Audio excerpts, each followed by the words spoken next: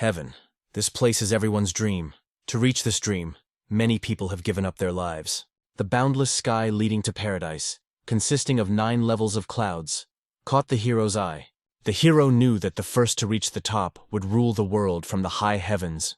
The young man's confidence knew no bounds. He only asked for a little time to become the master of the world. Brochures describing the event and the local heroes were distributed throughout the city. A gang of bandits rejoiced, imagining that their turn had come in such a wonderful city. The robber snatched the brochure and tore it up, saying that there was nothing special about it. According to the leader, if it weren't for them, the village would come to an end. The leader laughed loudly, while the main character walked by with a smirk on his face. In a split second, the young man lunged at the bandits, deftly picking the pockets of the group. One of the bandits immediately noticed the loss of his personal belongings and looked around. The main character thanked the contestants, saying that he would put the money to good use. These bags contained all the robbers' money, so they immediately rushed after the young thief. The main character's agility was absurd. He ran through all the citizens, pushing everyone in his path. Even despite all the obstacles, the robbers managed to catch up with the main character, surprising him. Soon, the hand caught up with the main character, leaving him no choice but to defend himself. The young man kicked with a roundhouse kick, and the bandit was unable to counter and took the blow. The green-haired man was knocked out, and his ally immediately rushed into battle for revenge. The main character took a handful of sand from his pocket and threw it straight into the enemy's eyes. Noticing the savagery of the robbers, the young man added that he had made a good catch with them. But he miscalculated badly, because he suddenly realized that the third remaining bandit was behind him. The guy grabbed the thief by the collar and said that he had only 2 options. The first option was death, and the second was to return the stolen goods, but he would be beaten half to death. The thief refused to give back what he had stolen and gave the bandit the middle finger as a sign of refusal. The main character made his choice, angering the guy even more. The leader of the group pinned him to the ground. After that, the robber began to brutally beat the thief, who could not fight back. While the beating continued, the rest of the gang gathered their strength and stood up. When the leader wanted to take his money, the thief waved his hand and hid the bags behind his back. The main character said that he could not and would not give the robbers their money back. The red-haired guy said that anyone who saw the young man would think he had stolen the money. The group continued to beat the thief. Citizens nearby noticed the boy and realized that he was the thief Zeke.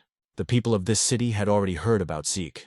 This boy stole something every day and got away with it. The young, skinny guy attracted everyone's attention when he shouted at the robbers to stop.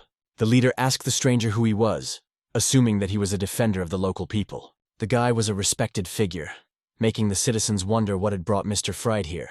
The gentleman asked the robbers to accept his apology, because his friend had been rude. Fried agreed to pay full compensation. The leader, without thinking twice, decided to withdraw his men, because Fried insisted on his point. A little later, the guys went off on their own. Fried wanted to know if Zeke was okay after that. Zeke replied that he couldn't be okay in such a situation, but added that he would have managed on his own. Even though he was almost killed, money is like a small seed for which one can give their life. According to Fried, the thief had always gone to extremes for money, both then and now. When they first met, Zeke stole bread from a young man and almost ended up in prison for 18 years. Zeke may have been a thief, but he was a very brave thief. Even when he made mistakes, he was not like the others. Even living the life of a thief, Zeke retained hope, and that is why his eyes shine. The guys miraculously became friends.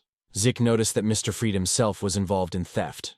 Fried said that no one could escape this fate, not even the robbers, nor those who watched from the sidelines. Even Mr. Fried was an outcast, because everyone in this world tries to soar to the heavens. Zeke said he didn't want to hear any more, and Fried became agitated and asked him where he was going.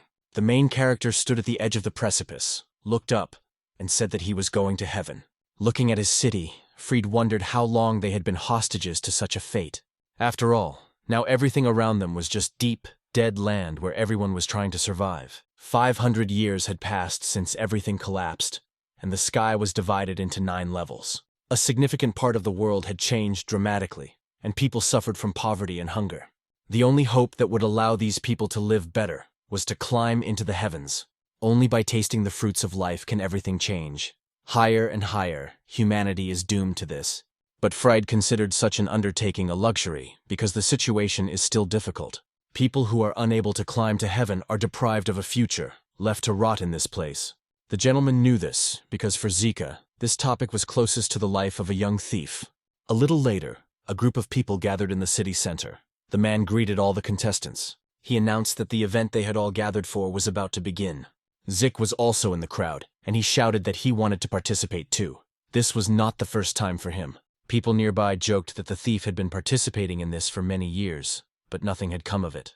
The man approached Zeke and said that anyone could participate in the event, but the only condition for participation was a fee that the man demanded for admission.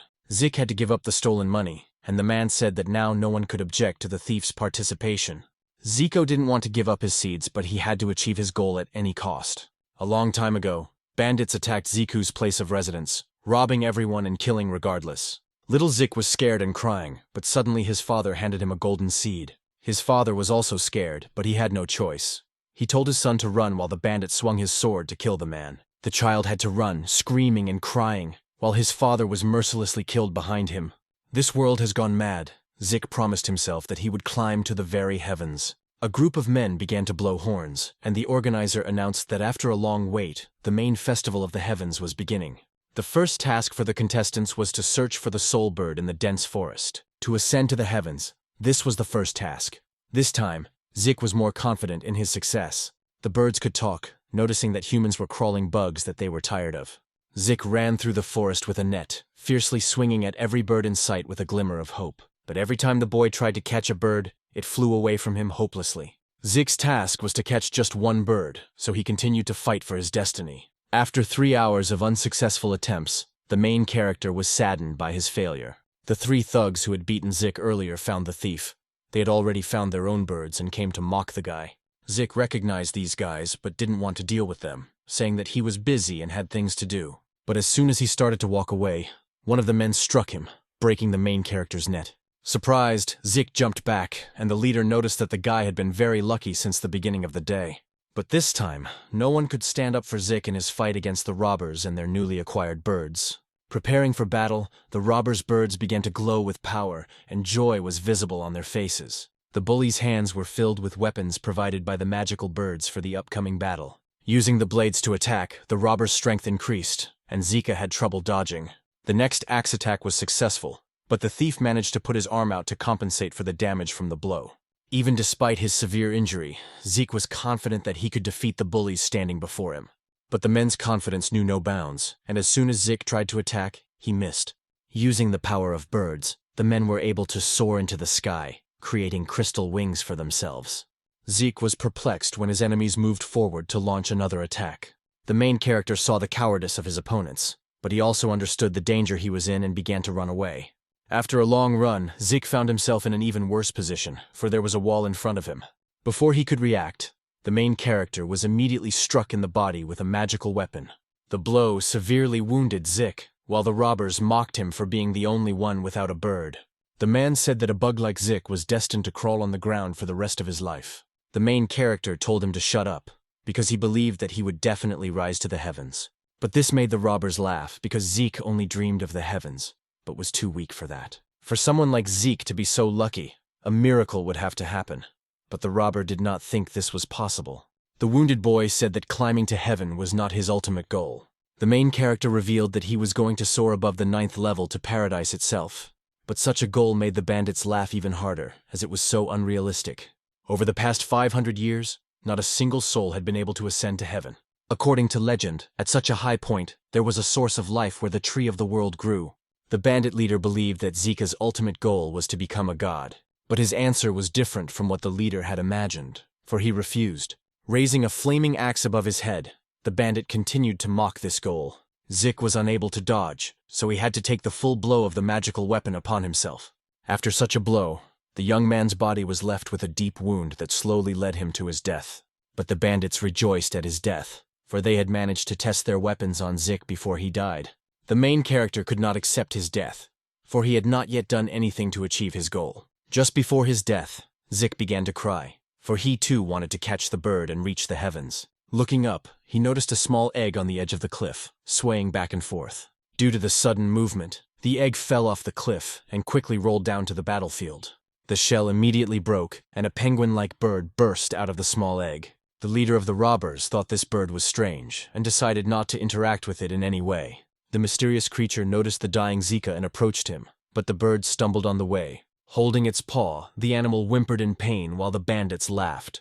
The leader said that the bird was as worthless as Zeke, assuming that it had come to help the thief. Summoning his last ounce of strength, the protagonist reached out his hand and begged the bird to help him. But the animal became angry. Waving Zeke's hand away, the bird declared that he did not dare touch him with his dirty hands. Despite its anger, the bird immediately disliked the robbers who were mocking Zeke. For the sole reason of dislike for his enemies, the animal agreed to help Zeke. In a split second, a huge aura appeared above the little bird, covering Zeke. When the aura dissipated a little, the main character's body was in the air, emitting dark streaks. The robbers, without thinking twice, rushed into battle, deciding that it was time to finish off the thief. Finally, the bird merged with Zeke, saying that even if there were 1,000 of them, they would not be able to defeat him. His strength was enough for all of them against this body. Suddenly, a dragon appeared before the band of robbers. The men finally understood the danger. Before them was a real dragon. Zeke's body was under control, and using his hand, the bird applied the dragon's claw skill.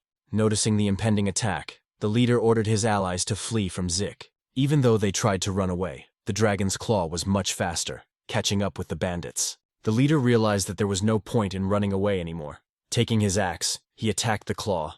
But his attack was completely useless. As if hitting a wall, the robbers were buried in the shadows. When the dragon's claw dispersed, the stricken bandits found themselves powerless. Zeke began to come to, not yet realizing it, but the wounds on his body had healed.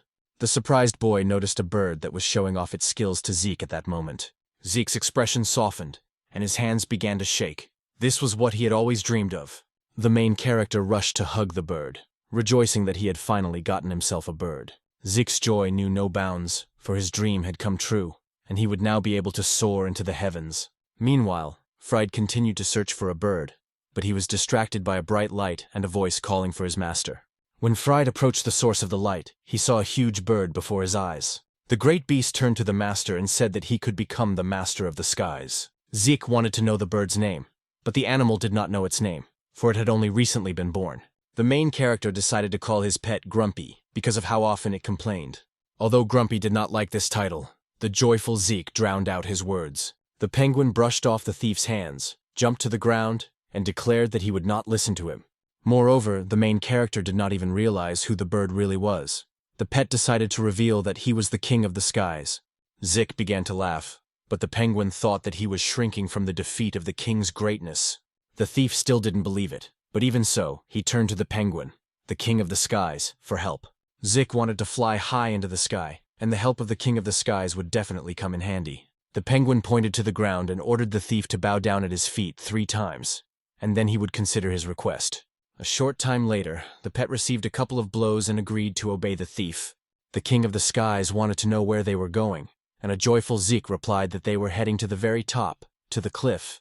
Once he reached the very top of the cliff, Zeke would be able to soar into the sky, even though the penguin wasn't interested in that. If he didn't do it now, he would have to wait another whole year, but this time luck was on his side. But as soon as he spoke of success, a huge monster appeared behind Zeke, clearly targeting them. Zeke turned to his pet, asking him to transform, as he had done last time, in order to defeat the enemy. But the penguin couldn't use his power when he was hungry, so without food, Zeke would be weak. The monster immediately attacked, and the main character tried to dodge, but he couldn't defeat the monster alone. Just as hope began to fade, dozens of flaming swords appeared above the beast's head.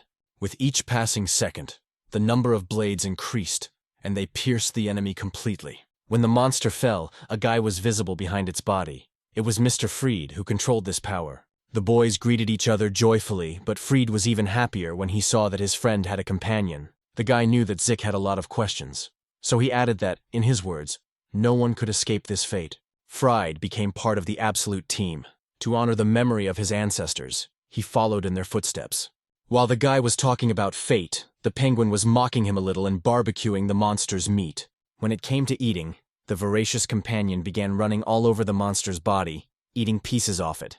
The penguin calmly continued his meal when suddenly a bright bird flew into him.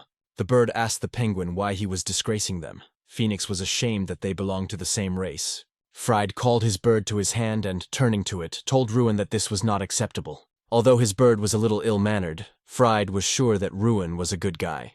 Zeke looked at Ruin, which made the bird ask him why he was staring so hard that his eyes were about to pop out. The main character asked the bird why he was so bold. Ruin replied that he would not allow some wingless human to look down on him. Ruin declared that birds were more majestic than humans. The penguin immediately agreed. For the phoenix, humans are helpless creatures who cannot fly into the sky without them. Since time immemorial, they have been creatures with special abilities and the right to fly. So following their instincts, they have always strived to soar high into the heavens. Now the heavens are divided into 9 levels, and they could not rise higher without cooperating with humans. However, it is birds that can give them wings and help them fly into the heavens. Birds of the soul are the masters of this world. Ruin was enraged that a creature of the same race as him had forgotten its past and its purpose in life. Zeke continued to argue with Ruin, while Fried tried to calm his bird, when suddenly clouds began to gather. The guys realized that it was time to hurry, because they were so close to the place where the gates would open. Climbing up to the cliff, they saw dozens of people who had already climbed up and were waiting for the start. The organizer was standing right under the gate, saying that they had been waiting for the contestants for too long. Very soon, the final heavenly ceremony would begin, before people could soar upward. The gates opened. Fried immediately looked up and noticed a passageway leading through 9 levels. The organizer pointed out that this was true, and that the heavenly gate only opened once a year. Time was running out, as the passage created by atmospheric pressure could close quickly. Everyone who had a soul bird could help achieve all the dreams and hopes that were right in front of them. Only those who had the courage to jump off the cliff before takeoff would be able to achieve their dreams. One of the contestants said that if this scared anyone, they would surely lose. This guy was the first to have the courage to jump and fly up with the help of his soul bird. But he couldn't make it through the gate, because a strong gust of wind overpowered his bird's wings. The fall of one of the contestants overshadowed the happy atmosphere, as confidence plummeted. Fried decided to go second, commanding Ruin, and large golden wings appeared behind him. In a split second, the young gentleman soared into the sky with a single gust. When Fried took off, the other contestants did not want to be left behind, as the gate could close soon. Zeke did not want to be last, but when he wanted to call his pet, it suddenly disappeared. So the main character would not be able to ascend into the sky, so he had to bring his bird back. After a short walk in the forest, he found his pet, who was eagerly eating meat. Zeke picked up the penguin and said that because of its little snack, they might be late to the gate. The grumpy man tied the carcass with a rope and carried it with him, saying that he would take it with him for later.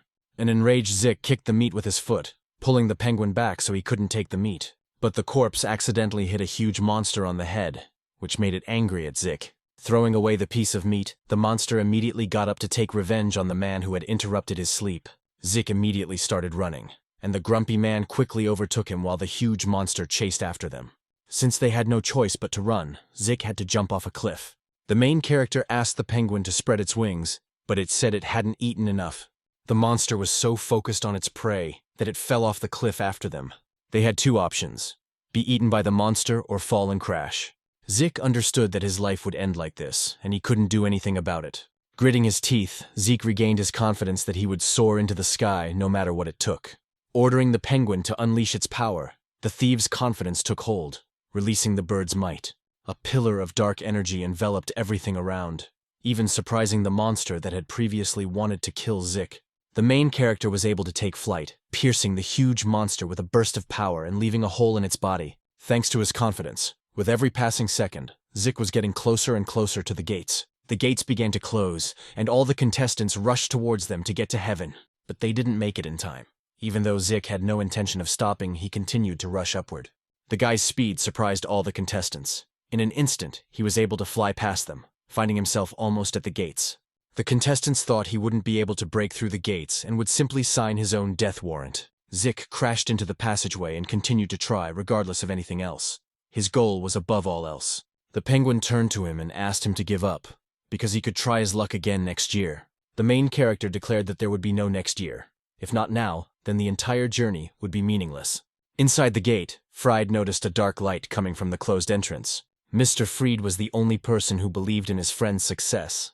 Giving all his hope and confidence, Zeke managed to break through the closed gate. Calling Fried to follow him, Zeke rushed upward, finally reaching the long-awaited heavens. The contestants behind them could not understand how 2 people could move so quickly through the heavens. Breaking through another layer of clouds, Fried and Zeke found themselves on the first level of heaven, the city of the fallen, Icarus. The city's inhabitants turned around when they noticed the new contestants who had arrived in the city of the fallen. The pioneers of heaven were shocked. They had no idea that there was actually a whole city in heaven. The citizens praised the new celestials. Fried was happy about this, but Zeke was extremely embarrassed. But in an instant, Zeke began to fly away without realizing it, moving further and further away from his friend. The guy started flying at great speed in some direction, without even knowing why. The reason turned out to be his pet, who smelled delicious food and immediately rushed towards it against Zeke's will. While the main character begged the bird to stop, a girl with a megaphone noticed them. She said that he was heading into a restricted area. The contestant had to stop immediately. Noticing that Zeke was not going to stop, Chief of Staff Malin became angry. To deal with the contestant, the girl turned to her bird Tiffany for help. Behind her, wings spread, and in her hands appeared a bow that used the power of the wind. A powerful gust of wind easily struck Zeke and his pet, who were unaware of the danger. The penguin lost his balance and caused the guy to fall. Malin noticed that she had enough to worry about without him. Strict restrictions were in place here in accordance with the judge's order. All newcomers were prohibited from flying without permission. Simply put, Zeke violated Article 3, Section 8, as well as Article 5, Section 6, by entering a restricted area.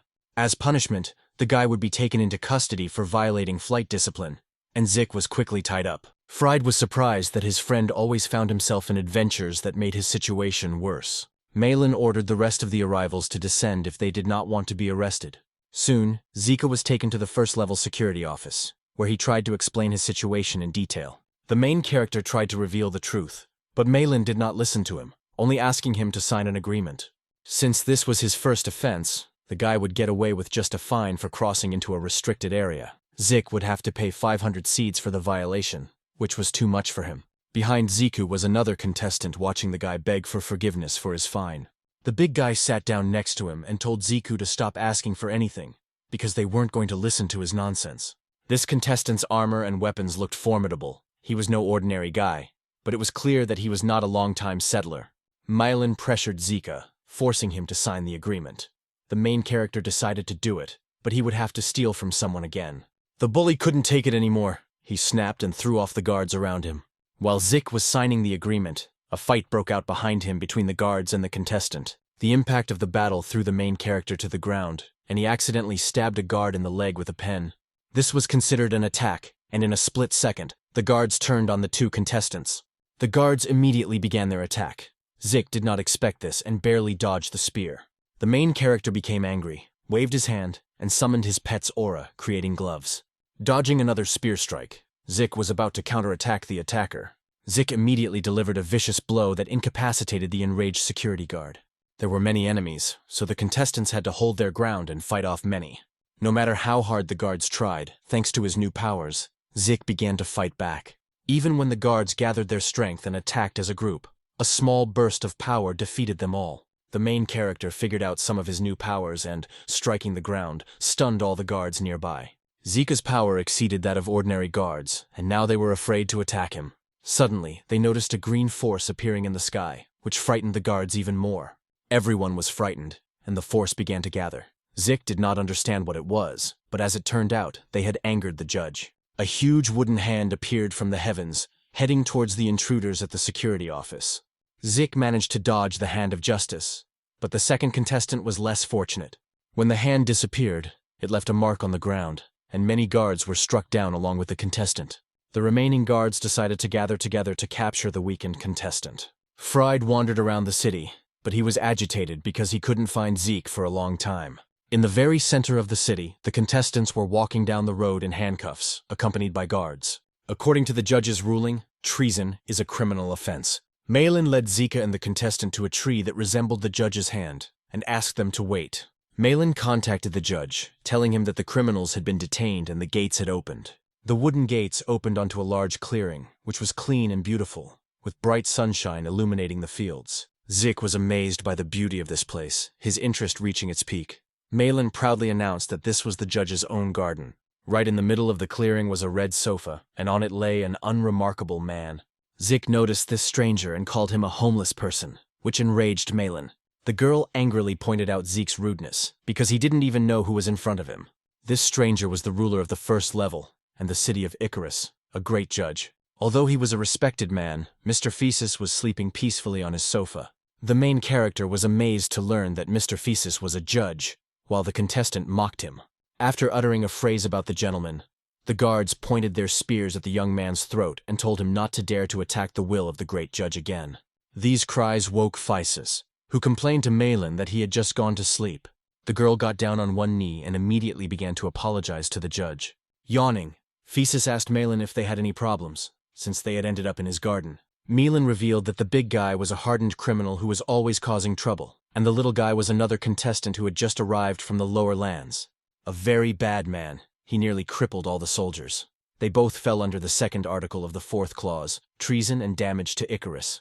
Physis agreed that they should be punished, but asked Malin to deal with it herself. Zeke didn't understand anything while Malin tearfully complained about Physis's constant inappropriate behavior. The main character finally realized that the technique of the great judge's hand was not as outstanding as he thought, because only its size was frightening. Zeke told Malin that they were very busy, so they could just go their separate ways and leave everything as it was. The big guy couldn't stand it. He broke his chains and was about to kill Physis. When the contestant was about to strike the judge, Physis was disappointed that he couldn't get away from him. Releasing the roots from his finger, Physis easily pierced the contestant's body through and through. The contestant's body flew into the air, and the roots began to spread, creating a flash of nature. Right in front of Zeke, another criminal died, which made the guy think about his previous words. Physis got up and noticed that the contestant was indeed a bully, and that Zeke would be working for them for 10 years. Malin grabbed the chain and said that the boy's punishment had been announced, and now he could follow her. Screaming, Zeke declared that he did not want to stay here for the next 10 years. Malin kicked him to the ground and asked if the main character was tired of living. The guy said they might as well kill him, because it would be better than rotting away for 10 years in this town. They knew nothing at all. No one cared about Zeke's plans, but he needed to get to paradise. Malin grabbed the nearest spear and said that for violating Article 1, Section 1, insulting a great judge, Zeke faced the death penalty. Physis asked the lady to stop, because now he liked the main character. Malin led Zeke to the security post at the Icarus checkpoint, where they were met by Fried. The guy was insanely happy that his friend had finally been released. Fried was very worried, thinking that his friend would perish this time. Malin said that Zeke was just lucky, because by the mercy of the judge, his punishment had been changed to a trial.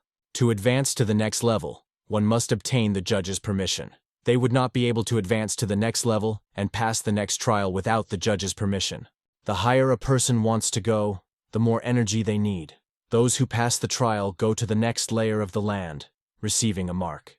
Zeke had only just arrived at the first level, and Physis had already chosen him.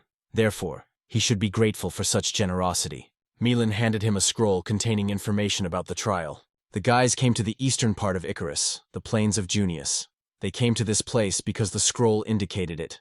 Zeke considered the trial easy, because all he had to do was bring 2 fruits to Physis. Fried said that such a test was more like an errand, which Zeke did not understand at all. Suddenly a penguin appeared and said that in that case, Zeke had to find him some food. Zeke demanded information from his pet about where he had disappeared to at the most crucial moment. Even Ruin kept telling him that his poor nature was evident in his speech. Zeke was angry that the birds were being rude to him. While Zeke was fighting the birds, Fried noticed a fruit tree nearby and called the others over. On the way to the fruit trees, there were a couple of animals, which looked like ordinary rabbits. The rabbits seemed strange to Fried, but Zeke thought they were just ordinary animals. But as soon as they got closer, the rabbits became gigantic. Their special feature was their mastery of martial arts. Zeke activated his pet's power, creating a glove. The penguin did not object, as he wanted rabbit meat. Frito summoned Ruin and ordered him to quickly deal with the enemies so as not to disgrace his honor. Zeke was the first to attack the giant rabbit, but thanks to the agility of his wings, he dodged the attack. And with a lunge, the main character counterattacked the beast, killing it with a single blow. 2 rabbits attacked Zeke, crossing their arms and using their fists to defend themselves from the incoming blows. After withstanding a series of blows, the main character unleashed his power and easily defeated the 2 rabbits. Fried grabbed his sword and swung it, killing a group of giant rabbits. While Zeke continued to beat the monsters, Fried noticed that one of them had crept up behind him. The rabbit attacked quickly, but thanks to his friend, the main character managed to block the blow. Although the giant was strong, Zeke was able to overpower it by unleashing even more power. Zeke thanked Fried for his help. The guy replied that if it weren't for their numbers, they would have won long ago. But the boys' confidence did not waver, and they continued to beat the giant rabbits one after another. Soon, they finally defeated the herd of giant monsters, successfully completing the test. The guys walked through the city. Zeke juggled fruit, noting that the task was very easy. All that remained was to take the fruit to the storage room, but the fight had exhausted the bird, and Zeke even promised to feed it. But as they walked to the storage room, they encountered a whole line of other contestants. The man noticed Zeke and Frida and immediately realized that they were here for the first time, so he decided to enlighten them. In fact, he had been given the same task as everyone else in line. Judging by how easy the test was, the judge clearly loved these fruits. But his main goal was to annoy the contestants. Words cannot describe how lazy Physis is, so he decided to simply make the contestants work for no reason. However, once a month, Physis gave out one pass, but it was only for one person. That's why there are many guys who can't move up for years. Moving to the next level is like winning the lottery. Zeke realized this, which is why the bully wanted to kill Physis and couldn't control himself. The main character didn't want to give up because of this, but the drunkard said that luck was only on their side. When Zeke arrived in these lands, he immediately sensed that this was a completely different world, unlike the lower level. Fried read about it in a history book he found at home. Icarus is just the first level where the contestants end up. It is a densely populated and economically developed country. Contestants need equipment to advance to the next level, which is sold by the locals. Thanks to this, the contestants will be able to rise higher, or rather, they will gain hope. This is a place of despair. Due to the large number of applicants, many have failed. The fallen, wishing to soar toward the sun. For this reason, this city was called Icarus. Standing by the white tree, Fried said that they could only hope for luck. All the contestants waited joyfully while the judge stood in the center of the arena, preparing for something. Yawning, Physis hoped to get it over with as quickly as possible and continue sleeping. The man unleashed his power on a small branch, creating a green pillar of power reaching up to the heavens. Roots began to form around it, creating a stronger support upwards. The roots divided into 5 branches, which pierced the heavens themselves, opening a small passage. Zeke couldn't believe that they were seeing the real heavenly gates, because they were supposed to open by themselves. Malin noticed the guys and realized that they were again doubting the judge's amazing powers. Zeke believed that he was not powerful enough, but he patronized and conducted tests for the contestants. And he was so powerful that he could control Mother Nature herself. The judge was a god whom they had worshipped for 500 years. The contestants prayed for luck this time, some of them having been at this level for more than 3 years. Even Fried and Zeke argued among themselves about who would get the chance to advance to the next level. As the gates continued to open, the roots of Physis' power began to break, which he clearly did not expect. Suddenly, all the roots collapsed in an instant. The judge just stood there and watched in amazement. Physis apologized to Malin and said that the gates had broken and there was no other choice. The contestants were furious because the judge had failed to do his job and left like a charlatan. The people's shouts at him infuriated Physis to the extreme, and he decided to use his power. The judge used the anger of the earth, unleashing roots on the contestants out of his rage. The roots pierced the contestants one by one, taking the lives of innocent people and their birds. Fried took his sword in his hands and managed to strike the roots with the light of memory before they reached Zeke and him. Physis said that the tree had reached the end of its life and that replacing it would be very expensive. Next time, they would surely annoy it again, so the judge came up with something. So this time, Physis was going to send 4 people up in exchange for the service. Not all the contestants died, and the wounded were very happy about this opportunity. People are burning with an incredible desire to get to the second level. They will take 4 people at once. The goal was the tree. The red-haired guy ran away. 2 contestants flew after him, quickly catching up with the young man. This place is too dangerous, and it's not even about the contestants. This place is dangerous in itself. 3 hours earlier, people gathered at the heart of Icarus, a forest of tree roots. Malin revealed that this forest was particularly important to the judge. It was this forest that supported the clouds on which Icarus stood. The forest is equipped with modern safety measures. Traps are installed everywhere. The judge did everything in the forest to make life extremely difficult for the contestants. Some self-confident contestants were not afraid of the traps hidden in the roots. Malin threw an apple to demonstrate one of them. In a split second, small roots pierced the apple and destroyed it. Noticing the broken fruit, the penguin rushed towards it, crying over the delicacy that was on the ground. But Zeke revealed to his pet that they still had plenty of fruit, a whole bag for him. The contestants were going to have fun, destroying anyone who stood in their way. Having developed a desire for battle, Fried and Zeke immediately agreed to start searching for that very tree, fighting everyone in their path. And so began their survival in the forest of tree roots. The number of casualties among the contestants grew, and so did the competition. At this time, Zeke and Fried were trying to survive as a huge boulder rolled toward them. As the main character ran for his life, he blamed the penguin, saying it was all because he had touched it. As they continued to run, the boys noticed huge flycatchers in front of them. which were also hostile towards them. After some time, the boys managed to survive, although it took a lot of effort. You can't take your eyes off the penguin for a second, because he's caused trouble again. The pet said it was time to get used to it. Zeke began to argue with the penguin, while Fried and his bird noticed monsters above them. The guys will have to deal with their enemies because they were facing the very creatures of the forest. Activating the penguin's power, the main character rushed into battle, immediately attacking the flying beast. After striking them, Fried and Zeke were surprised to see that the monsters were not injured at all. Fried asked his friend to use his abilities with caution. Therefore, Fried decided to use his new ability. Raising his blade, dozens of golden swords appeared around the beast, creating a whirlwind. But even the golden whirlwind of blades was useless, leaving the monsters unharmed.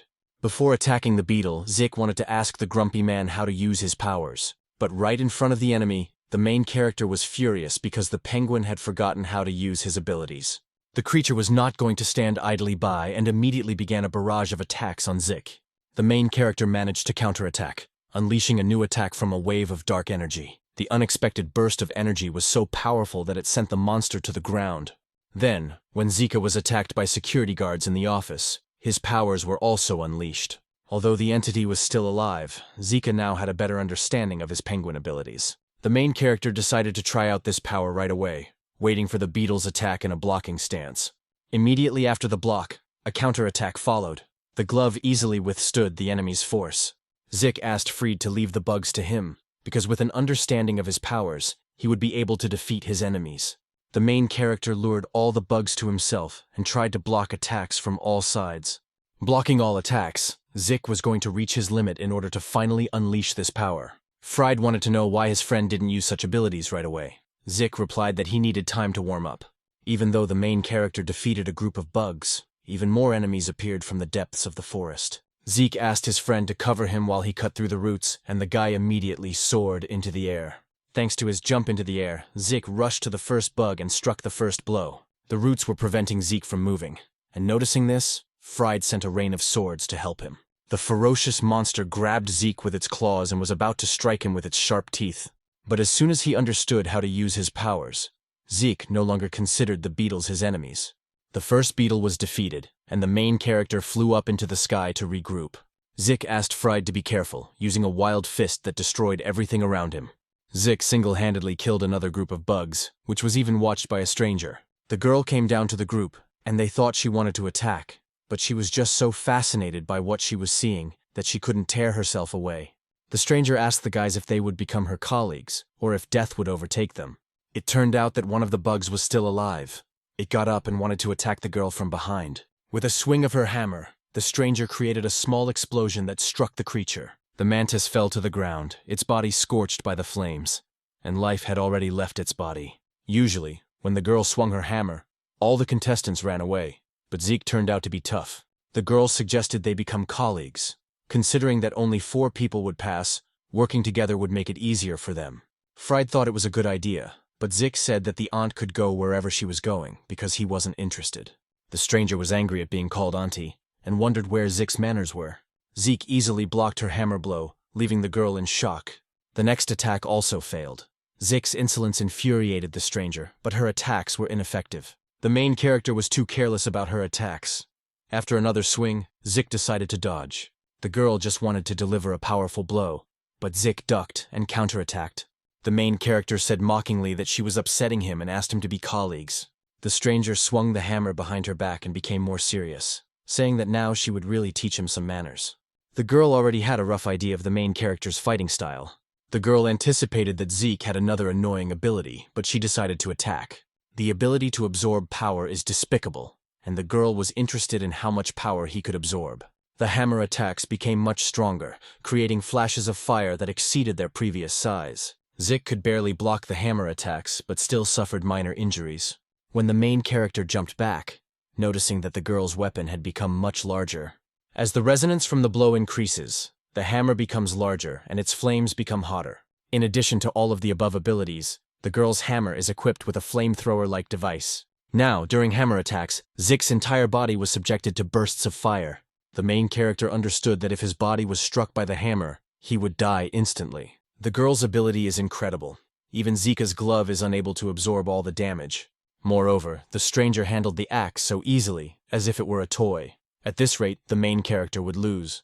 The girl noticed Zeka's coolness, because she didn't think he would survive the last attack. She suggested stopping the fight because if they continued, Zeke would simply die. Despite his fatigue and injuries, the young man got up, saying that the game was not over yet.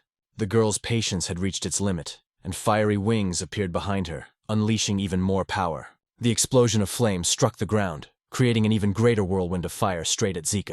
As the flames engulfed the boy, his gloves couldn't withstand such power and flew off, frightening even the penguin.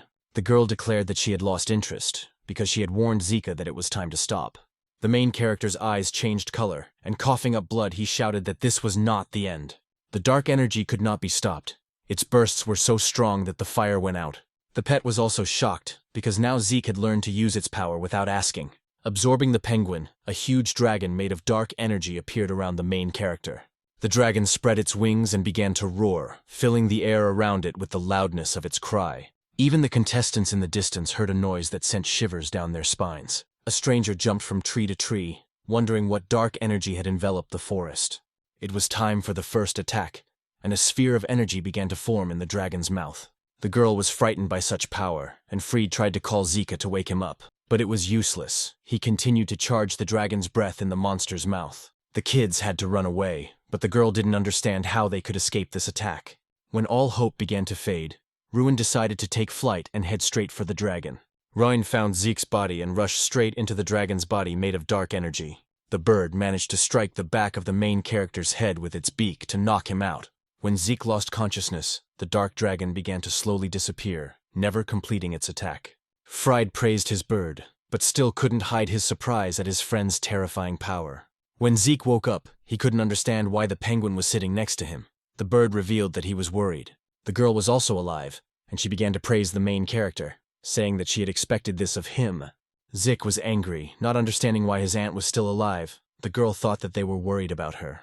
As it turned out, the main character did not remember what happened when he lost consciousness, but Fried told him everything. The girl rejoiced in her victory in the duel, while Zeke demanded a rematch because he was afraid to hit her. But the thief sometimes doubted that the stranger was a girl at all because of her large muscles. While the kids were resting after the fights, a child in a light-colored suit with a slingshot watched them.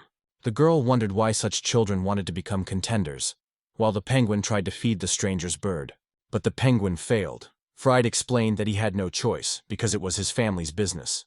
And Zeke became a contender because it was his only chance to change his fate. The girl wanted to know about his family, but Zeke had to tell her that his father had died when he was younger, and that he had been alone ever since. The child promised himself that he would do whatever it took to survive in this world and change his fate. The girl couldn't believe that the main character had come all this way at such a young age. Zeke thought it was a joke, but he was completely serious. The main character had to reach the 9th cloud floor and get to heaven.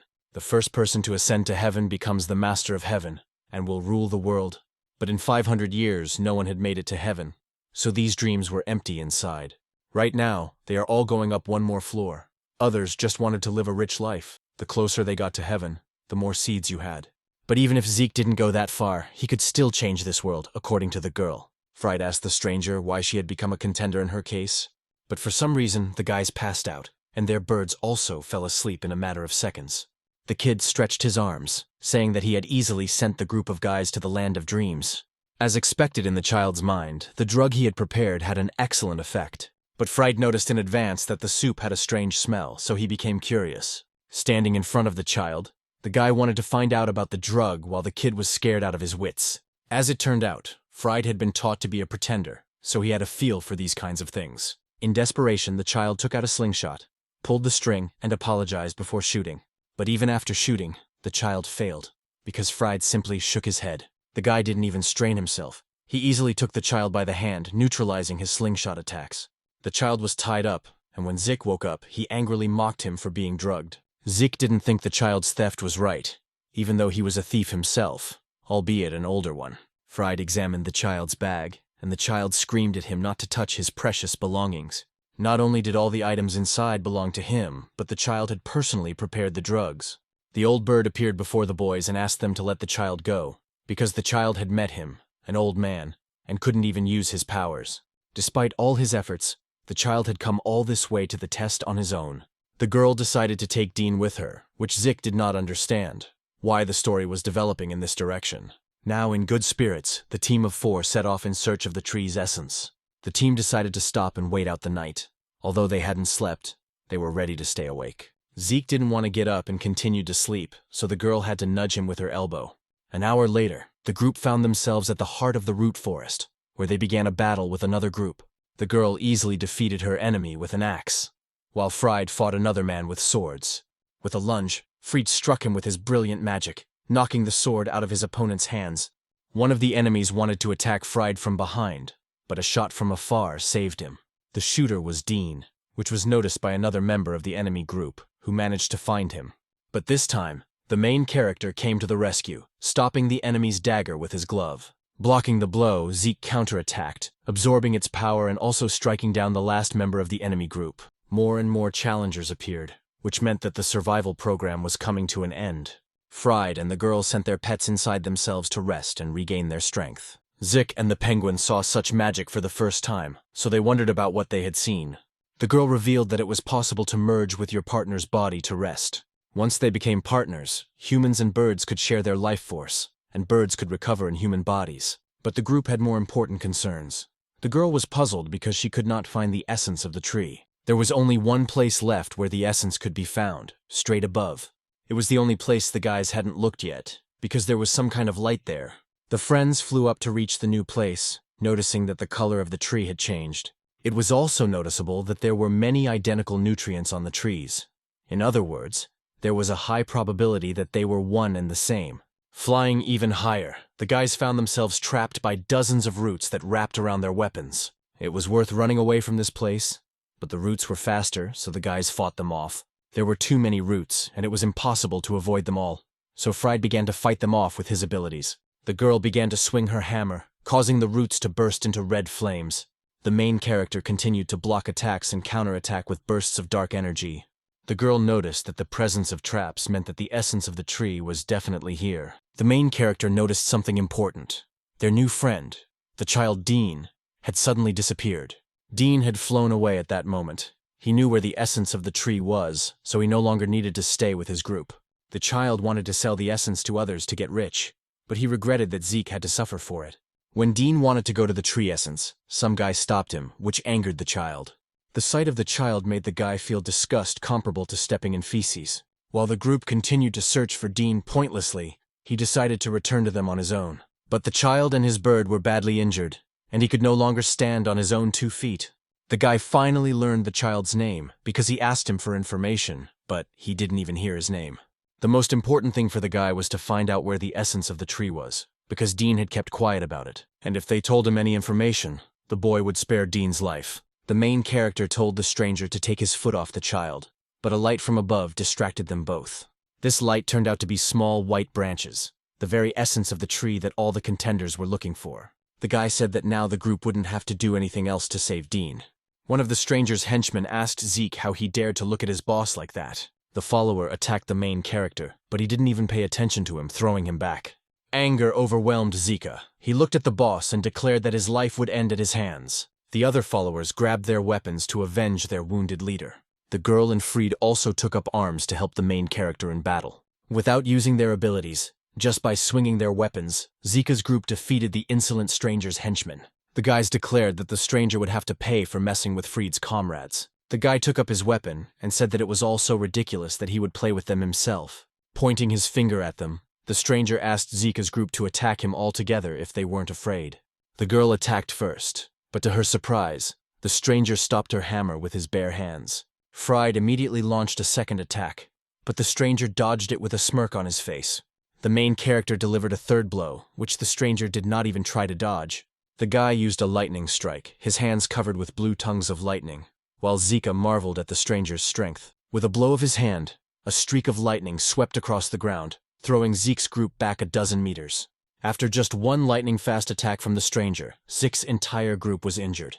The power of the man before them was terrifying, and the main character couldn't even comprehend how strong he truly was.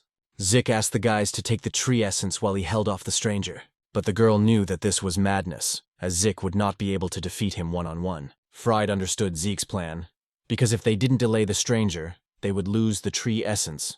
Nevertheless, the girl decided to accept these conditions, so she and Fried went upstairs. The guy's hand was covered in lightning again, and he said that Zeke didn't stand a chance. To stop Fried and the girl, the stranger sent lightning through the trees, which caught up with them.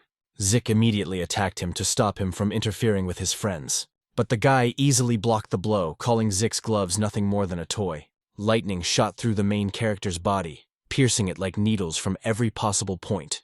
If Zeke tried to absorb his power, he would die from the strain, and there were no other options. While the main character was trying to come up with a new option for the battle, he noticed the roots.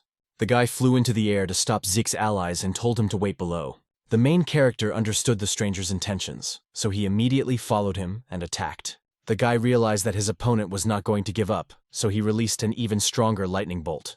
But Zeke wrapped a vine around his gloves, thus deflecting the lightning away from himself. Now he could absorb the guy's power without any problems. Absorbing the power, Zeke became stronger, and now he could dominate the stranger. Having taken his first damage of the fight, the guy was furious, saying that Zeke would die first. The main character wanted to see how he would do that, rushing into battle with his newfound strength. The duo continued to swing their fists at each other, this time fighting on equal terms. When one was struck, the other immediately counterattacked, but Zeke's strength proved to be greater. The young man had to grab his sword. He could no longer control himself. All he wanted was Zeke's death. The main character blocked the blow with his sword, noticing that his enemy was behaving like a wild beast. Come to think of it, Zeke could see similarities between the stranger and those who had nearly killed him in the lower lands. The guy knew about these people, and they were under his command. He finally learned that it was Zeke who had killed them, and now his desire for revenge became even stronger. They weren't just guys who served him. It was because of Zeke that they couldn't ascend to heaven. His investigators went to deal with some kid, and the stranger couldn't believe that he had now met him in person. Now the guy definitely couldn't forgive him, putting even more force into his blows than before. Zeke continued to block the attacks, but asked his friends to hurry, because the enemy was going crazy. The essence of the tree was stronger than expected, but they almost tore it off. Zeke still had to buy some time. The main character told his friends that he would soon die if they didn't manage to tear off the essence of the tree. As the stranger ran to attack, he suddenly stepped into a trap that stopped him. As it turned out, it was Dean who had set the trap, as he had managed to recover. Using his slingshot, the child shot the boss with a bullet that exploded in a cloud of smoke. At that moment, Fried shouted that they had finally managed to get the essence of the tree. Zeke happily decided that it was time to flee the fierce battlefield, taking the barely recovered Dean with him. The boss had no choice but to unleash all his power to prevent his enemies from escaping. Releasing 2 bursts of lightning, the guy used a new electric tiger technique. The majestic electric tiger was quite nimble, almost catching up with the terrified Zeke with Dean in his arms. The tiger created from electricity was capable of acting on its own, even striking with its paw during the chase. But soon the electric technique dissipated, and the boss was left in complete despair and failed the test. Thesis was terribly bored, and Malin noticed that it was he who deliberately started the game of survival for the sake of the heavenly door. The judge also deliberately ruined the essence of the tree, because he was bored. The consequences, if this became known, could be unimaginable. In any case, the game should have ended already. Thesis initially thought it would be fun, but he quickly lost interest. Malin offered him an alternative, to make a bet with her about who would be the first to emerge as the winner of the game. Hearing this proposal, Thesis's eyes lit up and he immediately got up because gambling was one of his interests. Malin nominated a candidate named Greggs. In her opinion, he was sure to make a name for himself in the future. Thesis was confident in his choice. The judge chose the guy who dared to tell him to his face that he would be the ruler of the heavens. And immediately after these words, Thesis' words came true, and a joyful Zeke entered the garden, holding the essence in his hands. The contestants around him were shocked, because according to rumors, the root forest was extremely dangerous, and Zeke's group looked like a bunch of children. One of the contestants couldn't bear to watch this spectacle, which was pushing his nerves to the limit. After all, he had once again missed his chance to go up to the second floor. He had been rotting on the first floor for 3 years, believing that Thesis should allow him to move up to the next level. The contestant asked them what they were going to do about it, to which the enraged guy suggested starting a riot. But one of them understood that by going against the judge, he would simply kill them. The guard heard the noise from afar and decided to find out why the guys were being so loud. This was the last straw for the contestant. He couldn't hold back and summoned his power, unleashing it on the guard. The guard didn't even have time to react when the other contestants struck them with their magical bird weapons. Seeing such an act of insubordination, the other contestants were motivated to go against Judge Physis in order to advance to the second level. Zeke was confident that he had fulfilled Physis's conditions, hoping that he would not break his promise just because he was lazy. But this time, the judge felt very energetic, and now he was ready to send the guys straight to the top. The energy also came from winning the argument, but it was time to begin the ritual of opening the gates. For the second time, the roots of the tree's essence had grown so much that the branches reached the heavens, tearing them apart to open the portal. Physis kept his promise and actually opened the heavenly gates, even surprising the girl that they could really rise higher. Ruins did not show it, but he also anticipated ascending to the second level, hoping that this place would satisfy him. At that moment, Dean realized how terribly he had treated his allies and decided to apologize to everyone. But Zeke said that was enough, because in the end everything turned out well, so Dean didn't need to worry about it. Penguin began to mock Zeke, suggesting that he was playing the role of a good guy. The main character asked his pet what that insolent expression on his face was. The Penguin and Zeke began arguing again, while Ruin added that pre-flight disturbances were prohibited, so they had to stop immediately. Physis saw happiness in this group, and sincerely hoped that these smiles would not fade from the faces of such a young generation. But while the guys were enjoying their success, a group of dissatisfied rebels came to the place where the heavenly gates were opening. Malin said that sending everyone to the next floor would damage the judge's prison system, and then the entire Icarus would be in danger. But the rebels did not even try to listen to their words. They only had their own interests in mind, so they rushed into battle for freedom. Malin had no choice but to order the guards to defend themselves against the rebels and quell the discontent. But the rebels were too serious, and they dealt ruthlessly with any guards who stood in their way. Finally, Malin realized the seriousness of the situation and had to call upon her weapon, the Windblade. The pretenders wanted to attack Physis, and Malin couldn't let that happen. But she was surrounded on all sides, so she had to defend herself. The judge was furious, so enraged by this senseless rebellion that he decided to join the fight against them himself. Using the power of nature, connecting branches together, Physis managed to create a wooden giant. Ludicium Dei struck the ground, and the huge hand of the wooden ent easily threw dozens of pathetic rebels aside. The rebels were frightened by the sight of the huge wooden golem, but continued their battle with it, regardless of its strength and size. But as soon as their allies began to fall one after another, these cowards realized their futile position against the judge. Zeke no longer understood what was happening as the judge mercilessly defeated the rebels who had dared to anger him. The foolish pretenders knew nothing about the installers. There was no point in going up there, let alone rebelling against the judge. Physis was tired of putting up with it. His nerves were at their limit, and he broke the hard-won tree essences. He was sorry to break his promise. But now that everything had turned out this way, Zeke's group had to stay in the city of Icarus. Physis decided that from now on, he would not let a single contender slip by, spreading his roots throughout the city. The judge did not keep track of his abilities, and the roots grew to such an extent that they killed innocent citizens, depriving them of their families. Zeke didn't want to see this. He had suffered enough pain on that day in his childhood, and the main character didn't want it to happen again. They simply killed people for seeds, and Zeke promised himself to change this world and survive the coming hell. Spreading his wings, the young man rushed into the air to stop Physis, who had begun to act recklessly. Zeke's attack was useless because the bark was too thick in relation to the main character's strength, but the thief's confidence was intact. He was here to make Physis keep his word. The penguin noticed that Zeke wanted to gain more power through anger. Realizing that this was entirely possible, the pet asked the main character to focus his power on his hands, as now was the time to grow to a new level. Zeke didn't fully understand what was going on, but the bird's instincts told him so the main character decided to try this method. To his surprise, thanks to the penguin's thinking, Zeke's ordinary gloves turned into huge claws. Physis wanted to attack Zeke, but his newly acquired weapon proved to be extremely effective, allowing him to block the attack without difficulty. The hero not only blocked Physis's attack, but also successfully continued his attack, cutting through the entire body of the wooden ent. But even this proved useless, as the wooden golem could completely regenerate its body in a matter of seconds. Zeke didn't care about regeneration. He just decided to attack harder, so as not to give Physis time to recover. Fried helped the citizens who were in despair at the sight of the judge's bad side, as did Malin, who was in shock. Fried didn't understand why the girl was doing nothing while everyone around her was dying. Malin said that without the judge's order, she couldn't do anything. The guy asked her how long she was going to wait for the judge's instructions, because at this rate, the whole city would be destroyed. When a person's life was in danger next to Malin, she had to act despite the fact that the judge had not given her any orders. Malin apologized to Thesis, but from that moment on, she would have to break the rules for the good of the residents in the city. Meanwhile, Zeke continued to mercilessly chop off the wooden Ent's body parts, which it successfully regenerated back. But his attacks were getting faster and stronger, and soon the main character was able to break through to Thesis's body inside the golem. With one blow, Zeke knocked the judge off his wooden golem technique straight to the ground, making Thesis laugh. Thesis resorted to extreme measures and tried to strike the main character with a quick attack from the vines, but he was ready for it. Zeke swung his new claws, and the vines were immediately torn apart. The hero told Thesis that his techniques no longer worked on him. The judge reminded Zeke that he liked to talk about how he would become the ruler of the heavens.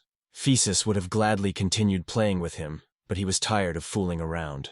Summoning 2 grass blades above his head, Thesis told Zeke that they could begin the second round of their battle. At that time, Zico's team, together with Malin, successfully helped citizens reach safety amid the chaos. Malin noticed how worried Fried was about Zeke, and told him that he should go help him, as she could handle things here on her own. Fried quickly arrived at the battlefield, noticing that the judge was in a winning position, surpassing Zeke. His friend rushed to the ground to help. Thesis realized that these were Zeke's assistants, noting that friendship is cool. But Fried was too late, as the judge could have killed Zeke at any moment while he was trying to fight back. Fried managed to fire 2 shots and told the judge to try to kill the main character if he dared to do so. The first attack was from Fried, who swung his sword with all his might, but Thesis's wooden arm blocked the blow. The guy jumped back, raised his sword, and called upon the technique of light memory, creating dozens of solar balls above his head. These balls pursued the judge, and glowing blades rained down on him like hail, but his speed exceeded Fried's technique. Even when Fried tried to diversify his technique, Thesis easily blocked the blades with walls of vines. But Fried broke through the vines, trying his best to avenge his best friend in a battle for life. Thesis was faster, gritting his teeth.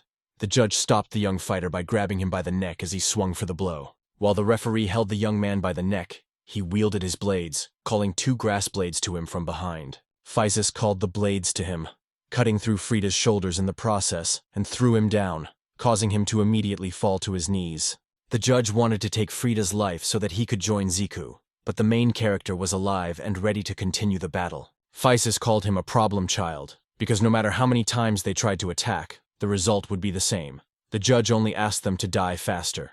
Ziku hated to admit it, but he couldn't handle Thesis alone, so they had to attack together. Summoning their willpower, the 2 best friends rushed into battle, but the judge only snorted in response, preparing to attack the teenagers. Saying it was useless, Thesis sent the grass blades into battle, and the boys began to fight them off with all their might. The main character told Frizz not to give up, because if he gave up now, they wouldn't even make it to the next floor, let alone heaven. Instead of being self-centered and pursuing his dream alone, Zeke tried to keep Fried from giving up. Fried stood up and said he was just getting started. Zeke reminded him of the time they fought together against a monster. The friends were at a disadvantage then, just like now, but they were able to overcome that insane obstacle on their journey together. Fried wasn't sure if it would work in this situation, but they had no choice, so Zeke convinced him otherwise. Sometimes you have to take risks, even if it's reckless. They had to. After all, there would only be one chance. First, the guys jumped back. Thesis wanted to see what his enemies would do. Zeke and Fried began to attack from different flanks. Zeke's speed increased. He attacked, but instead of simply colliding, he raised a smokescreen. While Thesis was expecting an attack from the thief, Fried rushed at him from the rear flank, whom he did not immediately notice. The referee was sure that such a small trick would not work, but instead of attacking, Fried simply ran through him.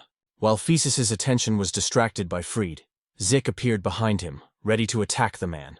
Now, Zeke had his fists raised, and Fried had his sword behind his back. Thesis realized that they were going to attack him by surprise. As the guys rushed at him with their attacks, Thesis tried to summon the Hortulanus Frofex to him. Although the blades managed to defend the judge in time, the combined strength of the best friends was able to defeat him. The townspeople saw something they couldn't believe. The roots began to disappear, which meant only one thing: Thesis had lost. The citizens rejoiced that they had survived this catastrophe, which had put the entire city in mortal danger. At that moment, new gates of heaven opened, through which the contenders for the second level of heaven were already rushing. The guys surrounded Frida and Zeke, praising their skills, because these two had saved the entire city in its hour of greatest danger. But while the citizens were greeting their heroes, the girl took Frida and Zeke with her, and they moved on. It was a happy moment for the main character, but the guys insisted that they were very busy now. Zeke wanted to leave a little later, because he was happy with his achievement, but they had already stayed too long at this level. But the main character changed his mind, so waving goodbye to the citizens, he couldn't stop smiling. When the group reached the gates, which were slowly closing, Thesis came to his senses and watched them. He immediately became angry and decided that he could not just let this group go to the next level of heaven. The wooden hand caught up with the guys, and Zeke realized that Thesis was going to completely destroy the heavenly gates. Time was running out, and the main character was trying to understand how his power worked during anger, because he was getting a strange surge of power. While his friends went ahead, Zeke turned around, hoping that this would be his next chance to ascend to the next level. He didn't know how to control this power yet, but if he concentrated all his energy in his hand, Zeke felt he could do it. Thesis was determined, but Zeke also wanted to defeat him. The one who was more confident would win. The main character's hand covered the dark dragon's head, and two terrifying forces collided with each other. Noticing the dragon, the judge immediately understood the outcome of this fight. The dragon's head crushed the wooden hand. The main character smiled and told Thesis that he was leaving, asking him to be kinder to people, and also saying goodbye to Maylene. The judge was devastated. He could only watch the kids fly away while Maylene said goodbye to them and asked them not to break the rules. Soon, everyone flew away. Thesis himself did not understand why he had so desperately prevented the boys from rising higher into the sky. As a judge, he was obliged to choose at least one of the contestants, but in fact, he chose no one and kept them until the last moment. Even knowing about the growing hatred, Thesis did not want to let them go. He knew that because of the frequent clashes, it would be impossible to keep the contenders. But he endured anyway. The higher you climb into the heavens, the more you realize how ugly this world is. Thesis believed that the teenagers would fall into despair, as he had, but Zeke said that he would go to paradise and perhaps see another world in the one that had been dead for 500 years. Maylene asked the judge if he had defended Icarus with a calm face, even amid despair and regret, because everyone liked the image of his judge. While the broken judge sat on the ground, the citizens gathered and decided to go to Thesis in person. The little girl burst into tears and asked Mr. Thesis to stop and become the person they knew before. Maylene noticed the sadness on the judge's face and asked everyone to cheer up so they could start putting things in order. Fried turned to his comrades and joyfully declared that he could not have done it alone. While everyone was celebrating their success, the main character noticed a bright mark on his shoulder. It was a heavenly symbol. It was given to candidates who had passed the test set by the judge. Zeke was surprised to realize that if it weren't for this mark, none of their group would have been able to reach the second level. The group had just received the approval of the first judge, and there were 9 levels ahead in the heavens. Now they had to receive assignments from 8 more judges and pass them, because if they moved on to the next level of clouds while violating this condition, punishment would follow. At least they had passed the fruit-finding test. This was considered a certain overcoming of the test of fate. But, in addition to this, they had a sign, so no one should have any questions about passing to the next stage. Zeke flew confidently toward the passage, but he was quickly stopped by flying debris that hit him in the head. Turning around, the thief wanted to find out the source of this debris, which turned out to be a huge tornado. Dean considered the whirlwind to be nothing, and at that moment, a couple of contestants decided to break through it. But as soon as they got close to the tornado, its power far exceeded the contestants' abilities, knocking them unconscious. This frightened the child, and he suggested that the first level was still good, offering to go back down. The main character did not want to return to this sleepy realm, and Dean was more concerned for his life than anything else. The wind turned out to be much stronger than anyone expected, and Fried believed that they needed to stay together in order to break through with the same team. The gusts of wind hit the main character, but he managed to put on his gloves, blocking the strong gusts. By redirecting all the force of the natural disaster into his glove, Zeke was able to gather enough strength to destroy the whirlwind. But the whirlwind immediately reappeared, this time much larger and stronger than before, baffling the contestants. The unexpected force of the natural disaster caught the group off guard, and in a split second, they found themselves inside the hurricane. The storm carried Zeke to another place, throwing him into a distant area full of forests and fields. The fall was brutal, and even though Zeke landed on soft ground, he and his pet were badly injured. The main character got up to explore the area where he found himself, and the first thing he noticed was an unfamiliar girl hiding behind a tree. The guy tried to talk to the stranger, but she immediately got scared and hid behind the nearest tree with a squeal. The penguin mocked Zeke's face, and the thief said it was all his fault because he crashed due to the bird's weakness. The girl noticed the main character's injuries. Her excitement got the better of her, and she wanted to know the extent of his injuries.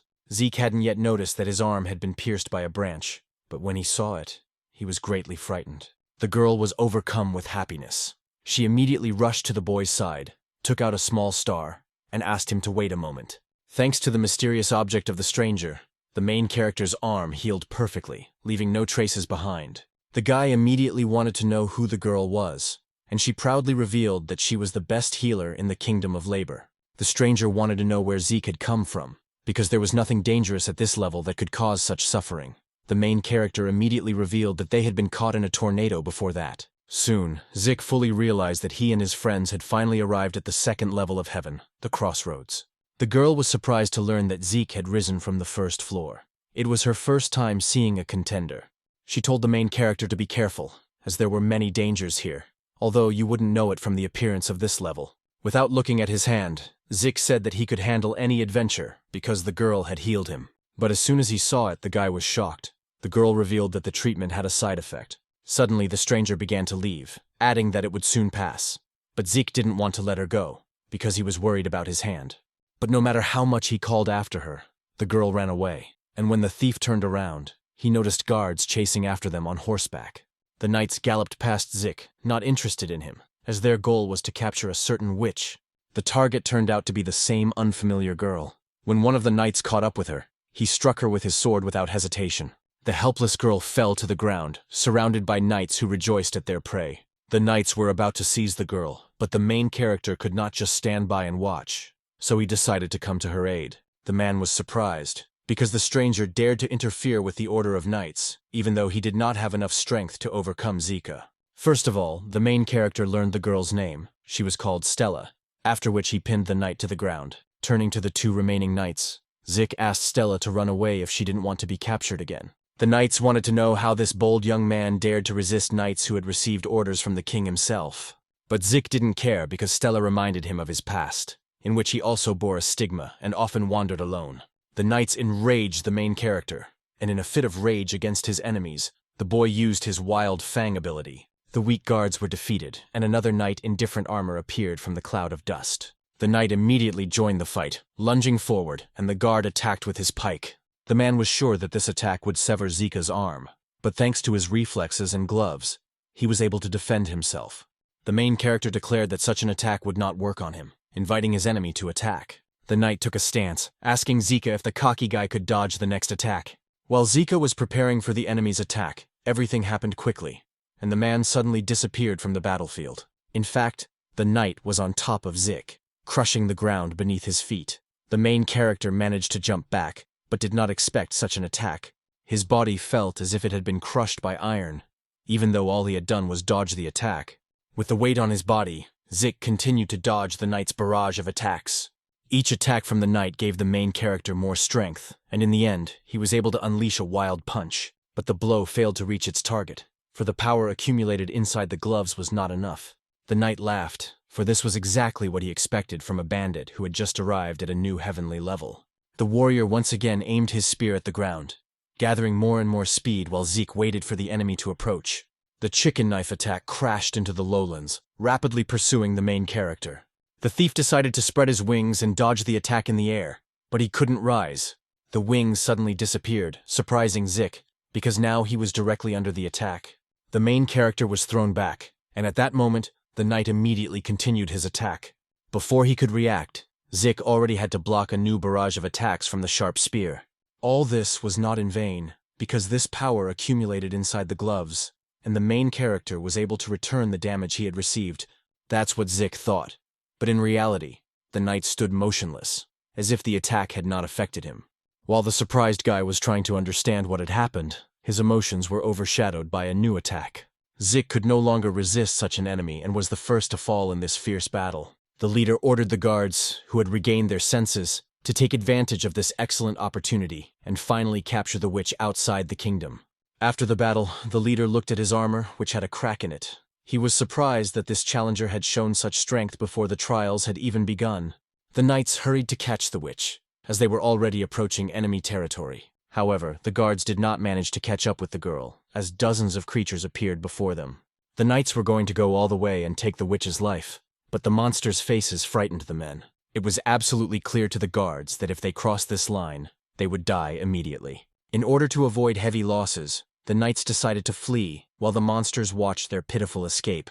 The monster told Stella that when she left the kingdom, she was putting everyone in danger. Stella justified her escape by saying that she thought she saw a star falling from the sky, which is why she ran. But Zeke also remained in the girl's thoughts, because at that moment he was being beaten by the guards. Zeke was unconscious and suddenly woke up when a girl from his team woke him up with a violent blow. The guys were in the underground prison of Labor Castle. Almost the entire group had gathered, but Frida was not with them. The main character immediately found this heavenly level strange. But to Dina's surprise, Zeke did not consider the prison to be strange. The last time Frida was seen, he was helping the team escape from the tornado, but they split up.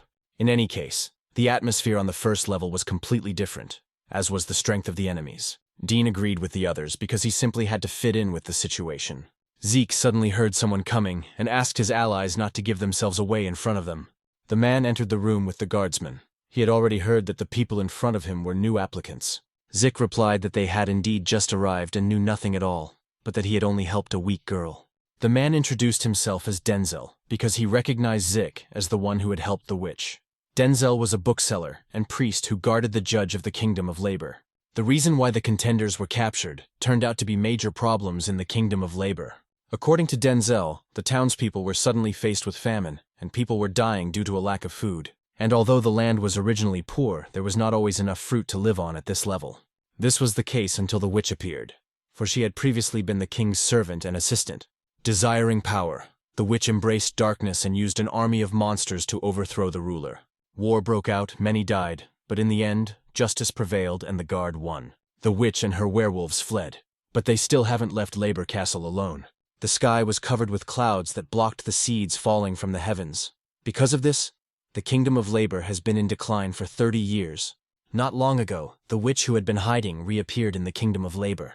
Zeke couldn't believe it had been 30 years ago, because back then the witch was just a child. According to Denzel, the witch did not age. She lived by taking the lives of others, thereby prolonging her own. The girl was indignant, because they were contenders, and had no connection with this witch at all. Denzel suggested that they might be the witch's minions, but in the end, he admitted that they had made a mistake without fully understanding the situation. The man apologized for his mistake, considering it a big misunderstanding. Now the group had to leave, because the judge was waiting for the contenders.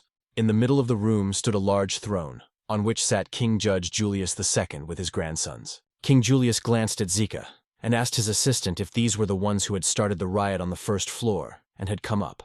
The guys did not expect the dialogue to begin this way, and Zeke's friends thought they were already in trouble. Dean and the girl wanted to make excuses, but the main character declared that they were the ones who had started the riot. Julius laughed and said that he was not like a first-level judge, asking the guys not to be afraid. The king knew that the contenders had already heard about the kingdom's problems, but he reminded them that the witch Stella had defiled the sky of labor with evil.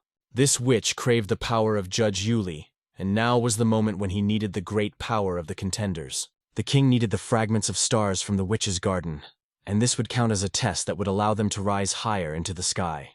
Anyone who became a member of the witch hunters would receive full support in their ascent. No matter how much Zeke thought about Stella, her eyes seemed too kind for such evil deeds. Julius wanted to check with Zendel whether Zeke was indeed the young man who had contradicted the judge on the first floor. The man confirmed that this was the same contender who had defeated the judge. The king wanted to use Zeke's outstanding power, but Zendel tried to dissuade him, arguing that they were just children. But Julius didn't care. With a malicious grin, he declared that the witch's power should belong to him. The girl suggested that the team join the witch hunters, since they were going to undergo the trial of the star fragments from the witch's garden anyway. Dean added that he couldn't wait to get the treasure, even though it wasn't the main thing for him. The main character revealed that he was the savior of this witch, and therefore he renounced the idea of joining the squad. The guys wondered whether they should stick with Zeke if he kept getting into trouble. Nevertheless, his dragon power was frightening, and if used correctly, it could defeat everyone. But they decided not to make impulsive decisions and agreed that they would stay together no matter what. The girl noticed that there were suitors around them who often stared at them. The main character suggested going to the village because he was worried about Fried's absence. Dean was surprised that his friends refused the riches offered for joining the ranks of witch hunters. On the main street of the Kingdom of Labor, Zeke noticed how the guards were collecting bags of seeds from the residents. The girl had already heard about this, and told the main character that these funds were being collected to fight the witch. The kingdom's anger was growing, and the residents were angry that they were suffering and giving their last money to fight the witch. The last time the group had eaten was in prison, and after so much time had passed, everyone was already very hungry. As soon as Zeke wanted to go into a diner to buy food, suddenly a wall nearby fell down and someone fell out of it. Two girls also came out of the hole in the wall and asked the guy why he had ignored their offer. The girls, named Kasta and Polu, offered him cooperation because of his strength, but the guy's dissatisfaction caused discord. The guy became even more angry and asked Kasta if she was trying to divide her enemies with him. Covering their hands with electricity, the guys were going to continue their fight on the street. Kasta threw a couple of daggers, which the guy easily dodged thanks to his lightning-fast reflexes. But to his surprise, Kasta was already close to him, holding another weapon in her hands. The guy's determination did not waver in the slightest. He declared that he was as fast as light and swung his fist back to counterattack. A knight noticed the bursts of power in the distance and immediately realized that this fight had been started by annoying pretenders. After a while, Kasta retreated, unable to overpower the guy. Polu immediately rushed to her sister's aid with excitement. The smug challenger was fired up and challenged the girls to a 2-on-1 fight. As soon as Kasta noticed her sister's strength, she put out her hand and said she could handle it herself. The girl decided to continue the fight, pointing her finger at the challenger, and Kasta's curator marked her target. The challenger called this remark lame and immediately rushed to attack Kasta with daggers. The knight made his way straight to the diner, finding himself right in the middle of the two challengers. Chicken, the head of the Order of Knights of the Kingdom of Labor, spread his wings and threw the challengers aside. The man declared that those who did not pass this level of the test would be unable to fly or break through by force, for he could not be defeated. Zeke remembered well that the challenger with electricity was very strong, but he could do nothing against Chicken. He hoped that his wings would return, but only after overcoming the trials of this level. Fried was still in prison. All his friends had been released, and he was left alone. Denzel entered the prison to see Fried and told him that he had broken the rules of the Absolute Clan. The advisor led Fried to the king, who had laid a feast on the table, and asked the young man if he liked the food. Fried did not hide anything, and said that it was the first time in his life he had such a luxurious dinner. At the lowest level, one could not even dream of such food. Julius did not know this, because he was born at the second level and had only heard about it from rumors. Without the power of the Absolute, it would have been impossible to create the current kingdom, and here he learned everything. Fried learned about his family's history only from books, so he had no idea about Julius's connection to the Absolutes. Denzel opened the book and read that the progenitor of the great Absolute, Carindel, strove for the highest ideal in order to achieve balance between the levels and bring prosperity to the destroyed sky. Reaching the 8th level, he gave everything for his goal, and even when he lost his wings and fell, he continued to maintain balance with the power of the Absolute family. Carindel solved the problem of the barren land of the 2nd level and built the Kingdom of Labor. Julius bowed his head and folded his hands before Fried. The kingdom had always revered the people of this family. Fried was very pleased that his family was spoken well of, for he was already proud of them. From generation to generation, the Kingdom of Labor had good relations with the family of Absolutes, until recently. Julius reminded him that the Absolute family had lost a sacred relic many years ago. Before the sky split, the Absolute clan took responsibility for maintaining balance and received symbols of divine equilibrium. But after the split, the relics were lost, the sacred artifacts, and summoned him. Therefore, the family is desperately searching for them. Yuli has only 2 wonderful grandsons left. Several years ago, he lost his son and daughter-in-law. The modern Kingdom of Labor desperately needed the help of the Absolute clan. As it turned out, Julius possessed one of the relics, the Soul Punisher, and was about to make a deal with Fried. The guy immediately realized that one of the most precious things for the clan of Absolutes was at stake. Such an offer could not be refused. The contender was furious at his loss, while Zeke sat nearby and mocked him. Before leaving, Kasta reminded him that she had chosen the guy as her target, so she had to kill him. Clenching his fork, the guy promised that he would kill Kasta first after passing the test. The guy asked Zeke how he managed to defeat Physis, since, according to his observations, they were weaklings. The main character offered to show the challenger, but he fell silent at his suggestion. In any case, the challenger was grateful to Zeke, because thanks to him, he managed to quickly climb to the 2nd floor. Zeke asked the guy if he had seen a friendly person who was with them, referring to Frida. Not hearing an answer, the main character got up and was about to leave, but at the last moment the challenger said that he was most likely being tested. The guys agreed to finish the feast quickly and go in search of Frida, as well as complete the test. At the site of the witch's garden, a group of werewolves gathered to guard the tree from the contenders. The little werewolf Tiuna declared that the people had been deceived. that this sanctuary was a star garden, located on the territory of the real judge. Tiuna could not show the pretenders the real judge, because as soon as she left, she would immediately become a target. Chicken did not believe this, and considered the werewolves to be followers of the witch who were calling for the destruction of the second level. The captain ordered the contenders to collect star fragments from the garden, which would weaken the witch. As soon as the people rushed forward to carry out the mission, a large werewolf jumped forward and stopped the enemies. The leader of the Tanukan werewolf tribe stood in front of the contenders, calling them foolish because they could not see the truth. Chicken understood the situation they were in, because due to restrictions, the challengers could not even attack the chief. Chicken asked Tanukan where his mistress was, which greatly angered the werewolf. One of the challengers went straight to the garden toward the enraged werewolf, who immediately threw him back. Stella noticed this cruelty and came out of her hiding place, asking the werewolf to stop. Chicken seized the moment and threw his spear at the witch while she was talking to Tanukan. Tanukan was a strong werewolf and easily managed to stop Chicken's flying spear. The chief thought that the knight wanted to start a war, but the werewolf's patience was already running out. Chicken realized the seriousness of the situation and said that he would abide by the agreements between the parties. Stella gathered her strength and fell to her knees, but a bright sign of the judge appeared behind her.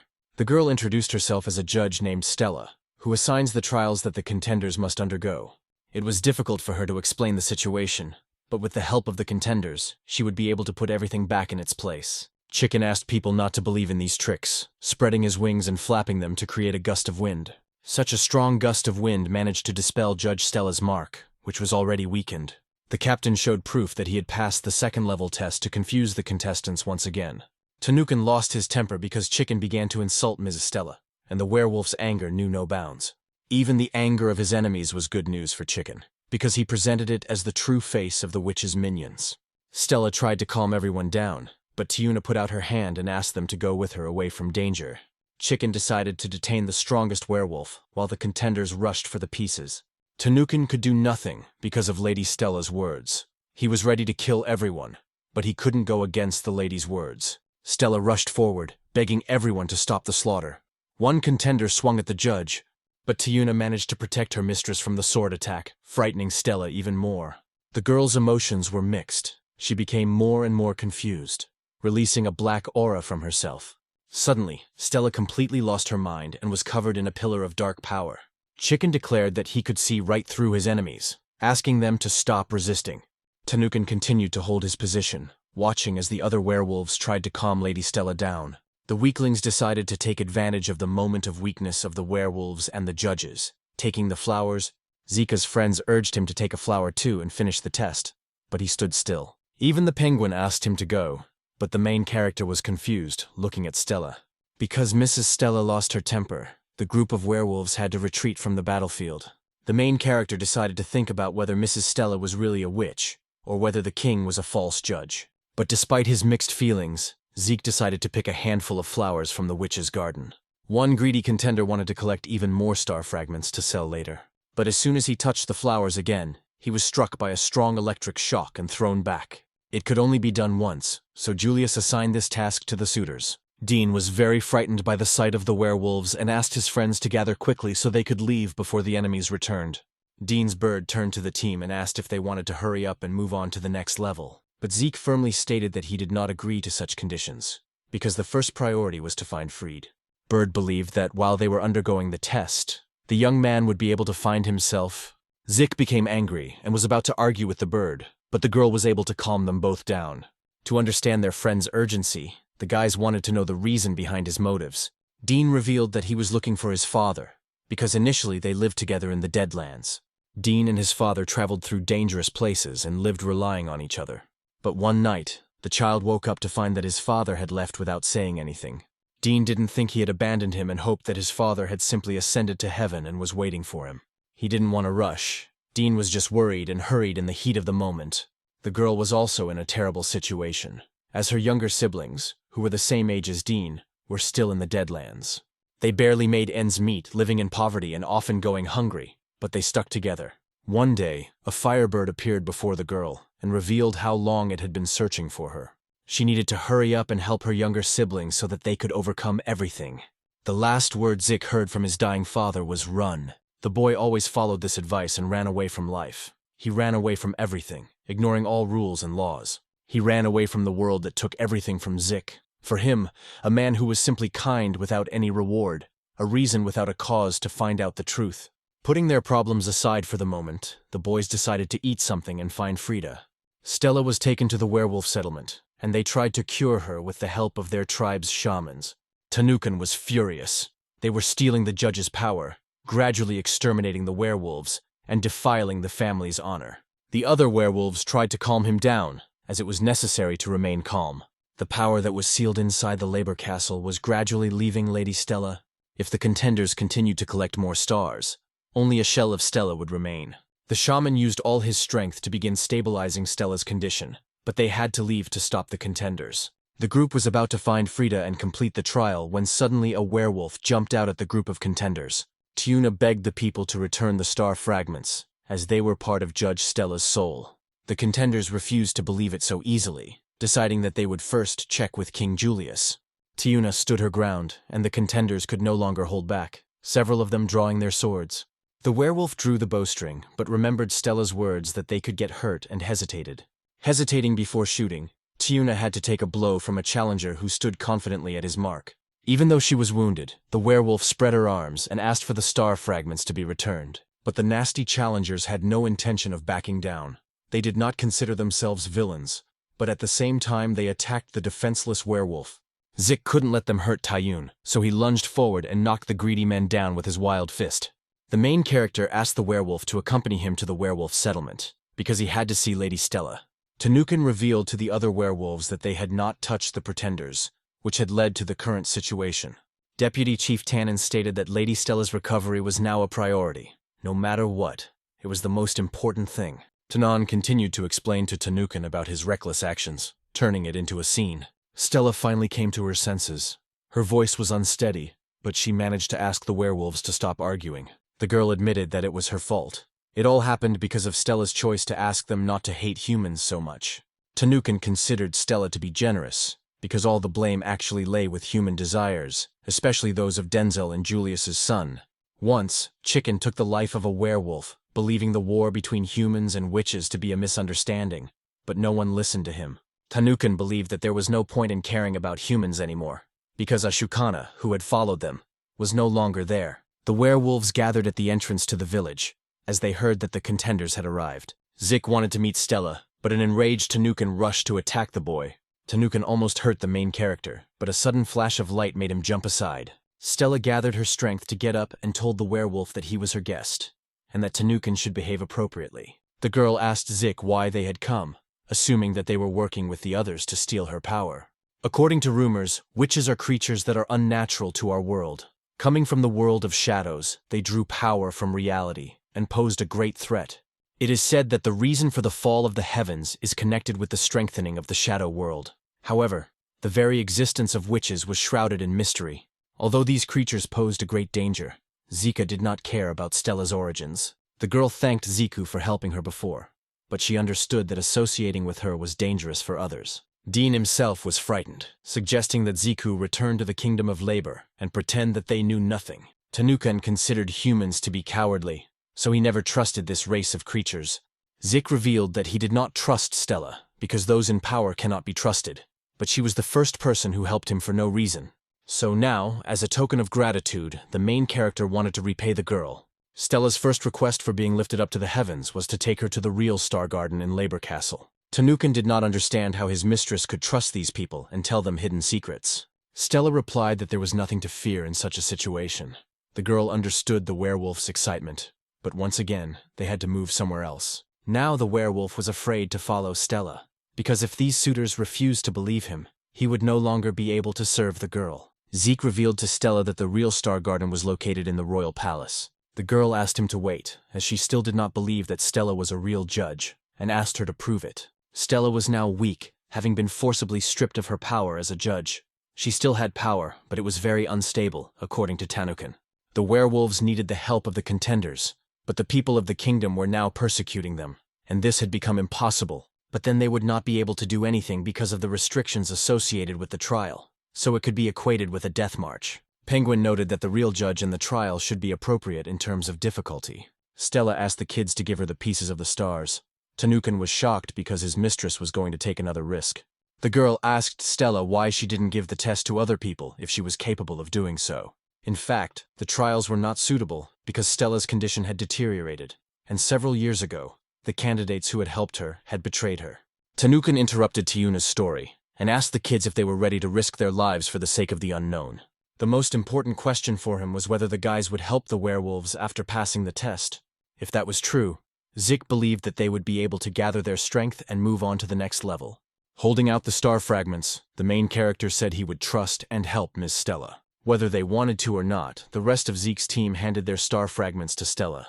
The guys didn't know what would happen, but they decided to trust the girl anyway so she could show the judge her power. Taking the star fragments, Stella released a pillar of bright power, covering the darkness with light. So much power was too much for the guys, and they could hardly resist such impulses. Suddenly, Zeke found himself in a flashback, where he was a little boy again, hiding from the killer who had taken his father's life. With blood on his blade, the man tried to find Zeke, who he believed had escaped. Taking his father's last gift, Zeke fell to his knees and burst into tears again, staring at the golden seed. He had been starving for a very long time. Zeke had no money for food, so he could only look at the food in front of him. Left with no options, the child had to steal a piece of bread in order to survive. But the seller easily caught up with the helpless boy, and he didn't care that he was very hungry. The man beat Zeke and took what he had stolen. He lay on the ground and thought about the meaning of life, wondering if it would be better to just disappear. But even so, the main character was very afraid to die. Someone else was also being beaten nearby, which the boy immediately noticed. Zeke couldn't help but notice that all around him people were being robbed, beaten, and broken. And if the whole world followed this rule, then the guy would also follow the callous way of life, destroying everything before his eyes. If everyone was doing evil, then Zeke would also rob and beat people up. If the whole world was rotten before his eyes, Zeke looked at himself from afar. His image was terrible, because then he tried with all his might and followed cruelty. No one ever reached out to help Zeke, but his greedy side stretched out its hand, offering to burn the whole world together. The main character even agreed with this, because rising into the sky, he forgot for a moment that he had lost his father and suffered all his life. Penguin and Fried stopped Zeke, saying that they had managed to rise to the sky together. The greedy side dispelled Fried, saying that it was just an illusion and that Zeke should remember his anger. But Zeke already understood everything. He was weak, cowardly, and low. But from that moment on, the guy was going to move up. The main character no longer wanted to give up, despite his weakness, and it would be that way until he took over the heavens. Greed attacked him, repeating that Zeke should accept his true nature, but he held on. Penguin said that Zeke was able to rise up with the burden and had already proven to everyone that he was not a weakling. Raising his hand along with his pet, Zeke managed to create a bright hand, fighting off the darkness. Grabbing the black greed with this power, it began to dry up, showing Zeke only joy before him. A group of witch hunters gathered at the entrance to the Kingdom of Labor, and Denzel was their leader. The contenders looked strangely at Fried, because he had only just joined the hunt and was the favorite of King Julius. The boy had to return his family heirloom, but he didn't understand why they showed him what they were hiding. Denzel headed inside, and after about 50 steps, he noticed some other movement. Fried followed Denzel, because by following him, he could find a clue before the hunt began. While the power restriction was in effect, Fried could not forcibly take possession of his family's artifact. Wandering through the corridors of the kingdom, the guy noticed a crack in the wall, inside which were fragments of stars and a girl in a cage. Fried's curiosity got the better of him, and he broke through the wall and entered the room, looking down at the girl from above. Questions filled his head because the mysterious girl exuded a strange energy. Denzel noticed Frida's actions and realized that he had committed unauthorized entry into the sanctuary. This puzzled the priest, because by breaking the laws, the family of Absolutes had discredited her reputation. Although Fried was a member of the Absolute family, he had to follow the laws of the Kingdom of Labor. The young man understood the situation he was in, because due to the restrictions, he had no chance of winning. To resolve this misunderstanding, Fried had to surrender, and he was arrested right in front of King Julius. Julius was disappointed, and Fried had to somehow make amends by saying that it was a misunderstanding. The most compelling argument was the destruction of the wall, but according to Fried, it collapsed on its own. The pressure from Denzel and Julius was intense, and the young man even agreed to accept punishment for his actions. Denzel decided to take advantage of this opportunity and asked the guards to bring a ritual chair. The man revealed to Fried that only a member of the Absolute family could use the artifact. The Soul Punisher is a sword that cuts through souls, which they use to split the judge's soul.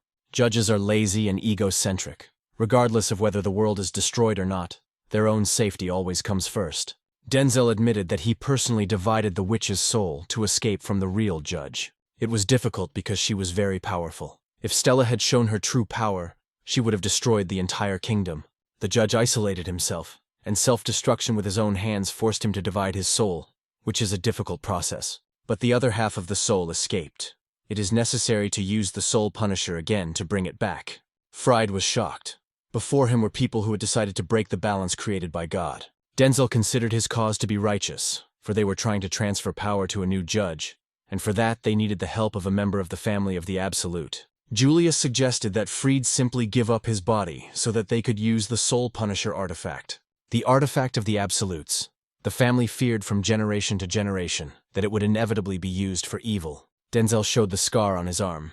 The strong are dangerous, so the man deliberately made them weak. There was no other way to use the Soul Punisher, but now the supply was exhausted, and Denzel needed materials again. He realized the extent of Fried's power, which had not been visible before. This time, he had to use his body wisely. Fried was not going to give up his body without a fight.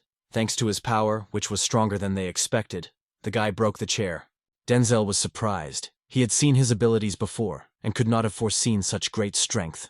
Fried understood that he could not defeat Denzel and Julia, so he decided to retreat to safety. He couldn't use his full power now, but Fried had enough experience to hide it. Until now, they had fought countless battles, and now a witch had appeared before them who had destroyed the second level. Victory in this struggle would restore peace to the floor, and they would restore the sky, returning abundance to the country and the kingdom of labor. The werewolf settlement was already on high alert, and everyone noticed and shared with the others that Chicken had begun his attack. The army of guards, Chicken, and the pretenders marched on the werewolf settlement, which also gathered its forces. Tanukin considered Chicken's methods immoral, for he had deceived so many people and involved them in an unnecessary war. Stella stepped forward with her speech, saying that they had previously coexisted in harmony. The sky collapsed, and they fell here in order to unite and survive. Because of the enormous power that Stella possessed, and the incident in which thousands of people died, Stella understood why she was called a witch. She even lost her memory after that, but there was no reason for strife. The girl is here to pay for that incident, but she did nothing wrong. She was falsely accused, and then a bloody war with the werewolves was unleashed. Chicken slandered Stella, claiming that she was lying and gathering strength to take over the kingdom of labor. Tanukin asked to see the contenders, but all they cared about were jewels and fruit. They just wanted to move up to the next level. They had already taken Stella's soul and set their goal, reaching the werewolves' settlement. Tanukin could no longer follow peaceful ways and decided to do things his own way, forcing his enemies to pay for the lives of their comrades. Mrs. Stella's words seemed to vanish, and the werewolves rose up in battle against the guards. Chicken said that Tanukin was stronger than the former chief of the tribe named Ashukan, who wanted peace but was brutally killed. Chicken's vile words continued to pour out. He was running wild, as if he wanted to relive the feeling of killing Ashukan. Fried was still in the kingdom. The witch hunt had already begun, so there were few soldiers left inside. Although it was necessary to act with caution, it was the best time to bring back the Soul Avenger. Ruins noticed Fried's spectacular exit, because he thought he would become a guinea pig, and the journey would end there. Ruins couldn't leave due to restrictions, but he could clearly feel the energy of the Soul Punisher within the kingdom's walls. His blood relatives could also feel it, and by following the bird, Fried would surely be able to find the artifact. The bird had no strength left and disappeared, so Fried decided to listen to his words and try to sense the artifact. His words proved to be true, and concentrating, the boy found the sealed artifact. Fried immediately rushed to the Soul Punisher, skillfully bypassing the guards, getting closer and closer to his goal. But Julius was in the room with his grandchildren, waiting for Fried to come for the artifact. Suddenly, the granddaughter fell, her arm fell off, and looking at her, one could see that she was a doll. The old man claimed that the witch Stella had abandoned him and his entire family, as well as everyone who was loyal to her. Julia's family gave her everything. However, she was only concerned with her own problems. Stella said that her sins were the only ones, the saddest and most painful. In the end, his family was reduced to a handful of ashes.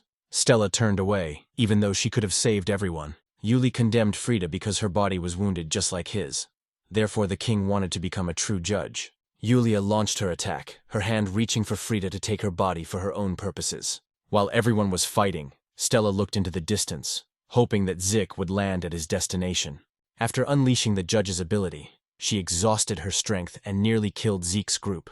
If even one contender had been on the side of the werewolves and fought, they would not have been on the verge of death. When Stella was helpless and did nothing, the werewolves believed only in her and did everything in their power. Stella dreamed of peace and harmony, but Tanukin asked her to look at reality. Following the judge's words, they only lost their loved ones.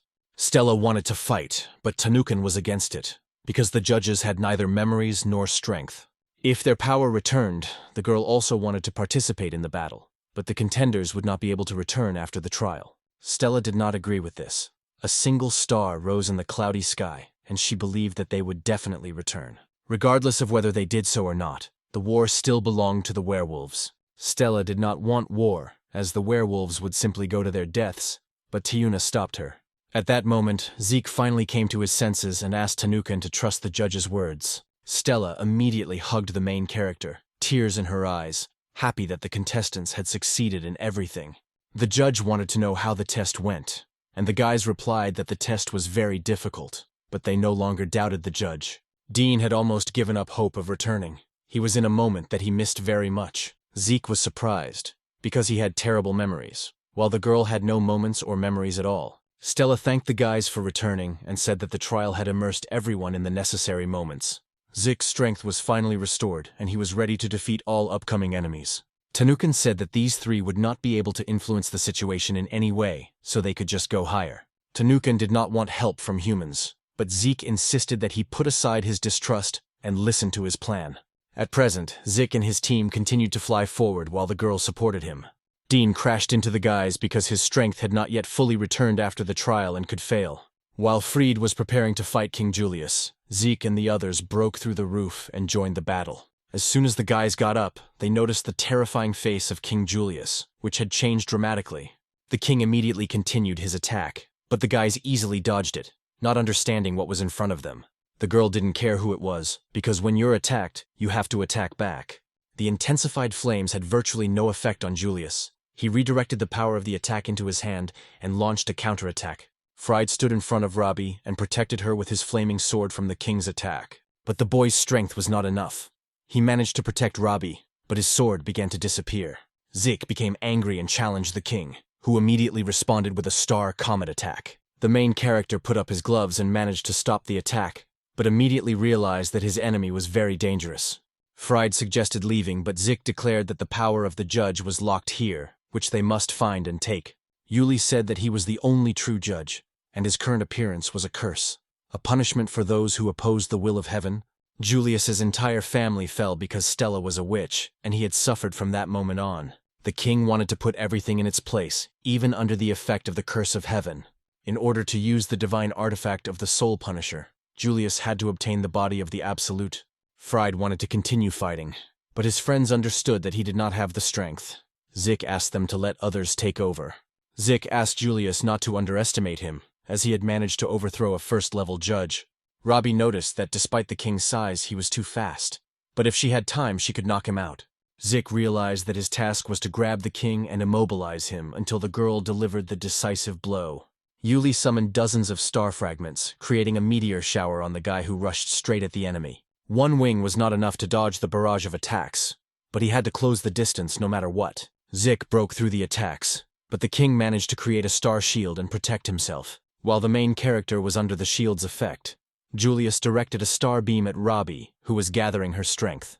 Zeke broke free from the shield and exposed himself to the beam, declaring to the king that he was his opponent. Zeke tried to find out how much longer he had to hold on.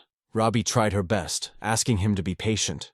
It was impossible to approach the king with unstable wings. He shot stars when Zeke was far away, and when he approached, he was struck by the shield. The main character remembered that he had been fast in the past, back when he didn't have wings. While everyone was fighting, Dean applied his medicine to Frida, but it needed time to take effect. Not expecting disaster, the guys were stunned when Denzel appeared behind them with a sword in his hands. Frid had a little strength left, which he used to reduce the damage from the sword strike. The guy realized that he could lure him here and take possession of his body, then suddenly attack and take the hand of the Absolute. Denzel had been hunting for the body of the Absolute for a long time, and now he was not going to lose to some pretenders. Suddenly the power of the sword awakened, and Fried fell powerlessly to the ground from the pressure of the aura. Behind Denzel was Dean, who had released his wings. He didn't know how it happened because no one had ever passed the test. But Dean completed the trial of a true judge, so he was able to catch Denzel off guard with his power. When the smoke cleared, Denzel was still standing. Dean's attack had done almost no damage to the cleric. The man wanted to strike Dean with the Soul Punisher, but suddenly he stood still and Denzel couldn't lower his blade. Fried raised his hand of absolute power and ordered the Soul Punisher, as if he were a blood relative, to recognize Fried as his master. As soon as he said this, the sword struck Denzel's hands with lightning and fell from his hands, leaving deep burns. Denzel was stunned, for he had never encountered such phrases in ancient sources on the transfer of sword ownership. The family of the Absolute had always prepared for the worst, and finally Denzel's atrocities came to an end. Thanks to the sword, Fried gained new powers. Rising, he summoned magic balls behind him. Denzel rushed into the attack, but was immediately stopped when a rain of swords appeared above his head. Denzel's attack was unsuccessful. He was pierced by dozens of swords and fell to his knees before Friedy. At this time, Zeke broke through King Julius's attacks thanks to his nimble feet. But as soon as he got close, the main character realized that he was too late, because the speed of the shield's creation was not small.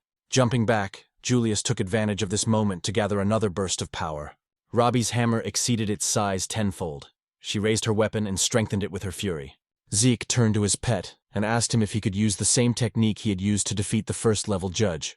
But the penguin did not give a self-serving answer, saying only that Zeke had used this technique and that it was up to him.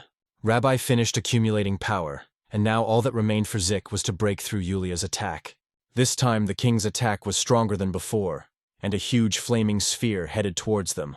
Zeke remembered how he struggled to survive in the dark world. He raised his hand in determination and concentrated. Suddenly, the small human hand was covered in darkness and created huge dragon claws. Zeke put his hand forward in defense, but he quickly realized that the technique was not yet perfect. Despite the imperfection of his new skill, the main character was able to deflect the star comet. As soon as the comet shattered, dozens of small fragments began to fall like a meteor shower. Zeke could only fend them off with a flurry of blows. While he was fending off attacks from the air, Julius attacked him personally, but Zeke's nimble feet allowed him to dodge. The king was too focused on killing Zeke, not noticing that Robbie was standing behind him. Striking the ground with her hammer, the girl unleashed a maximum explosion of flame, covering the king in tongues of fire. The king was thrown back, and his fall broke the wall behind which the cage with the other part of Stella's soul was hidden. The guys entered the room, but Julius, covered in wounds and blood, rose again to fight. He grew horns and turned completely into a monster. Julius was too dark to make this power his own. Almost everyone had exhausted their strength, but Denzel was still alive and did not want it to end like this. Denzel's burst of power engulfed the king's body, turning Julius, who had completely become a monster, into a puppet. The man declared that he would not surrender to such weak contenders, for he must reclaim the place he lost 100 years ago. Bone wings appeared behind his back, and the man's zeal was unstoppable, but the guys did not understand what judge he was talking about. 100 years ago, Denzel turned to the god of the heavens, Neod, apologizing to him, because he had to atone for his sin.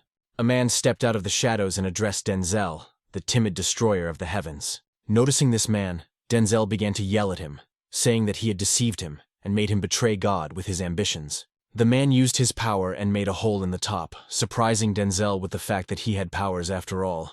He absorbed Denzel's powers and said that he did not need Denzel's abilities to carry out his plan. After that, he fell into the ground, begging God to save him from this horror. Denzel directed his power into the second part of Stella's soul, and she suddenly awoke. The man was shocked by this reaction, but there was nothing he could do. She had to be part of Denzel's plan. Suddenly, Stella waved her hand, and Denzel's wings shattered into small pieces of bone. Denzel took control of Julia's body and was about to attack Stella, who was getting in his way. Zeke realized that he urgently needed to protect Stella, because there was no time to figure out the situation. Waving his hand, the main character was sure that he would be able to use his new ability again. This time, the ultrasound was even more powerful, completely enveloping King Julius's body. This time, the king fell for good. Denzel tried to get up. He didn't want it to end like this. The guys began to rejoice for each other. Zeke boasted of his strength, and Robbie wanted to know about Fried's new sword. The king's body shrank, and he returned to his human form, which looked disgusting. The king told Stella that she had abandoned those who were loyal to her. If he had any sins, they were only those committed for the sake of the lady. Stella understood that her ignorance had caused him suffering that could not be forgotten, and the past could not be undone. An apology was all she could offer. With the arrival of Zika's group, Her mind was awakened, and for that she would fulfill her duties. On the battlefield, Stella watched the horrific spectacle of werewolves and guardsmen killing each other, but she could not stop the war on her own. While Stella wanted to help the werewolf, Chicken found her, and swinging his spear, was about to finish her off. The girl did not understand what death was. Her memories began with death. Everything was forgotten, but only Stella could understand this. A judge is someone who hears God's call and takes on sins. Even if she ultimately receives redemption, she will not be able to spare them. Tanukin exposed himself to attack and was dying, but when he saw the attempt on his mistress's life, the werewolf rose. Holding the spear in his body, Tanukin raised his hand and used his cutting skill. Chicken was wounded by this attack, and while his hands were occupied, he struck with his head as if it were an iron tip. They used to coexist with humans, but misunderstanding and lies ruined their relationship. Ashukan believed that they could understand each other. Tanukin fell dead. They did not achieve the peace that Lady Stella had spoken of, and the werewolves would come to an end. Chicken was happy that he would finally achieve his goal of becoming the man who punished the judge and became famous. Stella wept over Tanukin's body. Chicken struck, but the light shell protected her from death. Chicken jumped back, and the second part of Mrs. Stella's soul appeared before him. The captain immediately realized that the royal palace had fallen, but even so, he wanted to achieve his goal. Spreading his wings, Chicken gathered all his power into an iron spear to proclaim himself God's executioner. Chicken pierced the second part of Stella's soul, but nothing happened. She was just a pile of energy and could not die. Stella's soul scattered into pieces, and all the magic began to be absorbed into the real girl. Stella had waited a long time for this. The black star fell, and she met him again. Zeke went against the fate of the heavenly world, the one who provided the opportunity to atone for sins. The image of the judge returned to its former appearance. Stella returned to her title of second-level decision-maker. Chicken did not believe that this would change the situation in any way and struck again, but it was all in vain. No blows could even come close to piercing Stella's shield, and with each strike, Chicken was thrown back. The girl raised her hand, creating a swirling light above it that was full of various stars. And suddenly, the darkness that had shone over the sky for more than 10 years dissipated in an instant, revealing the stars to the world. The reason he ascended to the sky was because he wanted to live in a peaceful world. His father, sister, and he wanted to make his family happy. He just wanted peace with people, as it had been before. The werewolf did not want to take everything by force. Zeke's group noticed that they had successfully brought peace to the second level, rejoicing in their success. Stella folded her hands together, asking the God of Heaven, as a sinner who had made many mistakes, to forgive them all. God heard Lady Stella's plea, and small stars fell upon the people, healing their wounds. The knights and werewolves reflected on their recent battle tactics, realizing that they had been pointless. Chicken ordered the knights to quickly get rid of the witch who was harming the second level. But his words had no effect. The knights realized their guilt and threw their weapons to the ground. The knight took Commander Chicken and said that it was all over. The sky that everyone wanted so badly to return had been restored. But the captain did not want to believe it, because everything was back in its place, and his ambitions and goals had been destroyed. Ziku's wings had fully returned, which was a sign that everything was over, and the second level had come to peace. The guys noticed a group of troops and werewolves and decided to hurry there to find out what was going on. Lady Stella said that in the distant past, she had fallen to the second level as a heavenly sinner, and she could not forget that day. The judge only thought about her pain, ignoring the love of the werewolves and the people who supported her. Stella pushed their suffering into the background, paying no attention to all the problems. One day, a man appeared who wanted to take what belonged to her and deceived everyone. He tried to take over the world with lies. Suddenly, she thought that if her life ended, Stella would not have to carry this burden, and she deliberately gave up on herself. Even as a judge, she became a sinner.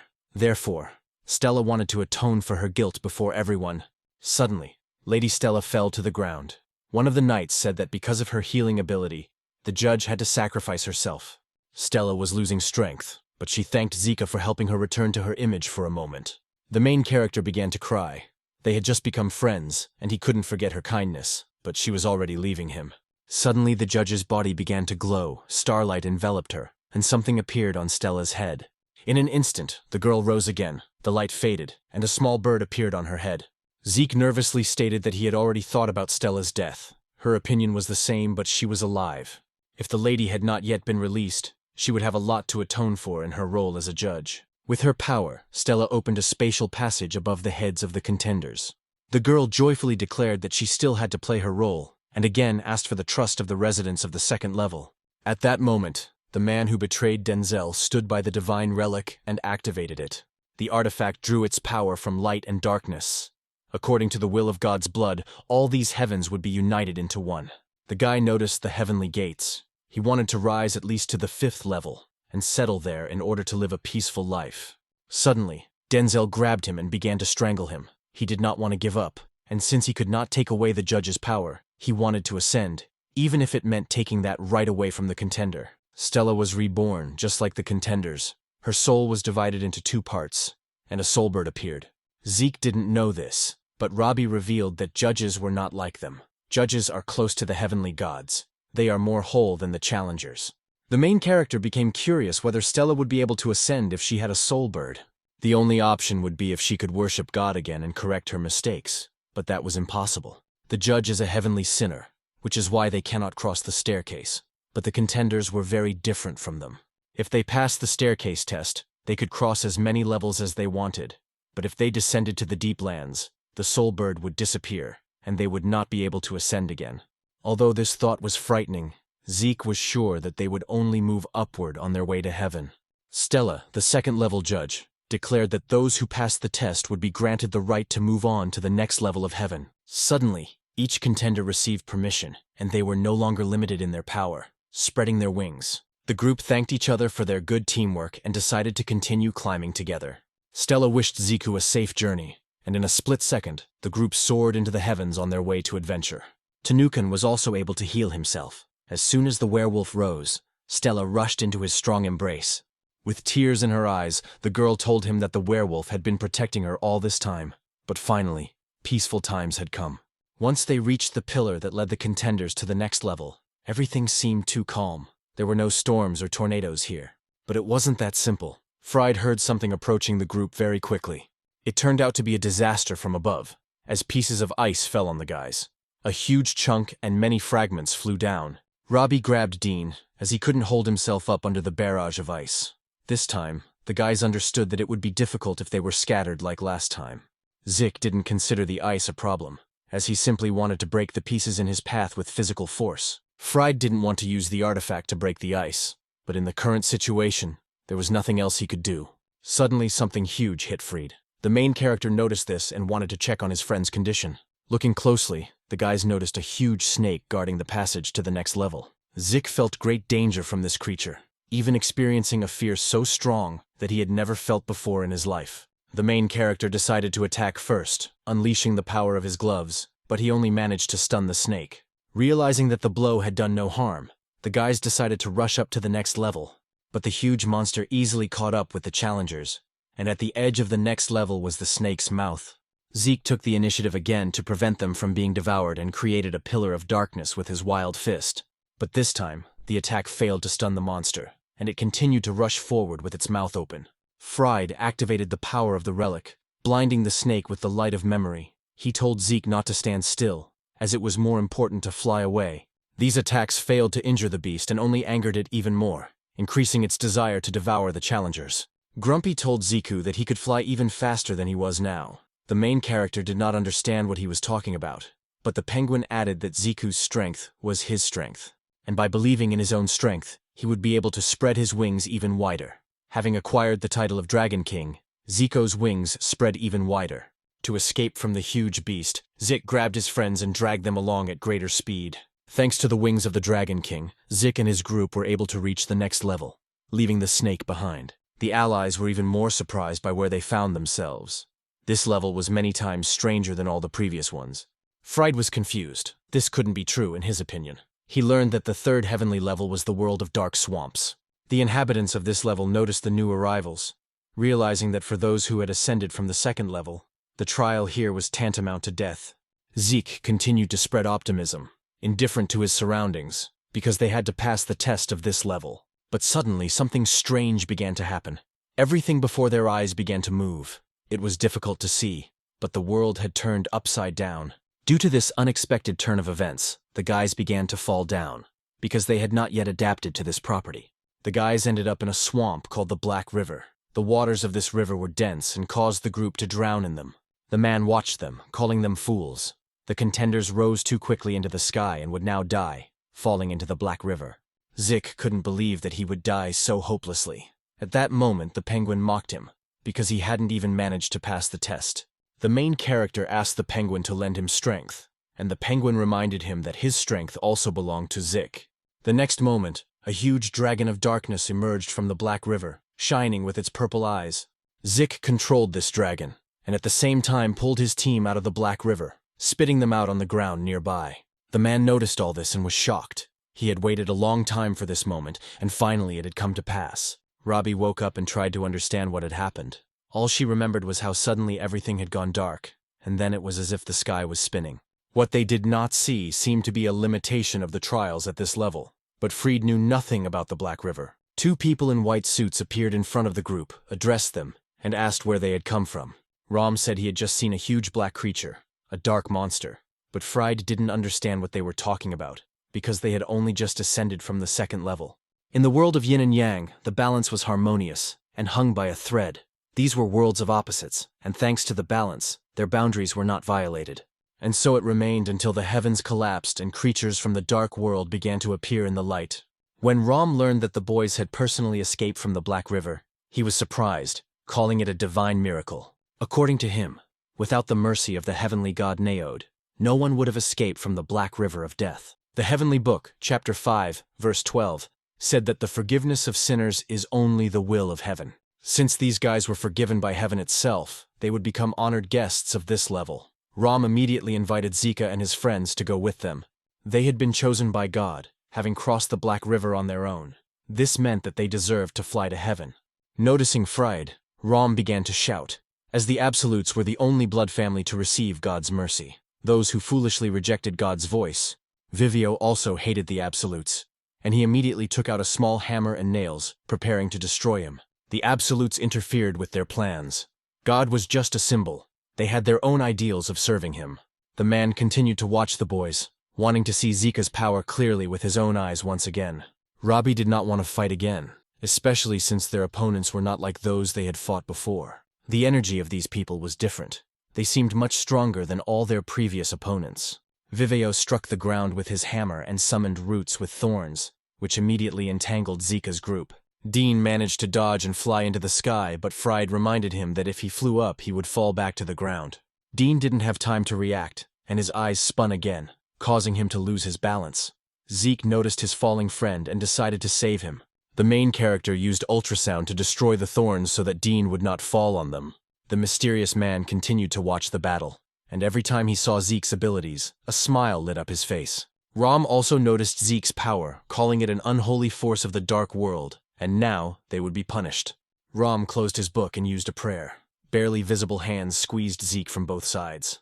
The boy fell to the ground and spat blood. He didn't even notice the attack, but he had already received so many wounds. Vivio continued the attack, using large thorns, sending a thorn that was like a drill. The rotation of this attack made it difficult to block, and its speed left no time to react. Fried was able to rush into the attack, directing the Soul Punisher at Vivio, but Rom used the image technique. Rom's ability summoned a heavenly fist that fell straight from the clouds and pinned Fried to the ground. The main character escaped from Rom's seal and counterattacked his enemies with a burst of darkness from his wild fist. But the man easily blocked this burst with his dome ability, covering himself and Vivio. The next ability was the death penalty, which unleashed a barrage of heavenly strikes on the group. Robbie understood that such an attack was too powerful, and they would not be able to block or dodge it. Suddenly, a sword the size of a statue crashed to the ground, cutting through the heavenly death penalty in its path. Roma was even more enraged that they dared to resist the heavenly punishment, which even the judges could not stop. The guys decided to use their techniques together to dispel Roma's heavenly hand, but it was completely useless. The attacks could not offer any resistance. At that moment, the same man rushed towards them. The man's speed was incredible. He swung his sword and instantly severed the heavenly hand. Vivio immediately sent roots at him, but they were also deftly cut by the mysterious man's sword. The enemy began to approach, and Rom realized the seriousness of the situation. Instead of attacking, he switched to defense with a dome. At that moment, Viveo attacked with various attacks, this time summoning spikes above the man's head. The man used his magic to create another blade and immediately threw it forward. As the blade flew towards the cultists, the man in the cloak swung his sword and tore all the spikes apart. The sword crashed into the dome and began to pierce it, leaving the cultists in complete shock at the enemy's attacks. As soon as the smoke cleared, the mysterious man was already in front of the cultists, frightening them even more. Vivio and Rom retreated, throwing thorns at him, but the man easily summoned another huge sword. The sword practically crashed down on the cultists, but at the last moment they managed to jump back from the attack. The blade immediately scattered, and instead, the man found himself even closer to his enemies. Swinging his weapon, the man struck with his sword between the cultists so as not to hit them, for they could no longer flee. His hood fell off, and he offered to end the fight there, leaving his enemies no choice. Rom and Viveo knew him. The man's name was Nephirim. Rom said that the judges wanted to punish him, saying only that someday he would regret his actions. The cultists had to flee. Turning to Zeka's group, Nephirim's face changed. A smile appeared on it, and he was happy to meet them. The guys immediately began to thank him for his help, as they could have died in this battle. Nephirim hid his sword and decided to tell the newcomers more about this level. Originally, this was the 3rd level, but now the 3rd to 7th floors had merged into a space of chaos. Just a year ago, this floor was independent, but when the sky collapsed, it became part of the chaos. Roger, the judge of the 4th level, a fallen sinner, was in charge of all this. The sinner Roger had no intention of atoning for his guilt. On the contrary, he tried to challenge the heavenly god. In short, the levels were plunged into chaos, and the blame lay solely with one sinner, who challenged the most powerful. Nephirim did not ask for help, but simply wanted to negotiate in gratitude for his assistance. But the guys left him, as Zeke refused the offer, forcing Robbie to wonder why he did it. The main character refused based on his experience. In fact, there were no favors without a reason. Nephirim offered them to fight Roger, and in return, he would make them stronger for fighting enemies together. Nephirim promised to maximize their abilities. The chaotic world is complex, as trials are intertwined and the leaders of each level are mixed. Zeke's weak group would not be able to survive in the harsh conditions of mixed levels of chaos. Zeke decided that they could return to him if they changed their minds. According to Nephirim, Fried's family was somewhere around here. But their journey could not be peaceful, as a huge minion of chaos burst out of the ground, making the group regret not going with Nephirim. Zeke suggested that the guys not waste time on this snake, but try to quietly get around it. But they were too noisy and easily attracted the attention of the hungry monster. A couple of guys in white cloaks appeared, immediately flew to the monster, and prepared to strike it down. One of them created a water blast that exploded on the snake's neck, throwing the huge beast back. The second man possessed the abilities of stone. He stood directly in front of the beast and created a stone wall. The water elementalist began to attack the entire body, leaving deep wounds on the snake.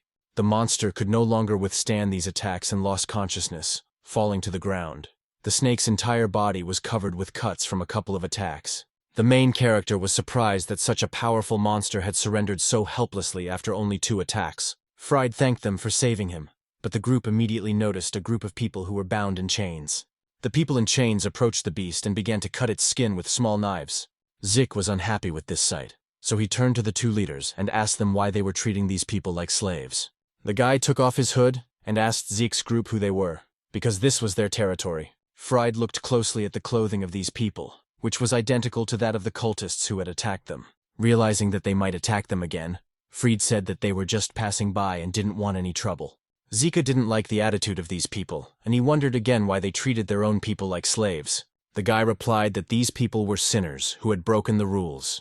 They had interfered with their work and had simply been punished. And if Zeka's group was also going to interfere, they would be considered sinners. Robbie also didn't like that they had become slaves, but if they got involved in the battle, everyone would die. They say that the higher you climb, the happier the world that opens up to you, but that's not true. Penguin added that now is not the time, because they are only moving upward, because all they need to do is reach their goal. Robbie wanted the sky to collapse because of the absurdity of the world, but now she was indulging in it. Rabbi the Bird told her not to worry, because even if the levels are united, it is obvious that this is not the perfect world they are looking for. Fried suggested that they first find his family and talk about it with the absolutes. His family had been trying to maintain balance for a long time. The guys noticed that Zeke was not with them, and looking back, they realized that he was already at the snake's corpse. The main character had already attacked the slave leaders, declaring that humans are not animals. Zeke added that even if you have power, you can't do whatever you want. Zeke shouted at the slaves not to stand there and to fight against the cruel fate that had befallen them. If they united, they could get out of there, but there was only hopelessness in the slaves' eyes, and they continued to work. Anyone here could have thrown off their shackles, but they believed that there was no way out of this world anyway. The other leaders noticed how Zeke began to interfere and beat their comrades, angering them. Heaven. This place is everyone's dream. To reach this dream, many people have given up their lives. A stone slab suddenly fell on Zeke, but he managed to jump aside nimbly. Immediately after that, a second guard rushed at him, a flaming sword in his hands and anger on his face. The man called Zeke's actions unheard of, waving his flame around the guy. After a couple of dodges, the main character decided to counterattack with a wild punch, which had already accumulated a lot of power. But his attack was futile, as his opponents worked together to protect each other. The main character was trapped in a stone trap, and he told his pet that they had to turn into a dragon. The grumpy one said he hadn't done anything, and Zeke didn't understand what he was talking about, because he hadn't done anything at that moment. The slave girl watched the fight from the sidelines, clutching her shackles, and said that she would have to intervene earlier because of Zeke. The girl rushed forward, creating some spheres, and threw them forward, destroying the stone walls in her path. Zeke didn't understand what was happening when suddenly the same girl appeared in front of him and said he was brave. With a whistle, 2 more people in costumes appeared at the slave girl's command and attacked the heretic. The guy was furious. He asked the newcomers how they dared to interfere with the representatives of God. The female guard told him that their group was desecrating the sacred divine will. The heretic used his water magic to make the enemy disappear. As the burst of magic approached, the girl did nothing. Without doing anything, a sacred shield appeared before her, its radiance deflecting the enemy's magic. The girl swung her sword, immediately striking the intruder with a powerful artifact. Fried, Robbie, and Dean were running to the battlefield at that moment, noticing the flag of the Absolute Clan on their way. Fried struck his chest and loudly introduced himself, saying that he was also a member of the Absolute Clan, and had come here to fulfill his mission. The girl from the Absolute Clan declared that the Kadimos were fools for worshipping Judge Roger. Their twisted beliefs disrupted the balance, and the Absolutes had not yet decided what to do with Roger, since he was not responsible for the actions of those who revered him. Fried had only heard that because of Roger, the 3rd level had become what it was. His negative influence disrupted the balance. The girl decided to talk about it later, as the causes and consequences were very confusing. Zeke was confused. He understood that his blow had definitely not worked, but he thought he had become stronger. The girl from the Absolute Clan noticed that they would soon arrive at the clan, and that it was safe here. The Absolute family maintained balance, and they even accepted people from other families as mercenaries. This group was created for heavenly balance. They were always happy to welcome those who helped them achieve balance. Robbie was interested in the position offered to those who strive for balance. She wanted to know how the Absolutes determine candidates. Zeke interrupted the girl's answer and said that he was not interested in this, because the main character's goal was the top of the sky, not balance. The girl understood the main character's nature. It was the instinct of a contender, but Fried's destiny was to be with the clan of the Absolute. Zeke was surprised. He turned to Fried and told him that Fried was talking about something else, that the guys should strive for the heavens together. With a heavy look in his eyes, Fried said that the goal was only to reach the heavens, because he was from the family of the Absolutes, and a guy had to fulfill his duties. The leader of the Absolutes, Volod, declared that the balance of heaven had been disrupted. The destiny of the Absolute family was to reunite the divided world. Volod told Zeke that he could safely ascend to heaven because someone was watching over the balance. Recalling the judges of the previous levels, the main character questioned why Fried should be doing this if someone else was capable of doing it. A girl addressed Zeke, calling him a child who clung to the leader's words. The girl began to resort to insults, but Commander Volod stopped her from speaking. Fried also dreamed of reaching the top of the heavens, but he believed it was just a dream that he could never achieve. Volod declared that Fried would follow his destiny and ascend to the heavens.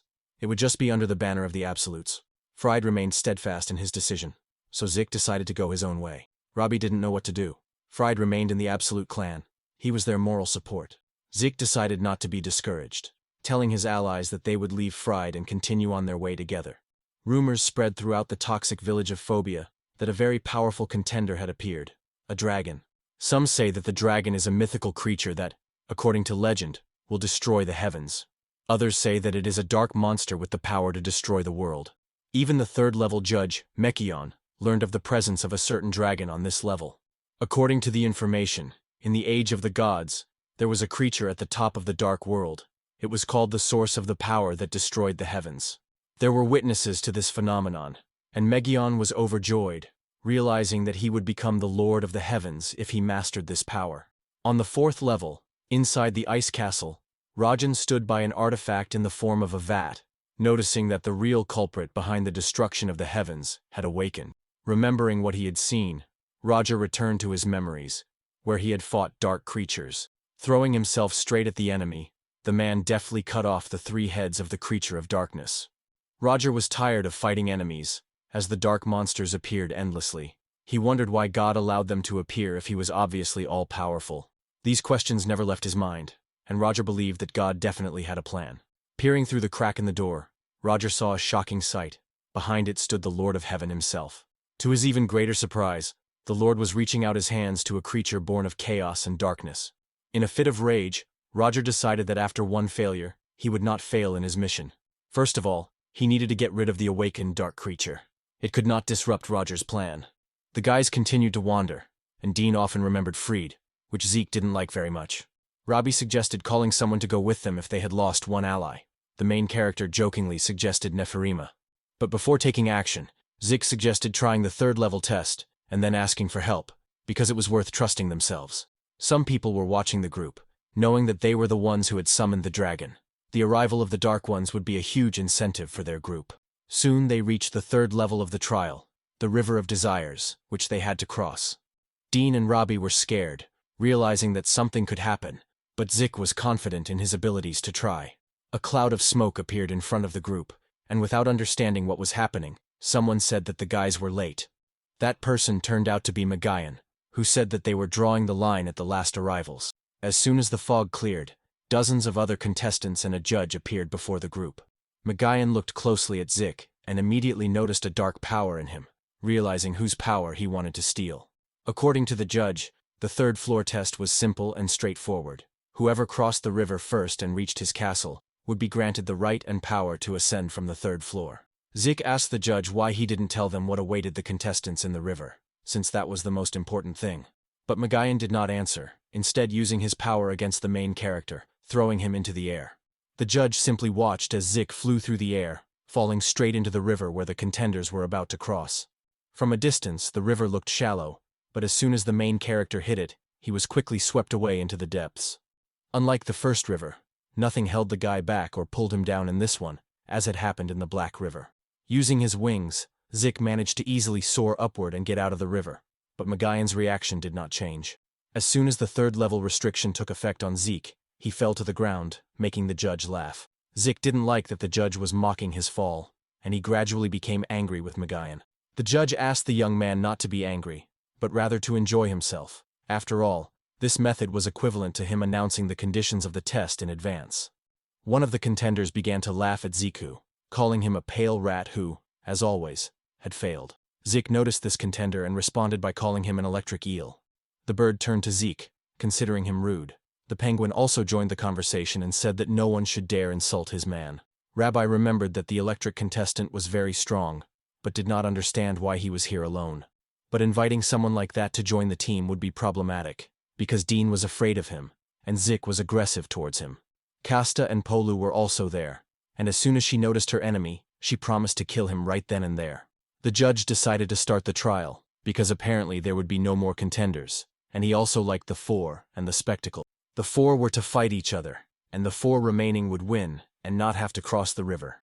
Magayan ordered that killing was not allowed, but that the opponent simply had to be rendered unfit for further combat. The contender asked why such a decision had been made for a sudden fight, since they were supposed to simply go through the crossing test. Magayan did not consider a simple test to be entertaining, so he decided to have some fun with his fellow challengers. As soon as the talk turned to fun, Kasta rushed at the electric challenger with daggers in her hands. 3 challengers decided to specifically attack Zeke's trio, surrounding the challengers on all sides. Although there was no need for a fight, Zeke decided not to wait for retaliation, attacking the first contender with a wild punch. The main character told his allies not to stand still, but to fight the approaching enemies. The remaining guys decided to unite to even the odds against the strongest enemies. In order not to become fish food, the weaker challengers decided to join in the thick of battle. Nephirim saw it all too, and he was sure that the stubborn Zeke would finally take the chance to join him. While the contenders attacked, the guys attacked together, blinding and deafening the enemy for stronger attacks. Zeke turned to defend himself from other attacks, and suddenly the electric challenger joined the fray. The challenger didn't have time to do anything before Zeke used his dark power, destroying the long-range attack with ultrasound.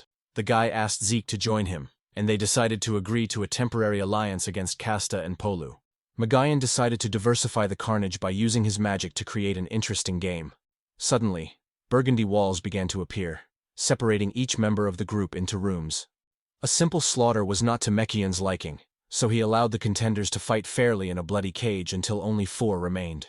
Dean found himself alone in one of the rooms.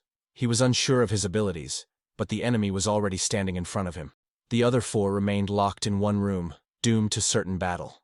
A girl named Mimosa, who was left against Robbie, claimed that her opponent's level was low and would allow her to overcome the test. Robbie got angry and said that there was nothing left to do but defeat the girl and prove the opposite. Mimosa radiated coldness, which directly affected her hammer, absorbing all the heat.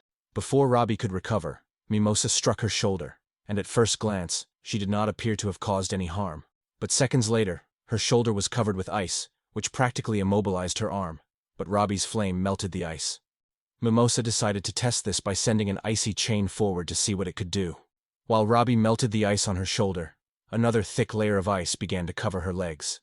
Mimosa decided to finish off the girl with a third attack in the form of an ice ball. Robbie knew that it was just ice, and that when it melted, it would all be over. With a swift blow to the ball, the girl created a fiery explosion. The ball shattered, and the ice shackles melted, but the fire went out because the ice turned into water. This situation greatly hindered Robbie's combat effectiveness, as Mimosa continued her attacks. Mimosa was able to break through Robbie's defense thanks to the weakness of her fire and her ice axe ability. Jumping back, the girl began to strike her hammer against the floor, hoping that she would be able to rekindle the flame as soon as possible. But Mimosa continued her attacks, not giving her enemy a chance to prepare for a counterattack. Even jumping into the air, Robbie was unable to protect herself from the ice, as shards rushed after her. By releasing a small amount of fire, the girl was able to crush the shards, but she extinguished the fire again. The hammer could not ignite the flame because of the constant water on it, so Robbie decided to rub it. But there was no time for that. Until the hammer was useless, Robbie could not defend herself from the incoming attacks.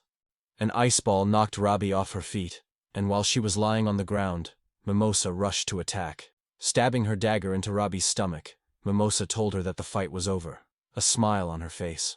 Robbie always tried to appear strong in front of her family. She had to be a support for her younger siblings. The girl couldn't lose this fight. She decided she wasn't weak, and blew up all the ice with flames. Covering her body in flames, Robbie used her full combustion mode, incinerating all the ice. Mimosa said that the result would be the same anyway, that Robbie would just lose again. Robbie did not want to accept the fact that she was like Mimosa. Therefore, she fought to the end, striking her with a precise blow of burning flame. Completely enveloped in flames, Robbie was breathing heavily, but in the end, she managed to win. Magayan continued to watch the spectacle, enjoying every second of the fight. Greggs was angry. The main character's team consisted of 3 people, and he wanted to use his numerical superiority. Now only Zeke remained from the entire group, and Greggs considered him useless in battle. Zeke also began to mock him, saying that the challenger was trying to use Zeke because he was actually weak himself. But the challenger's dialogue was quickly interrupted, as Kasta was not going to wait any longer, throwing her daggers. Greggs told Zeke that he could take care of it himself, because he thought they would crush him. The guy rushed into the attack, creating a flash from the swing of his fist, and Kasta had to try hard to block it. Kasta had not understood how to fight Greggs before, but now she understood the principle of his abilities. Thanks to her high speed, Kasta tricked the challenger by creating several illusions around him. At that moment, Polu was behind Greggs, who had no idea that a second enemy was so close. The girl's attack was clever, but Greggs was quicker and managed to dodge, almost falling backwards. Breaking Polu's icy weapon, the guy turned in the other direction, from which Kasta attacked again. The girl used her amazing black eye skill, and Greggs' body froze. The contender was stunned, because Kasta had hidden such a powerful skill. The contenders gathered together to attack Greggs, but Zeke did not want to continue watching this. The main character turned to Greggs and asked him how he was. The contender replied that Kasta was creating illusions, and that his body was not moving. The girl became angry. She did not think that Zeke was on Greggs' side, but threatened him that he too could become a target. The main character replied that in any case, it was now a 2-on-2 battle, so the targets made no difference. Polly told her sister that Zeke was the dragon rumored to exist. Kasta understood how dangerous he would be if that were true. The girls divided their targets, Costa would attack Greg's, and her sister would try to capture Zeke. Greg rushed into battle first, and they began exchanging blows, attacking without a second thought. The main character decided to change his battle strategy and attacked Costa while Pola tried to catch up with him. The girl finally managed to reach Zeke, but her spear attack was practically useless, as the guy immediately deflected it. The ice spear shattered into small pieces after the main character used his ability. Greg's also understood Zeke's strategy, so while Zeke attacked, the challenger prepared a long-range attack. Greg's really confused Pola, but Costa threw everything she had to protect her sister. However, she was unable to completely block the attack, so the girl took the blow to compensate for the injuries she had received. Zeke asked Greg's why he did it, and the challenger replied that the guy was just too slow. Polly told her sister that she had to do it, even if it meant the end of everything here. The girl began to release her power, and Costa begged her to stop, because no one knew what would happen if she turned now.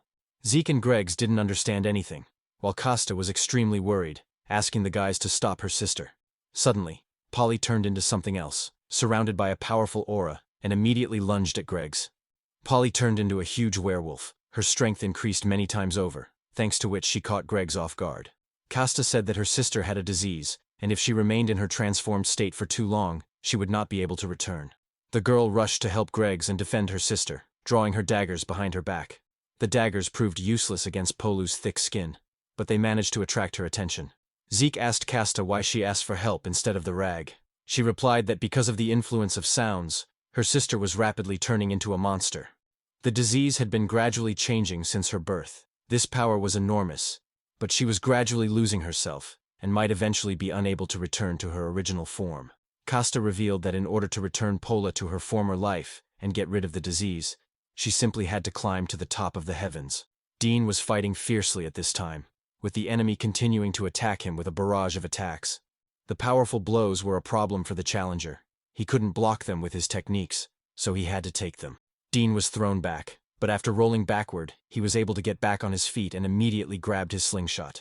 The guy took the blue projectile, pulled the bowstring, and declared that he would not give up so easily. Kang easily deflected Dean's projectile with his cleaver, dashing all of Dean's hopes. Declaring that the weak would die, the challenger immediately swung his blow, landing a direct hit on Dean. Dean knew it was over because he couldn't handle him. Kang asked the guy how he got to the third floor. In the challenger's opinion, weaklings like Dean should remain rotting in the Deadlands. Dean began to run away from death, and Magayan watched the spectacle and was extremely angry. Clapping his hands, the judge decided to change the rules, as the fight was boring. Magayan was not in the mood to help overcome the challenge. The judge decided to create a new game, and with a snap of his fingers, the bloody walls immediately fell. The contestants were confused. The judge jumped into the center and said that it was a complete disappointment, and that he had never seen anything more boring. While the judge was trying to figure out how to have fun, Polu, in the form of a werewolf, pounced on him. Magayan snapped his fingers, and the gloomy werewolf immediately lost all his fighting spirit. The blow to the werewolf made the judge smile, saying that he had just had a little fun. Turning to the river, Magayan noticed that it was called the River of Desires, its depth increasing with the size of the contender's dream. Initially, it was enough to simply cross one's arms, but Magayan decided that he would enjoy a fight before the test. Magayan was angry. He hated weaklings without ambition and cowards. He pointed his finger at Dean. To justify his words, the judge used his ability and threw the contender into the river.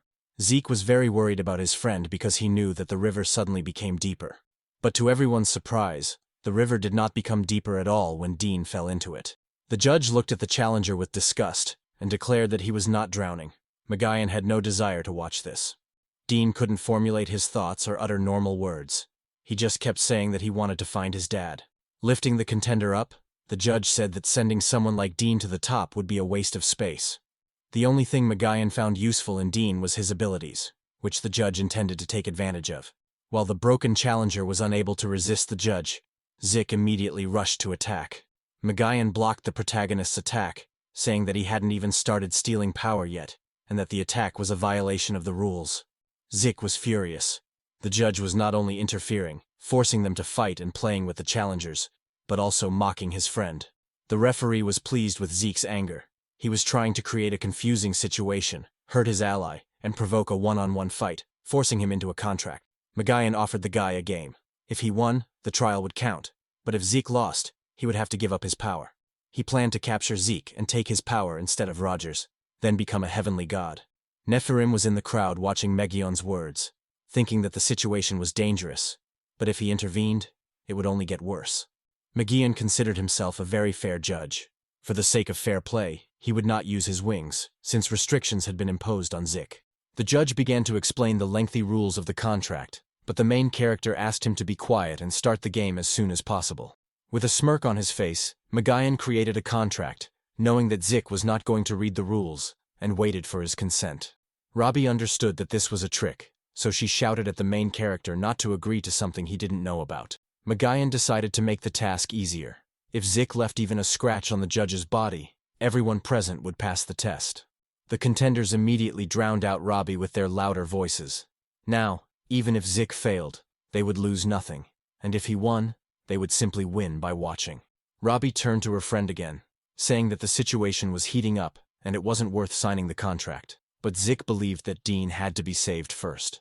Without thinking about the consequences, the protagonist's temper was already flaring, and he touched the contract and agreed to the fight. The battle began strangely, with Zeke swinging his fists, but Megion easily dodged all attacks with a smile on his face. Jumping back for another attack, Zeke suddenly noticed that his feet were sinking into the water. Penguin asked the main character not to panic when he fell into the water, but to focus only on fighting the judge. The battle with Megion was supposed to be a turning point for their fate. Zeke didn't fully understand the meaning of these words, but he listened to them anyway. With high hopes, the main character rushed into the attack, creating a devastating blow with a large radius of action. But as soon as the smoke cleared, Zeke immediately noticed the judge, who was already preparing for a counterattack, but he was not injured. Waving his arms, he created a poisonous dance that consisted of a dozen bloody attacks. Zeke noticed the speed of the judge's attack, but having absorbed the power, he was going to return the same blow back. Megion put out his hand, absorbing all the dark power that the main character radiated, rejoicing more and more. Soaring into the air, Zeke created a paw of dark power, directing it at the judge and crushing the ground beneath her. But Megion didn't care. He cut the dark paw with a bloody cutter, surprising the main character. While Zeke tried to retreat from the enemy's attack, the judge immediately created bloody spears. He had not yet recovered from the previous attack when another one hit him, striking him completely. Robbie tried to help, but she encountered a barrier that appeared because of the contract. Barely getting up after the attack, the completely wounded Zeke stood up again, saying that he would not lose. Gritting his teeth, the main character became even more determined, and his pet advised him to use all his strength. Megion immediately noticed that his opponent was going to put all his effort into the next attack, and quickly began to prepare for defense. The fusion of the two forces began, and a huge dragon appeared from Zeke's back, continuing to grow. But Megion's smile did not disappear. He knew that the main character was still too inexperienced to cope with such power. Creating a bloody hurricane, the dragon began to gradually dissipate, breaking the complete fusion. Without achieving union, the power was limited, and the bloody hurricane overpowered the main character. Zeke was defeated, lying helplessly on the ground, thinking that his journey had come to an end, because he couldn't even move. Megion approached the main character to fulfill his part of the contract, beginning to suck the strength out of Zeke. Nephirim could not just stand by and watch this happen. He was going to stop the judge, even if his life was at stake. While the joyful Megion gained new strength, someone else appeared behind him, who frightened him greatly. Roger declared that the judge's dreams of his era were nothing but illusions and cut off his head. The girl opened the scroll and said that Judge Megion was a criminal who deceived heavenly contenders and took the lives of innocent people, thirsting for their power, whose sins numbered more than 100 senseless murders. For failing to fulfill his role as a judge, he was charged with crimes and sentenced to death. Striking the ground with his spear, Megion's remains began to sink into the earth. The executioner turned out to be Roger, a 4th-level judge. The contenders did not understand what to do, because they had gotten rid of their troubles, but another conflict was brewing. Nephirim was just waiting for a chance, but he didn't understand why all the disasters always happened around Zeke. This could only be justified by the fact that the boy truly possessed a special power of chaos and darkness. Meanwhile, Greg saved Dean by bringing him to Robbie. The contender said that he had helped him when he went down. The guy also said that he was going to save Zeke, and the rest of the allies would become his subordinates for a while. Robbie didn't understand what was going on, but as soon as Greggs asked her to assess the situation, it was clear that there was no other choice. Zeke stared in horror at the man in front of him. Roger, meanwhile, was slowly approaching him. Standing up, the main character tried to understand who he was, if he was able to destroy Megion with one blow. Penguin asked Zeke to run as fast as he could when he got the chance. Roger immediately realized that the challenger was a bearer of chaos, and suddenly something began to weigh heavily on Zeke. It was the energy of an ancient spirit, and it affected everyone around him, rendering them incapable of any action. The pressure was so strong that Zeke lost consciousness from the mere impact of the energy. Grumpy decided to take matters into his own hands, and appeared before Roger. Enraged, the penguin turned into a dragon, and asked the judge how he dared to attack him. Taking up his spear, Roger declared that he would send the creature that had destroyed the heavens back into eternity. The dragon gradually gained strength in Zeke. He knew he would become a target for the judges, but he did not expect to face his greatest enemy so quickly. To have any chance of winning, the dragon had to take away the power he had been accumulating all this time. With a swing of his spear, Roger intended to destroy the dragon, leaving nothing behind after the chaos. Nephirim decided to risk his life and rushed to defend Zeke, putting his sword in the way of the attack. The great sword statue managed to nullify part of Roger's attack, but he had to put a lot of effort into defending himself. Robbie tried to hold herself and Dean back, asking Greggs to protect them, but he knew that this was beyond his capabilities. Nephirim said that it was urgent, since such a precious person had appeared in person. Roger considered the meeting with him to be successful, as he would be able to deal with him at the same time. Spreading his wings, the judge raised his spear, creating a circular gate where power accumulated. Nephirim was aware of the danger of this attack, even considering it the place of his demise. Suddenly, a dragon rose behind him. The majestic creature of chaos awoke, becoming larger than before, and the dragon gained a face. Roger was finally convinced that Zeke was indeed primordial chaos, and in the sky, which belonged to him, there was no place for chaos. With a swing of his sword, the judge unleashed a devastating attack on the ground, striking Nephirim and the creature of chaos. Such a powerful attack was able to make a breach in the ground, into which the two heroes fell helplessly. Roger did not chase after them, but only said that chaos would not hide, because now he would have to carry out what he had planned earlier. The floor beneath Robbie and Greggs also began to crumble, and the guys did not expect such a turn of events. Robbie tried to spread her wings so as not to fall straight down and provoke a level restriction, but she failed, as Roger's devastating attack sucked the power out of Robbie. The wounded Zeke regained consciousness and saw his friends flying above him, whom he immediately noticed. Gathering all his strength, the main character was able to release the last dragon, so that his friends would stay alive. The monster picked up the guys and carried them on its back. Greggs angrily said that he didn't need help. Zeke had used up all his strength and continued to fall, while Nephirim was next to him at that moment. Nephirim quickly recovered, made his way through the flying rocks, and grabbed Zeke. As he descended, Nephirim noticed that the seed of the main character on his pendant began to glow brightly. The man still didn't know much, but a second disaster had already overtaken them. He also remembered Roger's words about a world in which man would no longer be able to rise. Spreading his silver wings, Nephirim turned to the bird, asking his partner what he thought. An old memory came to his mind, where Nephirim and his bird were seriously injured, and the man remembered once and for all that he was the guardian of the rift. Holding on to his title, Nephirim was obliged to fulfill his destined mission. Zeke found himself in a void, surrounded by darkness, wondering where he was. The main character thought he was dead. He considered it a wasted death, because he had acted on his own and lost his life pitifully. A creature from the darkness addressed Zeke, saying that it was too early to die, stunning the young man. The main character was greatly frightened and called the dragon bad names, but Chaos spoke to him again, revealing his appearance. The dragon confessed that he was primordial chaos, the supreme being of the rift, Chaos. Initially, he wanted Zeke to find out about this himself. Chaos felt sorry that the main character had to learn the truth in this way, and above all, that he was now in a dying state. Zeke had to hold on to his death, for he had only briefly remained on the border between life and death. In order to awaken the source sleeping within him, he could not die yet. The dragon wanted to tell a story that might help a little. Primordial chaos is a space where there is everything and nothing. He was born there and was part of that world from the moment he was born. The world where everything was confused was his own, and there he met someone wonderful on his way. In a world where everything is arranged, the dragon saw balance. It was the first meeting of two opposing sides. They created a new world. The two forces balanced each other, and each created what it wanted. As the worlds influenced each other, they became vast and diverse. But soon problems began. His chaos could not tolerate peace, and as the dark expanded, people tried to disrupt the order. In the end, the children of two different worlds destroyed coexistence and started an eternal war. After the chaos in the worlds, the god became angry and divided the heavens into 9 levels. The main character is the one who is called upon to fix everything. They met to restore the destroyed world. Zeke was surprised because, according to the dragon, he considered him someone important, even though he should have figured it out himself. Chaos asked Zeke to find him.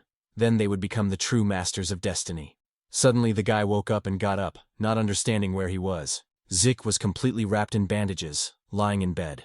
After looking around, the first question Zeke wanted to ask was how much time had passed. Nephirim dragged a huge animal carcass behind him, rejoicing that Zeke had finally awakened. The man thought that Zeke had been unconscious for too long, and that it was all over. 3 months had passed since then.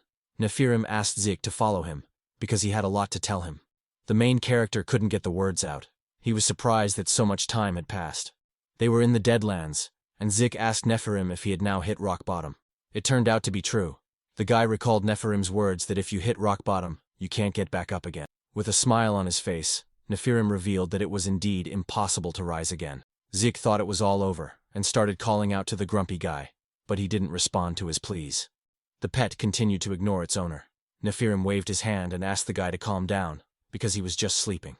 Due to the sudden appearance of Judge Roger, they fell into the depths of the earth, but fortunately remained alive. Nephirim himself came from here. At the bottom of the crumbling heavenly world, he waited a long time for the awakening of the essence of the god of chaos. The gods of darkness and light were originally like brothers. Even in the endless war between black and white, caused by significant problems, they did not hate each other. But tragedy struck when the children of the worlds coveted the power of the god. Along the way, they started a war with him. The god of light, Neod, summoned the primordial chaos to the heavens, resulting in the heavens being divided into 9 levels. In exchange for great power, Neod, the god of light, fell into an eternal sleep. The god of darkness, chaos, became the primordial chaos of the 9 levels of heaven, and fell asleep at the very bottom. Nephirim said that the part inside the main character was his god. He must fulfill his mission. To fulfill his destiny, Nephirim decided to become Zeke's mentor. He wanted to ascend to heaven, and Nephirim was going to develop his abilities so that he could achieve his goal. While he was thinking about this, the judges gathered inside the ice castle on the 4th level. After a while, Roger was glad that all the sinful judges were finally assembled. 5th level Judge Zelos sat with a dissatisfied expression, asking why they had been gathered. While Zelos wanted to leave if there was no important reason for the gathering, the 6th level Judge, Salian, was staring at her. 1st level Judge Mountain told the girl to trust the meeting if she had already joined them. Zelos began to argue with the 7th level Judge, but they were quickly interrupted by Roger's shout. Salian did not agree that they were sinners, noting that God himself had deceived him. Roger agreed with the judge's words, saying that by using desires, God had violated people's rights. Zelos declared that God was too perfect for them to judge. That was why she couldn't be angry with him. Mountain turned to Roger and asked the most important question. Had they gathered because of the appearance of a certain creature? Roger admitted that primordial chaos had awakened, shocking all the judges. Vodian, the 2nd judge of the 7th level, was the only one who was not so shocked. He knew that chaos would awaken someday. Roger called it an excellent time to destroy chaos and God. The heavens would be destroyed even faster. Rising from his chair, the man asked the other judges to follow his instructions if they wanted to achieve their goals. Zelos did not care what would happen to the world if the god became completely subject to her. Salians, on the other hand, had the goal of inhabiting the body of God and then winning the love of Judge Zelos. The judges of the highest levels simply wanted to return to their original form. While the hall was discussing their goals, a man with an evil expression appeared behind the conference. Former 6th level Judge Denzel turned to Roger. The man was going to do anything to prevent Roger from taking over the heavenly world. He would never forgive him for the fact that the current judge, Roger, had prevented his redemption. Absolute Ryan discussed with Fried what had happened to his friends. 2 had survived, and Zeke had fallen into the rift. Since then, Fried had been cut off from the outside world. He couldn't do anything about it, and shouldn't blame himself. Moreover, according to Ryan, Zeke fell with Nephirim, so it was impossible to be sure that he was dead. First, the Absolutes had to pass the 5th level test, then return and find out more. But Fried continued to blame himself for abandoning the friends he had climbed with. Besides, there was nothing he could do about it. In the young man's mind, the only possible option was to move forward without looking back. When Roger opened his eyes, he found himself in darkness, but quickly realized that it was a dream. The god was also capable of creating dreams, probably with the aim of awakening his unpleasant memories. In the dream, the man returned to the moment when he saw the god Neod and his interaction with chaos. With a smile on his face, he decided that this was his chance to overthrow Neod and become the ruler of heaven. The judges gathered at the White Garden, where Roger recounted what he had seen with his own eyes. The matter was considered serious, and Roger did not think they deserved a god who destroyed the power of harmony. Gardener Physis wanted to know if Babylon was aware of this. The man replied that he was already a traitor, as he had sided with the god. The healer Stella couldn't believe it, because she was there every day, but had never seen anything like it. The Master of Light, Zelos, reminded Stella that she used the power of God everywhere, thinking that she too could be a traitor. But the girl sacrificed herself to suppress the rebellion. As proof, Stella had wounds that she was treating. To dispel the judges' doubts, Roger asked them if they had ever seen a god fight the dark forces. Stella began to get nervous, but still said that no one could enter the sanctuary. The servant Denzel also expressed his opinion. He said that God did not deserve this, that there were things they simply did not know. Roger truly considered Denzel a righteous man. His sincere devotion gave him away. However, his beliefs could have been fabricated. Denzel did not expect this from Roger, and asked in surprise if Roger was insulting him. He replied that everything here was the creation of the god Neod, who had given everyone free will. But was it true freedom? If they were truly free without realizing it, Roger wanted to know why they needed missions. Denzel was broken. He did not know how to respond, for even his beliefs did not belong to him. Flora, the spirit of flowers, wanted to hear more evidence if Roger was right. It was impossible to grasp the meaning in just a few words. Roger had spent his whole life fighting dark magicians. He had always wondered why they appeared if God was perfect. Neod is just a heavenly ruler. Taking advantage of the instability of harmony, he rules in a way that unites them and makes them submissive.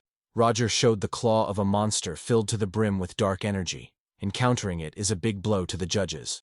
To carry out his plan, Roger asked Stella to steal Neod's hem, which she did, even though she wasn't sure. Zelos was angry that they had touched the god's belongings, but Roger asked her to calm down, for it was simply proof for everyone. Magayan was the one who mixed these two products in a magical artifact, a fusion pot. If the energy was not compatible, the items would burn up in an instant. If the properties were the same, they would merge. And as soon as the two seemingly opposite items entered the vat, they mixed and merged together. Even against the evidence, Denzel was against it, for one cannot betray a god in this way. Roger asked Denzel to find evidence if he was on Neod's side so that he could be completely trusted. Physis was also excited by the passions leaning in the White Garden, wondering when it would all end. Flora said that she and her family did not care. The main thing was for the heavenly world to stabilize. Roger asked them to follow him, for they would be able to regain their balance and return the heavenly seeds. But all efforts against the god Neode proved futile, and the entire group of judges suffered a crushing defeat. Neode asked his children to rid themselves of their sins, and to forgive the chicks, so that together they could fall and become sinners of the 9th level.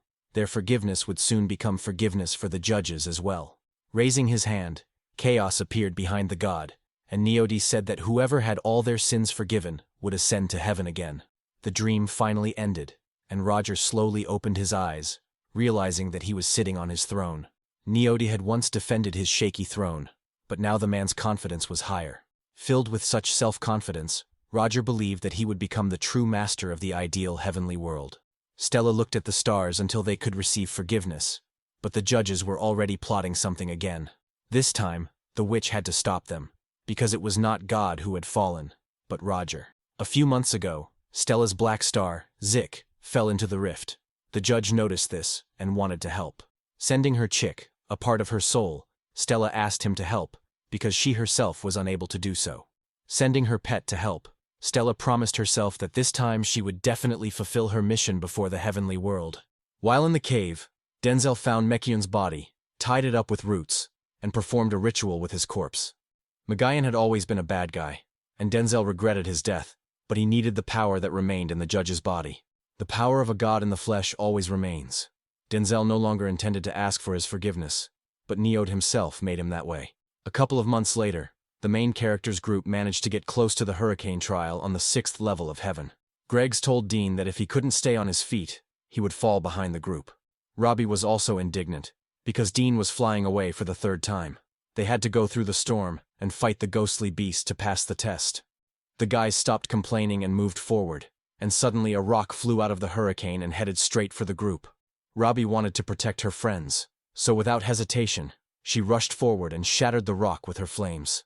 But as soon as the fiery particles hit the hurricane, the entire sandstorm began to blaze with bright fire. Greggs realized his friend's mistake and shouted at Robbie to duck, then drew his sword. Swinging his sword, Greggs collided with the hurricane, trying to stop it from reaching his friends. One stone still managed to fly past Greggs and fly straight into the unsuspecting Dean. Robbie asked him if he was okay. Dean just replied that he was fine. The group remembered what had happened a couple of months ago when Zeke sacrificed himself to save them. Soon the dragon disappeared, and the guys were left alone, not fully understanding what had just happened. Immediately after their return, 4 unfamiliar people appeared before them. Without saying a word, these heretics began fighting with the group, striking Greggs first. This group were new followers of the god, Kademos, and in this heavenly land, Zeke's group was evil. One of these followers turned out to be Dean's father, who immediately noticed his son, and his expression changed. While Kademos was fighting Greggs, another group, the Kumaradia, appeared next to them. The leader of this group declared that they were going on a reconnaissance mission, and that Kademos could not do whatever they wanted.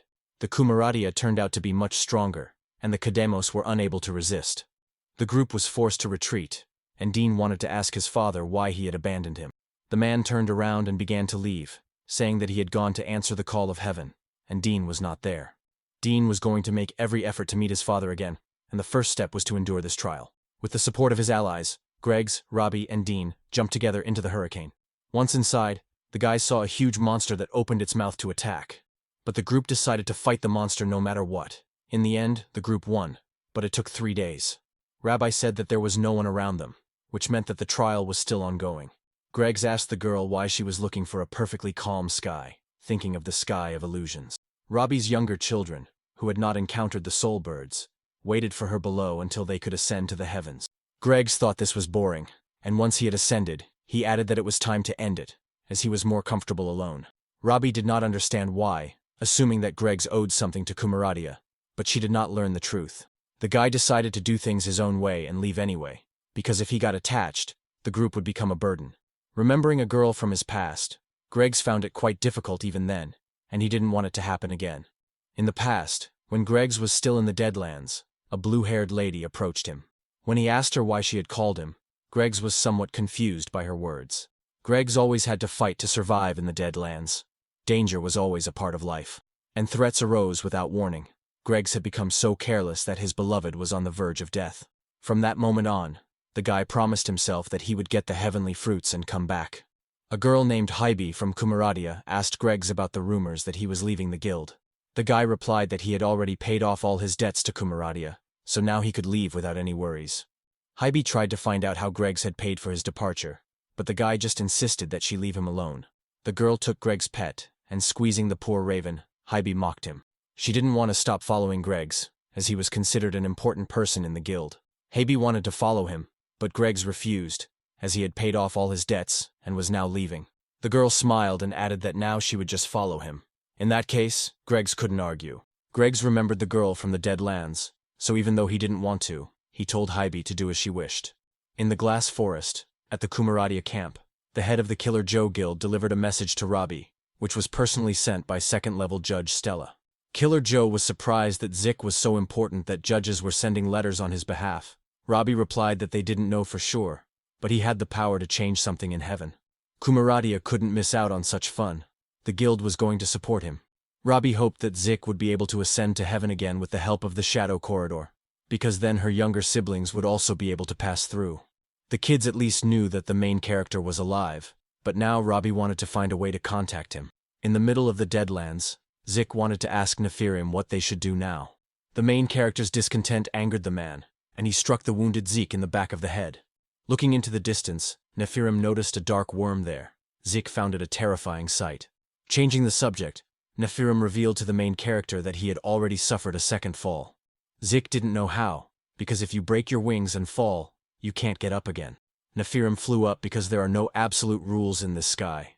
The higher you rise into the sky with the bird of your soul, the more difficult it becomes to separate a person from their pet. Initially, they were one soul, and as they approached the heavens, they merged into one of their original forms.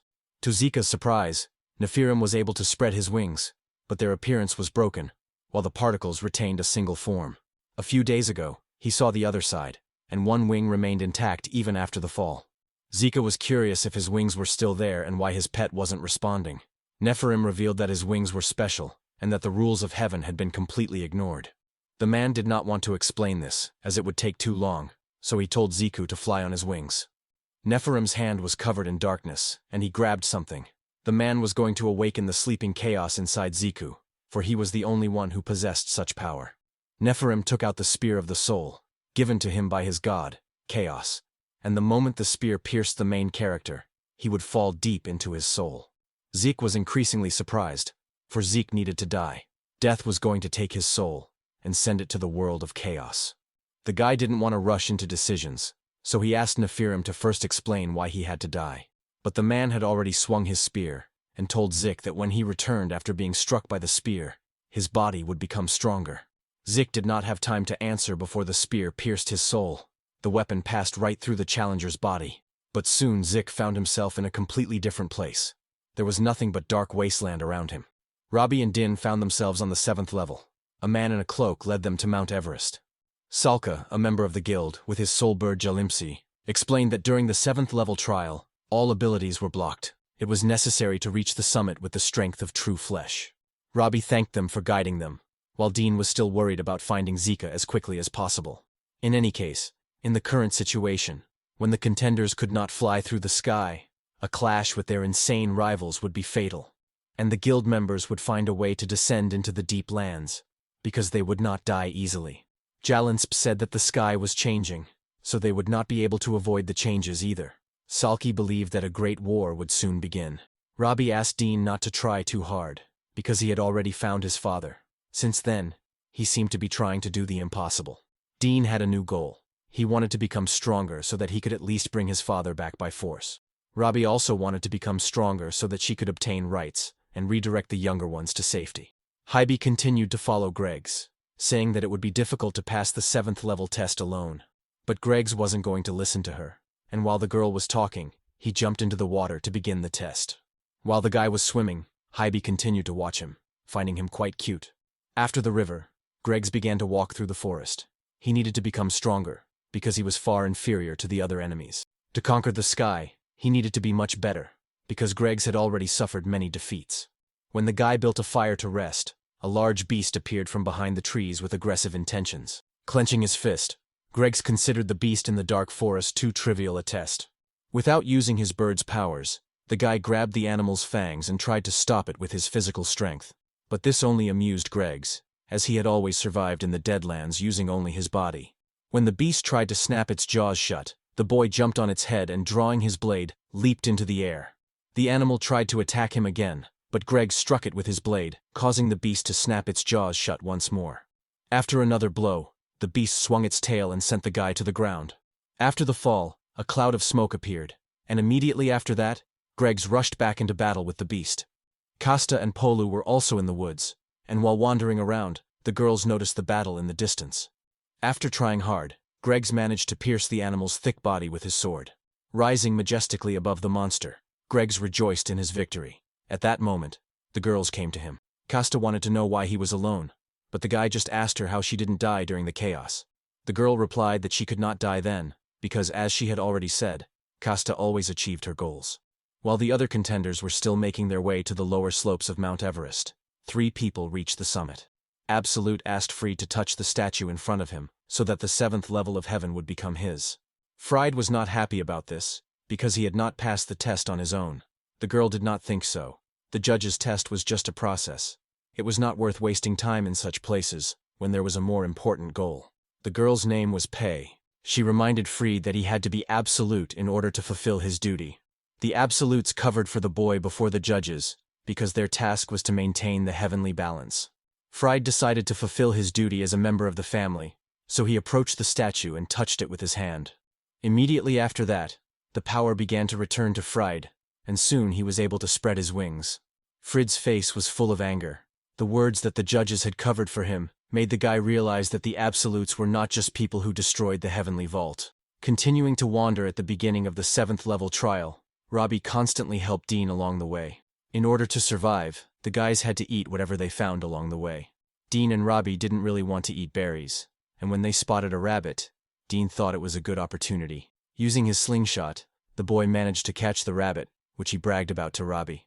But their joy was short-lived, because a huge beast appeared behind Dean, which was apparently the rabbit's parent. Robbie finally realized that the entire 7th-level forest was teeming with hungry beasts. The girl had to risk her own life to rush forward and save Dean. But Robbie didn't have enough speed to dodge the attack harmlessly, and in the process, her shoulder was injured. Besides, Robbie's injuries didn't matter, as the huge beast was still in front of them. The kids didn't know what to do, as they had no active abilities due to the limitations of the trial, which made the fight much more difficult. The beast attacked immediately, and Robbie took out her hammer and managed to dodge the attack with a nimble jump. Finding herself above the beast, the girl began to strike it repeatedly with her hammer, causing the animal to block her attacks. But without the coveted firepower, Robbie's usual hammer blows were not enough to fight such an enemy. To stop the monster from attacking again, Dean used a slingshot and shot it right in the eyes. The guy said that there was no need to fight everyone, and that in danger, it was necessary to run.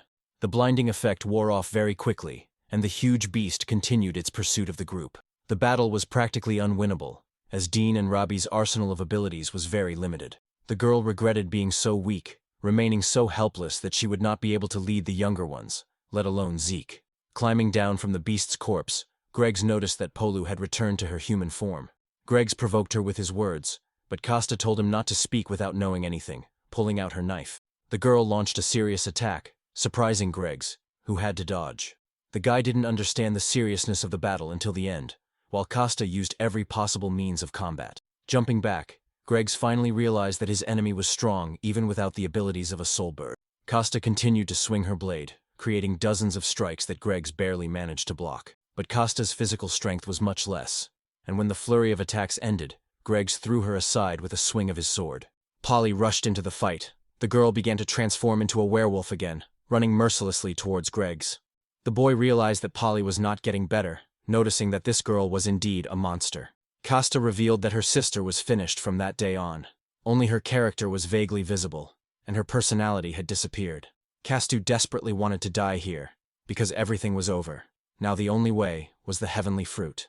And to get that fruit, Greggs would have to become a sacrifice for Costa's growth to the heavens. A planned attack would have been enough, but due to limitations, Paul's attack was not as powerful. If he was beaten, he would endure. By going beyond the limits of his body, Greggs would be able to win. This kind of risk was not significant, but Greggs continued to stick to this plan. With tears in her eyes, Costa continued to attack desperately, but the challenger was getting better and better at dealing with the attacks. Seizing the moment, Greggs counterattacked the girl and threw her back, provoking Paul with this blow. But while the werewolf swung, Greggs swung his sword and struck her directly in the body. The wounded Polu fell to the ground, and Costa immediately got up and stood in front of her sister to protect her. Greggs no longer wanted to continue the fight.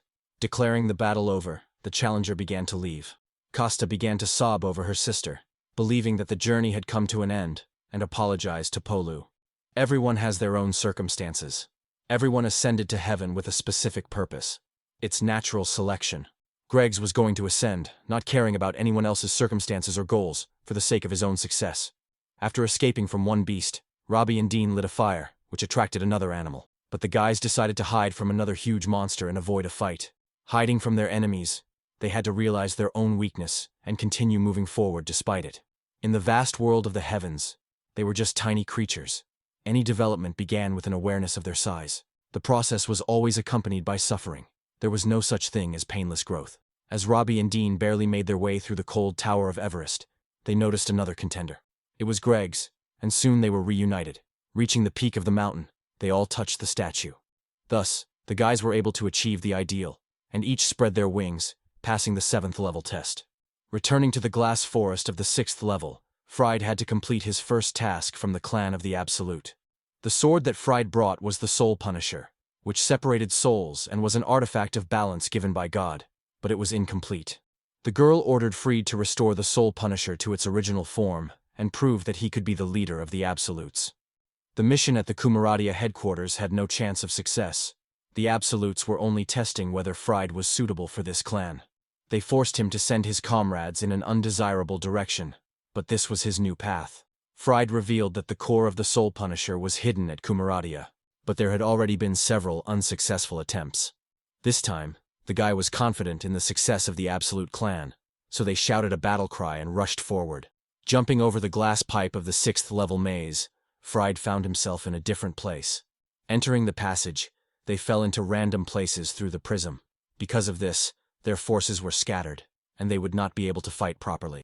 Salki was already waiting for the absolutes, saying that after many times, he was again saying that the guild could not give them what they wanted. Fried threatened that he would leave quietly if they returned his family heirloom without a fight. Salka refused, because Fried was going to give it to the judges, who would simply destroy the heavens.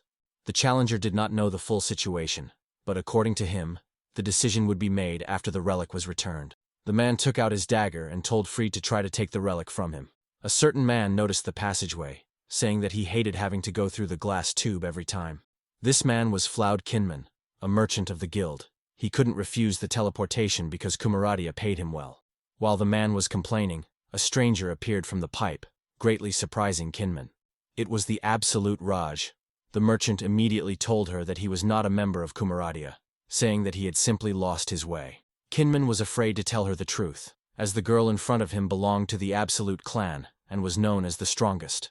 Looking back, Raj realized that the operation had failed again, but the girl was not too discouraged. While the girl was talking, the merchant listened carefully and agreed with every word. In the battle with Salka, Fried could not defeat him and only exhausted himself during the fight. The man was upset that this was Fried's maximum, realizing that it was time to let Salki go. Creating blades in the air, Salki was going to continue the fight with the persistent member of the Absolute clan. Barely blocking the attack, Fried jumped back, gritting his teeth, still unwilling to give up. It didn't matter to the guy whether the Absolutes wanted it or not, he was going to achieve his goal. Fried wanted to destroy the Kumaradia guild to restore justice to the Absolute clan. Salka did not think it would be fair for the Absolutes to take the relic. After all, they were only the minions of the judges. Fried declared that his justice was to maintain balance. He was simply trying to return everything to its original state. Salka tried to find out what the original state meant to him, the time when there was a heavenly world, or the original form, before its formation. Fried did not know the answer to this question, because he was only doing his duty by attacking Salka with all kinds of attacks. But the man had long understood that Fried's attacks would now be useless, no matter how many times he tried. The realization of his weakness forced the guy to expand the range and power of his attack many times over. A lot of force was put into this attack, but Salki continued to jump back and dodge. The light attacks continued, but Salki managed to dodge each one.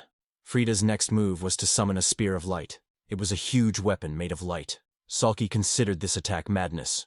He swung his blade, creating destruction that countered Fried's attack. Fried focused all his strength on the collision between the spear of light and Salka, adding more and more power. To catch his opponent off guard, Fried dispelled the spear of light and lunged forward with his sword.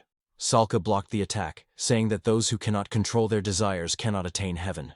The man believed that Fried would forever hide and live in the shadow of his family, but the boy replied that he knew nothing, since Salki was seeing him for the first time. After several clashes, Salki sensed the hesitation and uncertainty hidden within Fried. Even according to Salki, the guy was definitely strong, but that wouldn't help him ascend to heaven. Fried begged the man to bring him the artifact, and he would do everything in his power to ascend. Salki tensed up a little because Fried had only one desire, which remained an illusion. A precise strike was dangerous, so the man still couldn't relax in his battle with Fried. The guy used another spear of light, comparable to a drill, but Salka was already prepared for it. Gathering his strength, Salka swung his sword and created a wave to block the spear of light.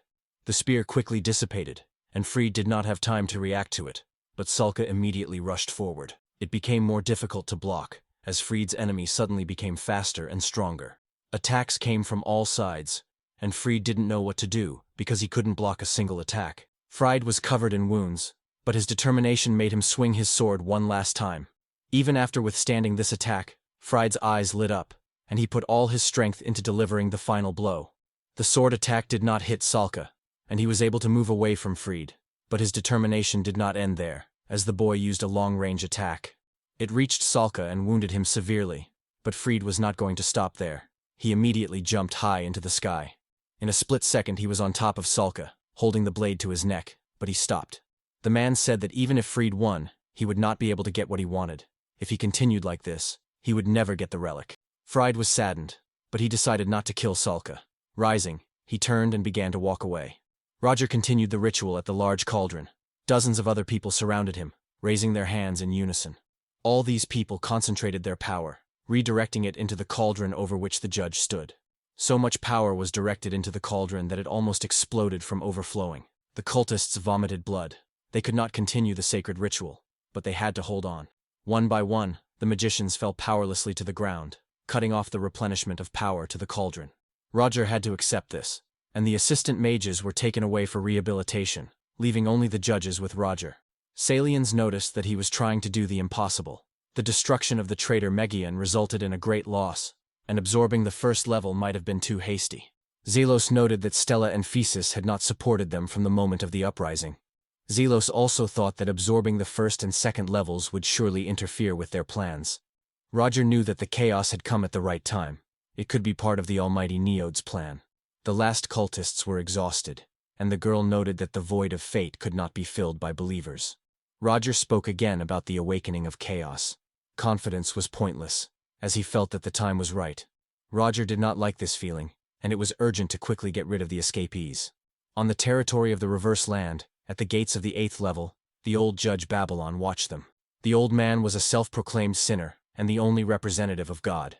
Mountain wanted to know how Roger planned to eliminate Babylon. There was no one among the judges who could pull off such a feat. They would wage war by combining the powers of artifacts and judges. Babylon received absolution from sin directly from God, so in heaven he wielded the second most powerful authority after God. Babylon had fought magicians in the dark world many times, so it was obvious that his power was greater than that of the other judges. Mountain asked for everyone's support, and to convince them that Roger was the right person to stabilize heaven. Roger promised that he would do so. The stone man simply said that he would believe those words. However, the man really did not know how he could defeat Babylon, because in the end, it was just a battle for power. Even deep in thought, Roger sensed that he was being followed. It was Denzel, who was skillfully hiding. He himself did not understand how Babylon could be overthrown if his power surpassed that of all the judges.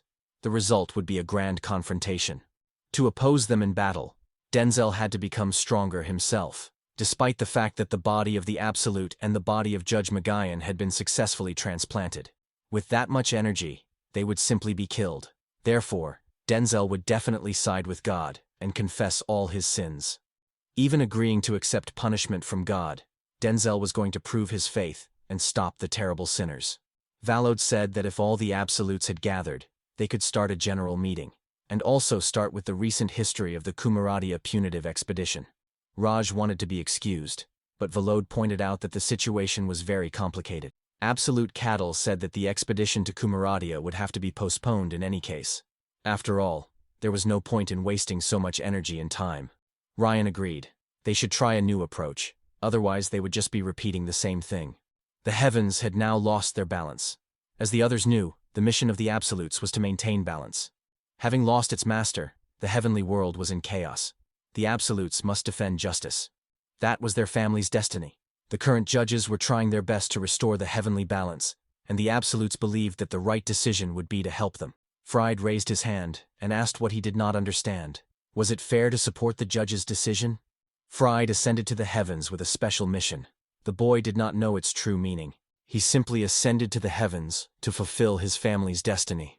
Valode deserved the right to be the leader, but it was too difficult for Fried to start by unconditionally accepting the words of strangers. According to the leader, the birds of light were passed down from generation to generation.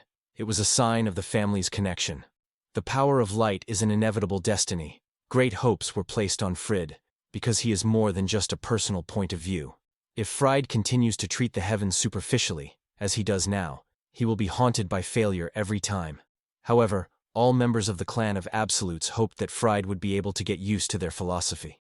The contender could not accept that he could not have his own thoughts. The fall of the main character was distorted even at the first heavenly level, Icarus, creating a crack in the sky. The assistant told the judge that they had big problems, which Mr. Physis himself fully understood.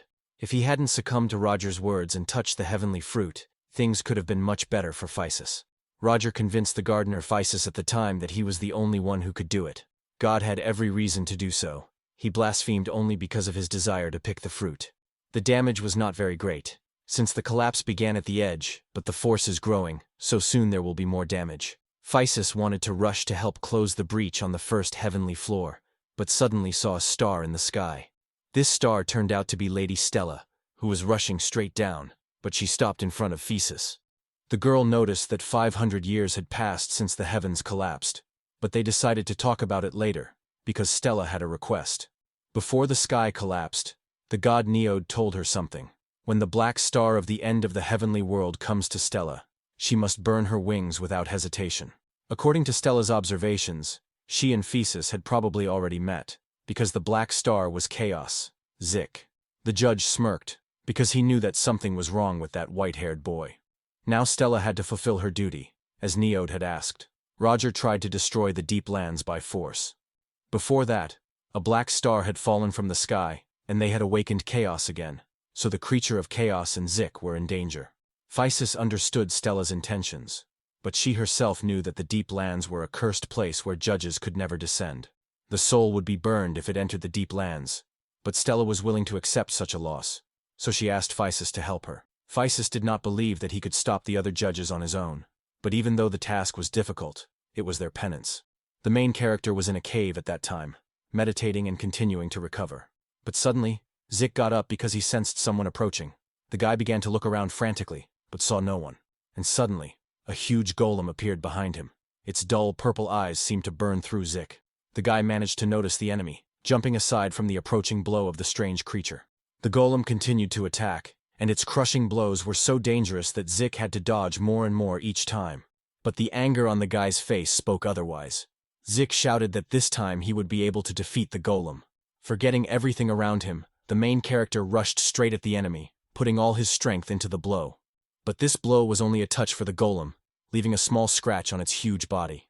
The golem raised its hand, and purple bandages began to wrap around it, as if creating a glove.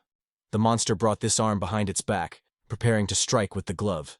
Zeke took this as a challenge and also took a stance. When the enemy struck, Zeke was immediately struck by a force he could not resist. After that, the guy woke up in real life, not understanding what he should do, because Zeke couldn't move forward.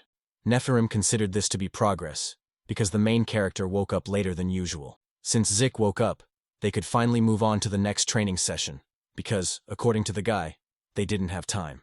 The next training session turned out to be sparring between Nephirim and Zeke, and every time he got tired, the main character rested.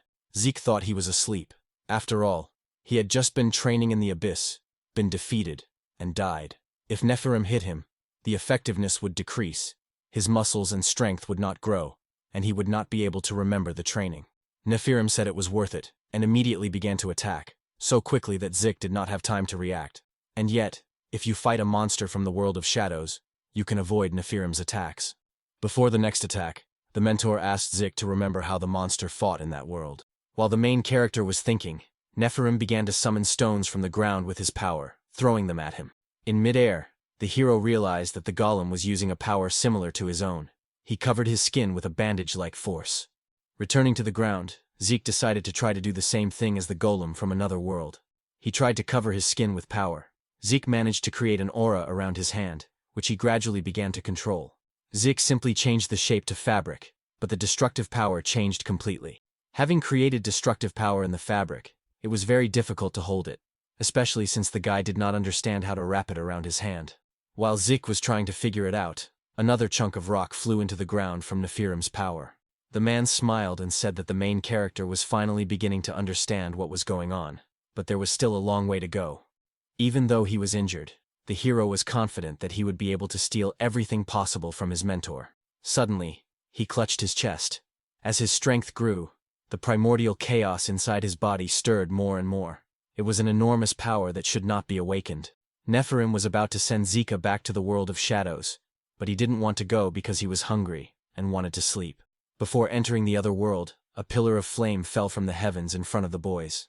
The smoke began to dissipate, cracks appeared on the ground, and a ring of fire appeared, inside which someone was lying. Zeke came closer to take a look, and suddenly he saw Mrs. Stella lying helplessly. Watching the graph in front of him, Roger realized that Babylon was stubbornly blocking his invasion. But even so, those who had penetrated the first level would not be able to defeat him. Roger had to wait for those who would quickly reach the 8th level. They wanted to overthrow him, and the gate had to be crossed with the forces gathered so far. The leader of the Absolute Valodes entered the office. As it turned out, Judge Roger had summoned her personally. The man explained that the current heavens were in too much turmoil. The destiny of the Absolute clan was to maintain the heavenly balance. But a creature awakened in the heavens, summoned by chaos. Chaos was gathering strength to plunge the heavens into complete silence. Until then, Roger would maintain the balance. However, he did not know how the awakening chaos would try to consume the heavens, for it was still weak. But the primordial chaos was at least his soul, which was in the deep lands. Volode was ordered to go down there and calm it down in order to become a legend. Volode did not really want to be a legend, a myth, or anything like that. The girl believed that she would restore the heavenly balance. Therefore, the leader of the Absolutes would take on this task for the sake of serving the heavens, not for glory. Roger was sorry that a sacrifice had to be made, but Volode was only concerned with the heavenly balance. He sensed the growth of the power of chaos, so he took extreme measures to deal with it as soon as possible. The power of the main character already surpassed that of the judge, and the Absolute would descend upon him herself. But to make sure it worked, and for his own peace of mind, Roger wanted to send another judge. Judge Salian was in his sonorous garden, painting a portrait of Zelos in one of the houses. Suddenly the doors flew open, surprising the judge, as the house was considered a secret place that no one knew about. Roger did not think that Salian considered him so naive that he dared to create a secret place at such an important moment in the conquest of heaven. Salian did not want to forgive Roger for this, for he had invaded his personal space. The judge was so angry that he decided without a second thought to attack Roger for his insolent behavior. Flashes of power began to appear around him, striking the man, but he managed to raise his hand to block them. To provoke Salian, Roger asked him if Judge Zelos liked his quick temper. Salian said that Roger knew nothing and continued his attack, turning the ground beneath his feet into an abyss. Roger was in pain, but he continued to endure the attack and moved closer to Salian. The judge understood that even if Roger withstood this attack, he would at least be able to punish him for his disrespectful behavior. As Salian continued to attack with his flute, Roger finally approached him and grabbed his shoulder. Roger knew that Salian wanted to win the girl's heart, but Zelos's only love was the god Niode. Salian already knew this, so his interlocutor decided to respond immediately with the most important thing, offering Salian to become Niode. This interested the man, so Roger began to confess that chaos had awakened below the heavens and the deep lands. Chaos, parasitizing in humans, was a part of the god Niode. The vessel of chaos needed a part of the god's soul. If Salian absorbed this man, he would take on the traits of Niode. The man was skeptical of Roger's story, because he did not believe that such a thing could happen. Roger added that Zeke was just a vessel he didn't need, but for Salian, it would be a good opportunity to win Zelos's love. A smile appeared on his face. Salian understood that these words were true, and immediately agreed to Roger's proposal. Roger gathered all the judges and the clan of the Absolute, declaring that the danger was growing by the minute. And to get rid of the chaos, Roger ordered a punitive squad to be sent to the deep lands. When Roger finished his speech, the Absolutes clenched their fists and shouted that they served the heavens. Among the Absolutes was a spy for Kumaradia named Shade, and he understood that they were in big trouble. Soon, the spy arrived in the glass forest, rushing to the headquarters of Kumaradia. He told this news to the killer Joe, and they confirmed Stella's words. Robbie became nervous, adding that Roger's henchmen were going to get rid of even the small shoots. The head of the Kumara clan, Joe, decided that the entire guild should unite against the Absolute clan. Later in the hallway, Robbie and Dean asked Greggs for help in rescuing Zeke because he was strong. The guy replied that he couldn't go, as he was only going upstairs, so Robbie was left alone with Dean. Waving her hand, the girl said that Greggs had survived only thanks to Zika's help, and now he didn't want to repay the debt. Calling Greg principled, he turned around and said that he might go to Zeke's rescue after all. And so, something grand began in the heavens. The heavens moved, holding their breath. In an instant, the news spread among the guilds. The contenders, led by Kumaradia, gathered. They agreed on the goal of preventing the judges from controlling the heavens. One of those who agreed to punish the judges for their actions was the leader of the Fladu Guild, Afalcio. The head of the Behemoth Guild, Nordic, and a member of the independent clan, Rowan, also came to help. The ice castle continued to blaze with intense activity.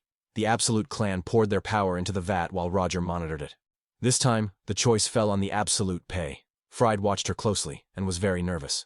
Zelos began to talk about the sacred ritual. Only the Absolutes, who share the divine soul, can perform it. Pei was the victim, and with tears in her eyes the girl said that it was a great honor for her. The preparations for the descent to the cursed land were complete. Now Zelos had to make a sacrifice with her scythe.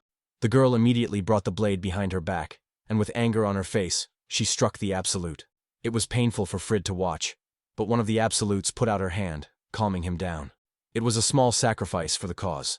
But Frid did not consider this cause normal, not understanding what they were serving. Pei was like a sister to Ryan, but she continued to believe that sacrifice was necessary and meaningful. As soon as Pei's body fell into the cauldron, he released the power that needed to be stabilized.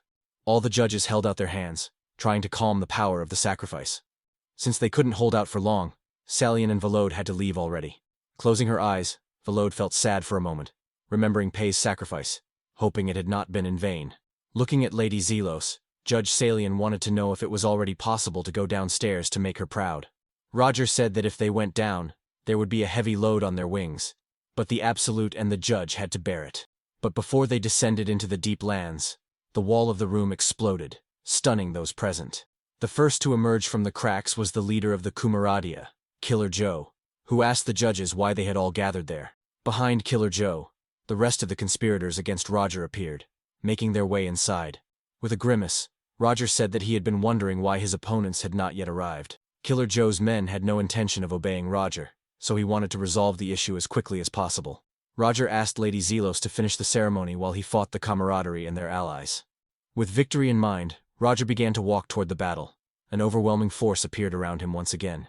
Joe asked everyone to gather, as their goal was not only to stop the judges, but also to protect lives. Roger called for the Absolute Raj, who instantly appeared before him. Nordic and Rowan were surprised that the Absolute clan were servants of the judges, obeying their orders. Raj said that there was a difference in their positions, so she couldn't do anything. But after finishing her long speech, the strongest one jumped into battle to fight Joe faster. The Absolutes also rushed into the attack to help their ally, but Fried remained in place, confused. The challenger didn't know what to do. He couldn't participate in this battle because Fried couldn't betray his family and couldn't risk his friends. Raj asked the enemies if it was necessary to do this, because they didn't need to shed blood. Afalcio did not give up, nor did his friends, because he had always wanted to fight the strongest of the Absolute clan. The independent Rowan did not even bother to respond, but instead decided to test the enemy's intentions in practice. Raj took this as a challenge. Rowan's attack flew forward, and only by putting up her sword was she blocked. To prove her strength, the girl rushed forward, deftly ending up behind Rowan. The head of the Behemoth Guild also joined the fight, shooting at Raj to distract her. Since Nordic was getting in the way on the battlefield, the strongest decided to get rid of her first. But as soon as she got close to her target, Afalcio stood up to defend his long-range ally. The guy knew he couldn't win in close combat, so he retreated, attacking Raj once more. No matter how Afalcio attacked, all his attacks were in vain. Even the strongest ones were nothing to her. The other contenders took on Roger, who was just waiting for a fight with the clumsy challengers. The first attacker was Killer Joe. The judge was ready and easily blocked the dagger with his spear. Roger ordered Joe to fly, then created a huge burst of power, forcing the guild leader into the air. The blast turned into a whirlwind that spread throughout almost the entire hall and hit the other challengers. Robbie and Dean barely managed to withstand this surge of power, while Greggs was simply amazed at the amount of power. Holding the guys back, Greggs asked them to pull themselves together, because they hadn't come here to give up. Robbie finally realized her weakness. If she let Zeke die, her younger siblings in the deep lands would also perish. With confidence, the girl rushed forward on her wings, creating a fiery explosion. Greggs was not as fast, but he was not going to fall behind, firing lightning from his blade. Dean also supported the guys, using laxative spells from his slingshot from a distance. But Roger thought it was all ridiculous. With a swing of his spear, another burst of power struck them. Roger's attack was so powerful that the challengers flew over the horizon. Salian and Valode waited for orders. No order followed, but they saw a portal open before them and realized it was time to go. Joe noticed it too and asked one of the allies to block the exit. The challengers rushed with all their might, but their speed was not enough. Roger declared that his enemies were too late. Zeke continued to train with Nephirim in the deep lands. This time, he was stronger. After much training, the boy finally mastered the technique of chaos, thanks to which he covered his hand with power. The main character promised Nephirim that this time he would definitely win the duel. The man was ready for the clash, while Zeke desperately rushed forward for a surprise attack. But his strike was not fast enough, and Nephirim managed to use his blade to parry the attack. Gritting his teeth, Zeke did not give up. He jumped back, preparing for the next attack. This time, the protagonist did not gather his strength for a single blow, but instead unleashed a barrage of attacks on Nephirim. The man calmly blocked the attacks one after another, and soon found the right moment to counterattack. Using his agility, Zeke regained his balance in the air and struck the ground. Raising a cloud of smoke, the main character realized that he could not win by attacking directly. He had to keep it simple. Nephirim understood Zeke's idea, waved his sword to disperse the smoke, and waited for his opponent's next move. The challenger successfully managed to confuse Nephirim, and while he was looking around, Zeke was already behind him. Hoping that Zeke had caught his mentor, he struck, but immediately missed. Nephirim landed on the protagonist's head and realized that tactics were very important in battle. But now the man wanted to teach a lesson in direct attack, after which Nephirim struck with the hilt of his sword. Stella watched the fight, saying that training was important, but if it caused too much pain, then it was too much. Returning to the shack, Stella healed Zeke while Nephirim lectured him on combat tactics. Even if you are in a hurry, you should start with a direct attack, not a simplified method. Instead of winning, Zeke needs to know how to control the situation. Zeke understood this, but even Stella asked him not to rush, because Nephirim was right. No one expected Stella to come down to them. The girl revealed the reason. She couldn't repent for her sins, but at the same time, she couldn't side with sinners again. Stella accepted the fact that she could disappear, and before doing so, she wanted to do something for heaven. From their first meeting, Stella had noticed something special about Zeke, but she only realized how important he was to heaven after he was gone. Zeke was embarrassed, saying that he was not that remarkable, only the one who slept inside him was important. Nephirim tried to find out if the treatment was over, as he still had to undergo mental training. Before the training began, a beam from heaven caught their attention. The judge and leader of the Absolute clan had finally arrived. Nephirim realized that Roger had not given up on his plan to destroy the heavens. Time had passed too quickly, and this was beyond his plan. Zeke had to undergo training at any cost, but the boy did not understand the rush to complete it. Stella volunteered to help, offering to delay the enemies while Nephirim helped Zeke with his training. When the judge and clan leader landed, they were quite exhausted after the long flight. The journey along this beam turned out to be much more painful than Roger had said. Salian wanted to take revenge on him when he absorbed the forces of chaos and returned to the top. Stella appeared before them, noticing that they had gone so far. She was interested in only one question. Did they plan to overthrow the heavens? The judge's face immediately changed when he saw the girl. He joyfully asked her how long it had been since they last saw each other. But Stella had no intention of talking to him. She tried to attack him, surprising the judge. Preparing for another attack, Stella turned to the musician of the heavenly world, the sinner Salian, saying that his plan would not work. Nephirim was standing next to the main character. There would be no other opportunity. This time, everything had to work out. Zeke looked fearfully at the golem in front of him, but the man convinced him that he had to reach this level. Wrapping his hand in the powers of chaos, Zeke declared that he would definitely defeat the golem in front of him. Stella continued to fight two opponents, actively using her magic. Volode did not expect such a quick attack, and the judge threw star fragments at her, exploding them. But behind the cloud of smoke, the leader of the Absolute clan was perfectly fine, retreating backward. At that moment, the musician attacked from the side, using his flute as a weapon. Stella managed to jump away from the musical blow, but she couldn't attack in return. Volode had already approached, and while Stella was dodging, she jumped to deliver the next blow. The clan leader's speed was greater, and Volode managed to deliver a direct blow with her blade to Stella's body. Salian asked the girl to consider whether it was worth bringing things to this point. After all, they had been good friends in the past. The judge felt sorry for her and suggested that Stella not fight them, but go together to the same sky. The wounded Stella got up and asked whose sky it was. This sky, created by the god Neode, or as the judges thought, the shared sky of Roger and the judges. Salian was tired of hearing about Neode. He was the one who created the heavens for himself. The judge was already sick of hearing stories about him. While Salian was shouting, Stella took advantage of this and suddenly attacked him with a star. The girl decided to try to stop the judge and Volode. She healed herself to continue the fight. Volode expected this level of skill from a heavenly healer. Her abilities were a constant headache, and to defeat her, more aggressive attacks were needed. The girl asked Salian to tie Stella's legs. The judge didn't like taking orders, but he decided to use this strategy. Using the technique of silence from the land of silence, a purple streak began to rush after Stella. The girl jumped into the air, and while she was focused on Salian's technique, Volode had already approached her.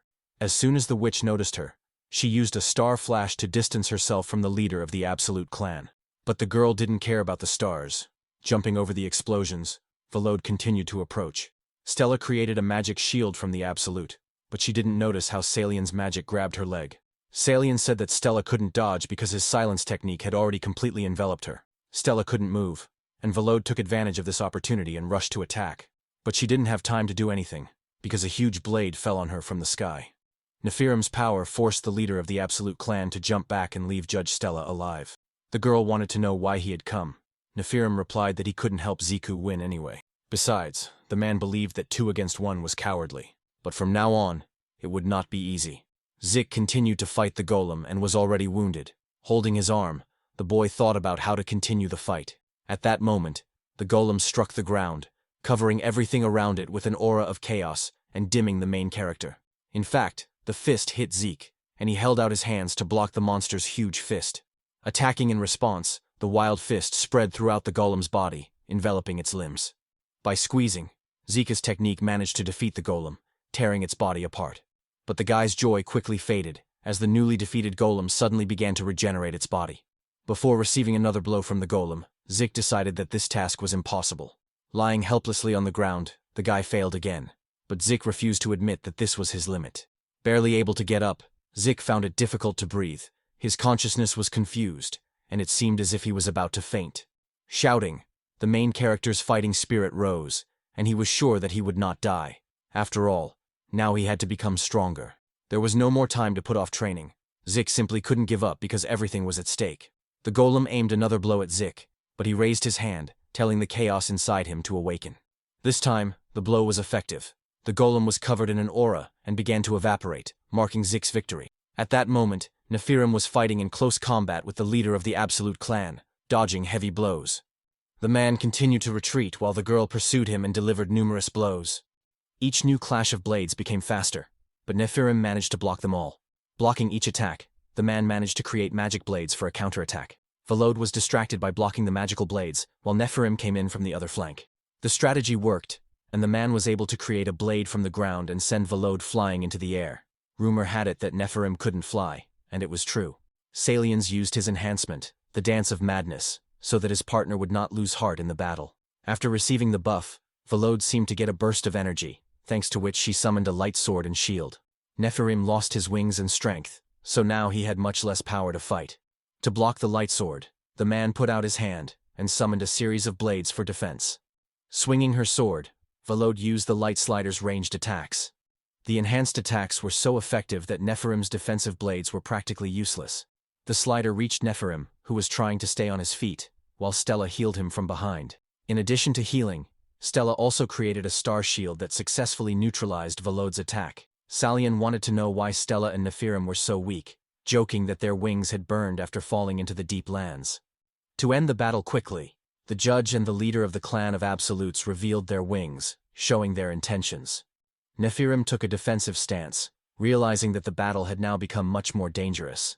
Now Volode's sliders had become much stronger, completely covering the ground and forcing them to defend themselves with all their might. Salian's attack proved to be the finishing blow, striking Nephirim and Judge Stella with his flute. The witch lost consciousness. Volode stood over her and brought her blade to her neck, intending to kill the girl. Nephirim tried to help Stella, but Judge Salian used the magic of his flute to immobilize the man. The immobilizing magic of silence was also offensive, beginning to wound Nephirim while he was unable to resist. Before losing consciousness, the man turned to chaos, saying that this was all he could do. But it was enough. Suddenly the shack disappeared, and in its place there was a surge of chaos energy. The very essence of chaos burst forth from the ground, creating clouds of dust and strong gusts of wind around it. Lady Stella came to her senses and saw a huge dragon. She realized that it was Zeke. Opening its mouth, the dragon began to gather power inside it, forming a chaotic ball. Salian became agitated, because Roger had said that Zeke was just a shell, not true chaos. Looking at the dragon a little longer, the judge began to fear more and more, because before him was primordial chaos itself. Volode felt the power in the dragon's mouth, and it was surprisingly pure. It was a power that knew neither good nor evil. Salian began to fly away in panic, and Volode rushed after him, because they understood that they could die. But it was too late. The dragon had already released its accumulated power, a powerful beam that tore everything in its path.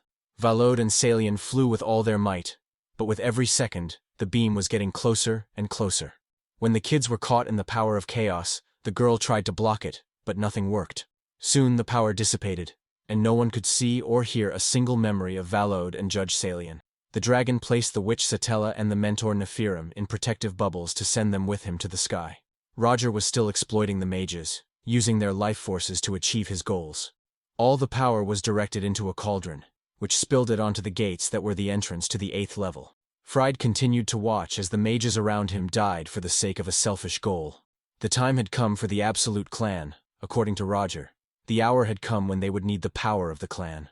The Absolutes had to open the tightly closed door to the 8th level with force. A force they had received from Neod long ago. Then the mission of the Absolutes would be accomplished. Roger watched Freedom, knowing that he was the next leader of the Absolutes, who would replace Velode. To restore the heavenly balance, he had to be on his side, no matter what. Freed hated him because Roger tried to get his own world by killing others. But now he couldn't stand up to him because of his blood relatives and his own weakness. But he was sure that a chance would surely come, and Fried would be able to deal with Roger. Still, the Absolutes could not oppose Roger's decision and began to interact with the gate. Thanks to their power, the gates to the 8th heavenly level were opened. Roger began to walk, followed by the other judges. The 8th level of heaven was a field of emptiness, headed by the old man Babylon. The old man sat calmly, noting that Roger always stuck his nose where it didn't belong. The man wanted to know what Babylon had done, for he could not destroy the 8th level even with an artifact. He had no choice but to enter the gate himself. Babylon mocked Roger's haste. In fact, the 8th floor was one with Babylon. Therefore, to destroy it, it was necessary to kill the judge. Roger called Babylon a mere servant of a fallen god, a relic of the past that must disappear. Babylon rose, sincerely calling Roger poor and pathetic, but he decided to accept his challenge. The camp of the comrades was full of wounded after the failed mission in the Ice Kingdom and the battle with Roger. Joe wanted to know how many casualties there were. Hybe replied that they had not followed through. Even though there were survivors, there were too many wounded. Dean wasn't badly injured, but standing in front of Greggs and Robbie, he sobbed and apologized to his friends. Continuing to cry, Dean blamed himself for his friends being left with such serious injuries. After all, when they started losing, Killer Joe ordered everyone to evacuate, which Dean also tried to tell everyone. But a girl from the Absolute Clan hit him with a long-range attack, knocking Dean to the ground. Noticing that Dean had been hit, Robbie rushed to his aid without a second thought, while Greggs defended himself. Greggs also followed Robbie, and together they had to face a member of the Absolute Clan. Joe understood that if the heavens fell into Roger's hands, they would turn everything upside down, but they had to try again, regroup, and fight. Thesis also joined the conversation. He needed to repair the city, so he arrived late. Joe wasn't worried about that, because it was much more important that Thesis was not on Roger's side in this war. While they were discussing their plan of action, a hole appeared in the ground as the Chaos Dragon broke through the layers of the heavens. The dragon landed right in front of the leader of the Chimera and the lazy judge Thesis. The clan of the Absolute and the judges began to climb the bridge, entering the 8th heavenly level. Suddenly, the Absolutes realized that they hadn't seen Fried, and no one knew where the boy had gone. He had run away. Fried had seemed anxious for a long time, but no one expected him to run away. Velode had to return, as the Absolutes were now without a leader. At that moment, Fried was at the peak of Mount Everest, standing in front of a statue that signified the end of the trial. Falling to his knees, Fried began to cry out in anguish, because there was nothing he could do. The young man could only watch as his allies were beaten, standing helplessly by. While Fried blamed himself for what had happened, Ruin appeared before him and asked why he was having a hard time. The bird began to grow, and Ruin said that wings in the heavenly world symbolized free will. Ruin grew from a small chick into a majestic phoenix, declaring that Fried's freedom was within him. Ruin was going to go with him to the sky, which he really wanted. After all, Fried is the one who can become the Lord of the Heavens. The battlefield of the 8th heavenly level was already littered with the corpses of the participants of the Absolute Clan. Not a single person present had ever seen such a fierce battle before. Roger continued to swing his spear, but Babylon blocked these devastating attacks. Shooting a beam from his spear, Roger used the ancient frozen spear technique. Babylon held his book up to the blow, completely neutralizing Roger's technique. In addition to neutralizing the attack, the judge's book redirected the full force of Roger's attack back at him. When the beam ended, Babylon's gaze became surprised, for his enemy was no longer there. Roger was now behind the old man, swinging his spear for the final blow. Babylon did not have time to turn around, and the blow struck him precisely, leaving a hole in the old man's body. The judge tried to deliver the final blow, saying that Roger was still good in battle with the strength that God had given him. Babylon released a powerful beam, which Roger could barely dodge due to its speed and size. The man suggested that Babylon was now so weak because God was not in front of him. The old man said that God was part of the heavenly world. The fallen always lost, and Roger's world would never come. Roger rushed into the attack again, saying that the fallen were Babylon with their god, and they had to accept it. The two sides clashed one last time, putting all their strength into this attack. The waves from it were so strong that no one could even get close to them. After the blow, Roger remained standing, but he was greatly weakened. Wounds appeared on his body, and the man was breathing heavily. Babylon, however, had lost. His weapon was broken, and his body was pierced by a wound that was too large. The old man couldn't fulfill his role, and he tried to ask God for forgiveness for his weakness. The god Neod left his beliefs to Babylon, but he failed in his task, leaving this world. Roger won, and he will finally be able to build his world in heaven. After all, he destroyed all barriers with his own strength. After all the trials that Neod had created, Roger was ready to become a greater being than himself. Opening the gates, the man declared that he was the master of heaven and would now create a new, perfect, and uncorrupted heavenly world. Finally, he went inside and found himself on the very last heavenly level, heaven. It resembled a tree with small sprouts on it.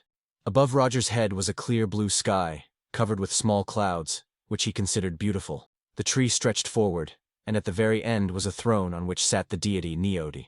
Roger noticed that he was sitting there alone, for only an empty shell remained of Neod. The deity had called everyone heavenly sinners and fallen asleep, leaving the problems to the rest. But Roger declared that it was time to repay the judges for becoming sinners without sin. Using the spear that Neod himself had given him, Roger wanted to bring him to an eternal end. The deity gave the child the name and title of Neod the Spearman, the one who would create cracks in the heavens. Now Roger carefully tried to destroy the shell of Neod, whom he had previously admired.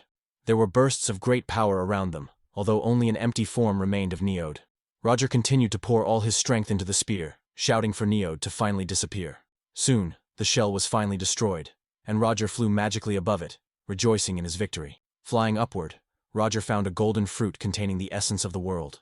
When a man tastes this fruit, the heavenly world will be rebuilt anew, by Roger's hands. All the survivors raised their hands in a battle cry, rejoicing in Roger's success, for they had achieved their ultimate goal. Denzel was in this crowd. He was furious that Roger dared to encroach on God, for he would surely be punished by heaven. Rumors were already circulating about the appearance of a dragon. The heavens stirred, and a dragon appeared. This happened because the judges united the heavens and erected a new god.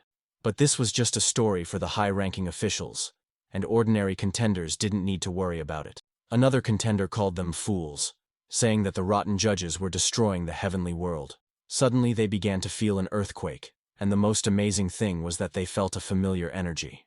Running out into the street, the Chaos Dragon appeared before the contenders, led by Zeke. He declared that the heavenly sinners were trying to devour the sky, and that they must not sit idly by. If everyone joined forces, they could defeat the enemy and restore the heavens. Zeke addressed everyone around him. Thesis also invited those around him to join, as they needed strength. Soon, the dragon flew up into the sky, followed by many contenders who decided to believe in Zeke's power. While Dean continued to mourn the injuries of his friends, the main character made his way to the next level of the heavens. Stella used the healing star stream, creating a huge star to heal all the wounded members of the clan. A star flew to each wounded person, healing all their wounds in a fraction of a second. A bright light covered Greg's and Robbie, beginning to heal the pair. Dean couldn't look directly at it, blinded by the sight. When his friends woke up, Zeke entered the building and asked them why they were still lying there. Zeke had a big smile on his face and suggested that his friends go to heaven together. While Roger absorbed the power of the sacred fruit, the absolutes bowed down before him. Absorbing the power of the heavenly fruit, which contained the essence of the heavens, Roger felt a power capable of overturning them. Suddenly, the flow of power from the fruit became much stronger, completely surrounding his body, and Roger began to detach himself from the world. Roger felt nothing and everything at the same time. It was like chaos and calm, a mixture of rules and deviations that are whole and incomplete. Now Roger felt he could do anything. The divine fruit transformed the man's clothes, making his appearance more godlike. Together with the absolutes and the judges, everyone recognized that Roger had now become the new god of the heavens. Zelos asked the new deity to give her Neod, the former owner of the heavens, as promised. Roger remembered this small promise, but he was going to fulfill it after everything was over. Now they would be able to create a new heavenly world, and those who followed Roger would be its inhabitants. The deity motivated people with his words that the new heavens would be free of darkness and chaos. Denzel considered this blasphemy, for Neod was not such trash. His last task was to preserve the body of the god. But the short story about a realistic world ended with a crack appearing in the sky. The crack continued to grow, and suddenly a black paw appeared from it, frightening those around it. The crack finally grew to a large size, and inside it, you could see the face of the Dragon of Chaos.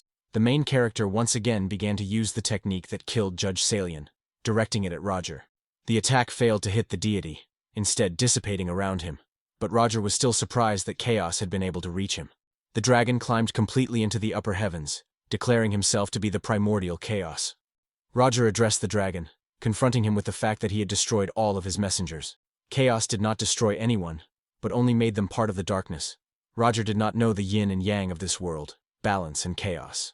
But Roger believed that in his heavenly world, darkness and chaos would be considered evil and would be destroyed. The dragon considered this absurd. The man changed the subject and said that this was the final battle for the creation of a new heavenly world. Roger and his side came forward. Almost all the judges, heretics, and the clan of absolutes were on his side. On Zeke's side were the first heavenly levels, the guild, and the allies he had befriended. The main character snorted and told Roger that there was no new heavenly world, because heaven belonged to him. During the battle, Mountain suggested that Physis also join Roger's side. The lazy judge was surprised by his determination, not only because they had disobeyed fate and committed a sin. The wrong choice at this moment would not be forgiven. Flora noted that they were just moving along the established flow, which was the right choice. But Physis refused to listen to the false beliefs of the higher judges and decided to go against them instead.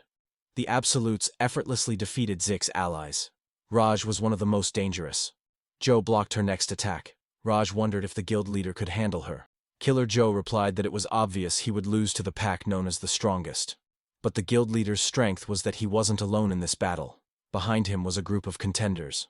Raj also called on her allies, and she was helped by heretics and absolute clan members. Dean noticed his father on the battlefield, which caused him to lose his fighting spirit, but Robbie realized that battle was inevitable. Robbie did not even think about losing, because if they were defeated, her younger ones would have no future. Chaos noticed that he and the main character were one and the same, and that they had one goal, to defeat Roger. Zeke was tired of Chaos constantly interfering. After all, he wanted to overthrow him anyway. Roger considered Zeke a poor little bird that Chaos was using as a shell. Therefore, he wanted to become the hero who would free him from captivity. Pushing his spear forward, Roger unleashed a burst of divine power at the main character. Zeke easily blocked the divine explosion and immediately flew out of the cloud of smoke after the impact. Flying closer, the main character struck, but the streams of chaos energy scattered in different directions and did not reach their original target. Roger thought this was ridiculous. He summoned his spear and was about to strike back. In a single moment, one strike turned into a barrage of attacks that Zeke couldn't dodge. The main character had to endure and block the blows, accumulating strength within himself. Zeke flung out his hands of chaos, which reached for Roger, and the guy declared that he was just an obstacle in his way. Roger shattered the dark hands with heavenly light, declaring that the power of chaos was the wrong path. Zeke had to block another blow, only this time he suffered minor injuries. If Zeke survived, Roger believed it would be a pointless continuation. Immediately after these words, he continued to strike while the main character absorbed the blows. Each blow hurt the guy more and more, but he was sure he wouldn't stray from his path. Roger wanted to know why he was risking his life in a futile struggle. Zeke had to think about his life and the pain that the heavenly world had caused him, about the many sufferings that held him back. After all, they just want to restore that order. The main character was surprised and asked Roger how he knew about his past. It was a kind of message. Zeke's life had always been irrational, injustice and incomprehensible heavenly disciplines. He hated it and wanted everything to collapse. Earlier, he wanted to destroy everything with his own hands, but ironically, now Zeke was going to defend heaven. The guy came to his senses again. Roger had been waiting for this moment and told him it was time to end it. Unable to control himself, Zeke suddenly released a huge burst of chaotic energy. Roger did not understand how this was possible, because there was another heavenly entity in that cluster. Zeke did not believe in a fair life from the very beginning. Some were born judges, while others were born poor in the depths of the earth. But he overcame all of that. Zeke got here not by someone else's choice, but by his own efforts from the lowest depths of heaven. The main character absorbed the sphere, revealing even larger wings behind his back, and Roger realized that there were two absolutes in the sky. Denzel wanted to climb up to God. In the era of Neode, no soul disappears.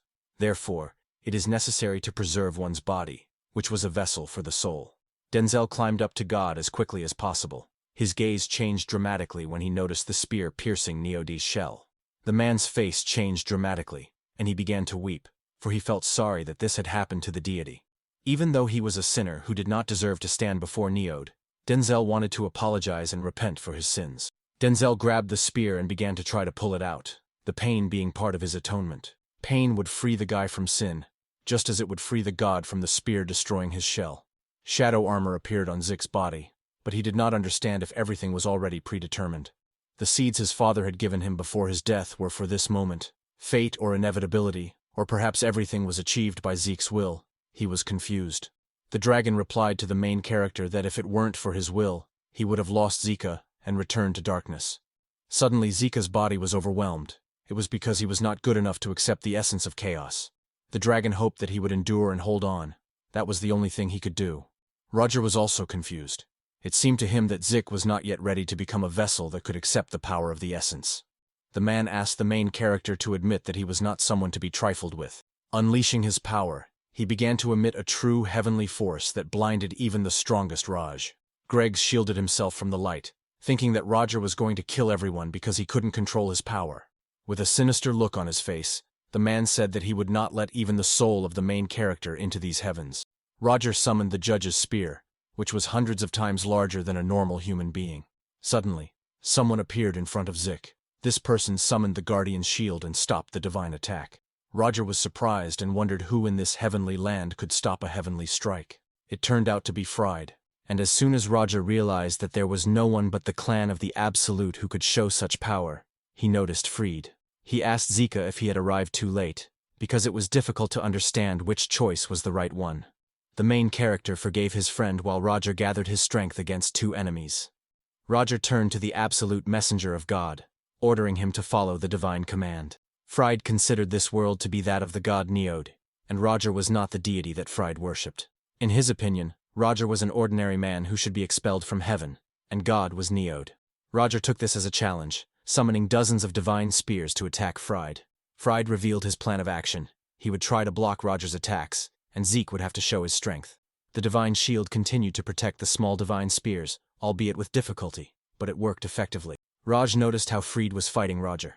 At this moment, with Volode gone, Fried was the successor to the Absolutes. That's why Raj was going to go against Roger so suddenly. There was nothing more to see here. The Absolute realized that they had made the wrong choice, sacrificing Pei and Volode in vain. The guys continued to fight, Fried summoning a multitude of attacks aimed at Roger. But for the heavenly being, these attacks meant practically nothing, and he continued to return to the battle with gusto. Fried was having enormous problems fighting Roger, and he tried to ask Zeke if he was there. Zeke smirked, asking if he could live with that, then decided to return to the fight. Roger shouted, unleashing more and more divine power, asking Fried to try to stop him. Roger transformed again, looking more and more like a heavenly being and becoming stronger and stronger. Zeke returned to the fray, and Fried wanted to know if Zeke could control his power, but it was best to prevent the power surge. The main character was sure that they could stop him, and if not, they would remain here forever. Fried was curious why the dragon next to Zeke did not act on its own, but in fact, they were one, and the dragon was now just a cluster of primordial energy.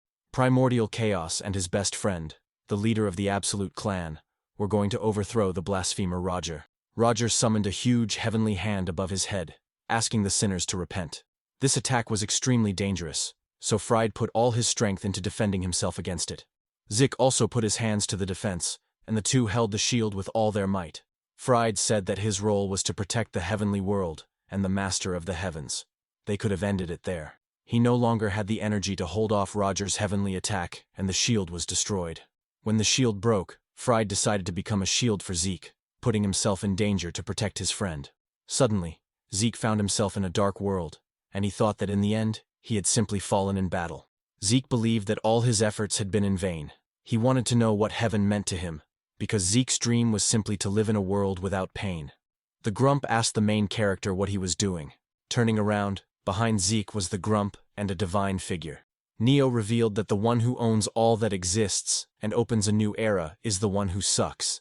Now, finally, it was time for him to stay in heaven. Penguin didn't think Zeke would understand if he expressed himself in such a complicated way. After all, he could have simply said that it was time to put everything in order. Chaos revealed that Neod would borrow his body to lead Zeke, Chaos and order would fill his vessel. Roger sensed a strange surge of power. His face changed, and he couldn't believe that such a thing was possible. The god Neod himself appeared before him. In his hands was the wounded Fried, and one wing was chaos. Neod raised his empty eyes and addressed the sinner Roger, asking him to listen. At that moment, Dean had to fight his father against his will, who was stronger than him. Suddenly, his father was distracted from the fight, noticing that his god was in danger, and he wanted to leave the battlefield immediately. But Dean caught up with him and grabbed his father, pulling him to the ground. After all, he had many questions. Dean asked his father what he was doing, that if he had abandoned him, he should have done something worthy. He was so lonely in heaven without his father. Dean had been trying his best to survive all this time. The man said it was all for his son. He tried to protect Dean from weakness, and for his sake, he believed in and prayed to a false god. Dean said that if his father wanted to do something for him, they should have done it together. But his father couldn't take a weakling with him. It would have been a burden, so he desperately moved on alone. Dean's thinking changed. He no longer considered himself a burden, as he had reached heaven on his own. The young man came to a realization and decided that he would protect himself by discovering new powers within himself. Now Dean didn't need his pocket slingshot. Thanks to his new power, he had his own magical device. With tears in his eyes, Dean decided that from now on, he would forge his own path. The heretics and Vodian honed their position and awaited battle with Greggs and Hybe. Vodian extended his water arm, creating a water strike, but his strike was rather slow, and Greggs had time to prepare for the attack. With just one blow, Vodian's water arm was cut off and dissolved into a simple puddle. The judge used the water swamp ability. The boys' legs were covered with water, limiting their movements. Vodian was sure that the challengers would die in the water. He used a water ball, covering Hybe and Greggs. They needed to get out as soon as possible, because they were starting to suffocate in the water bubble. Greggs couldn't understand Judge Vodian's abilities. His strength was leaving him, and he couldn't fly out of the bubble, so it was difficult to deal with it. Hybe had a trick for such cases. Exhaling, the girl began to evaporate the water bubble. Hybe was only able to reduce the bubble to such an extent that Greggs fell out of it, but the girl remained there. Vodian noticed that using evaporation was a smart move, but now Hybe was under his control. Hybe couldn't get out on her own because of her personality. Greggs couldn't believe that he would lose his beloved girl again. After all, he wouldn't be able to save her in time. Greggs knew he liked Hybe. Even though he had spent little time with her, he felt a deep affection for his past love. An electric crown appeared on the contender's face, and his eyes changed. He gained awareness and became many times stronger. Judge Vodian did not understand how it was possible to develop the power of a judge if a person did not receive it from God. Now Greggs was the master of the offensive. Thanks to his electric speed, he began to rush to Hybe's rescue. Stretching his arms forward, Greggs created fangs of destruction, resembling a huge tiger made of electricity. The divine speed that was inside Vodian disappeared. It was the price for betraying God. Soon, Greggs was able to save Hybe. This time, he could not allow himself to lose his love again. At that time, Robbie was fighting Flora and the heretics. Her hammer grew larger with every second of the battle. Killer Joe and Nephirim lost, and the enemies constantly insisted that Robbie surrender quickly. Flora said that the end had nothing to do with the girl's will. It was simply his final destination. The judge summoned the flowers, and this attack was aimed at Robbie, while the enemy believed they had already won. Robbie knew she would be attacked and needed to dodge, but Ram summoned his vines to stop the girl. The roots stopped Robbie, and the rays from Flora's attack pursued her. Robbie simply could not attack in such a situation. Due to her limited movement, Robbie was unable to dodge the judge's attacks, which wounded her severely. Life in heaven was very difficult. She was just trying to find the perfect world to live happily with her family, but she couldn't achieve anything by leaving her younger siblings behind. It was just an escape in search of a place that did not exist. Robbie missed her younger siblings and wanted to spend more time with them without leaving them. Flora thought that Robbie was already dead, so she went to support Mountain in battle. Rabbi's bird appeared before her. It declared that a new heavenly life would dawn after the end of the previous one. Robbie was to become God's messenger, heralding a new beginning. This was the realization of the fiery knight Robbie. The girl rose. Her hammer changed its appearance. She was given flaming armor, and her strength began to grow. The divine power granted to Flora began to fade, her energy quickly disappearing. Watching Robbie prepare to strike Flora, she realized that this was her punishment. After defeating another judge, they were all punished for their choice, and Robbie promised that she would definitely return. Thus, new messengers of God appeared. The foundation was laid according to the divine plan, and Roger found himself in the minority. Roger still believed that the heavens of Neod had collapsed, and everything had come to an end. contrary to what was happening before his eyes.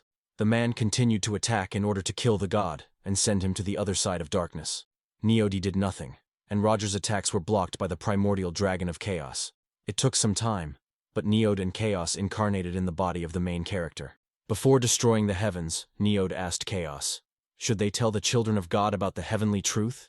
Chaos was against it, as these children could not control their desires, and harmony had not yet been established in the world. These children did not yet know how to control their desires, but the dragon did not care if the children tried to challenge him. The dragon would personally pass judgment on them. But God Neod was sure that this would not happen, as he trusted his children. In the eyes of Chaos, the children were simply throwing mud at Neod's faith, as if it were a handful of ashes. God had no choice but to hide the existence of Chaos from that moment on. Cracks appeared in the heavenly land, and he was going to let them know when everything was back to normal. Roger believed that the god was trying to hide the instability of the world from them, but now the heavens belonged to him. Splashing his anger, Roger continued to try to attack God, but his attacks were useless. Roger wanted Neod to disappear, so the man simply began to attack more and more often. But all these attacks were blocked by the hand of the primordial chaos, and God remained unharmed.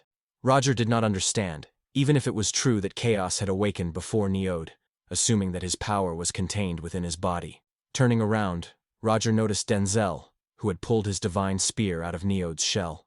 The deity noticed that Roger's desire had destroyed him. Neod had given him countless chances, but he had used them all and destroyed the order. Roger kept saying that he had absorbed the essence of the heavenly world, that he had all the power.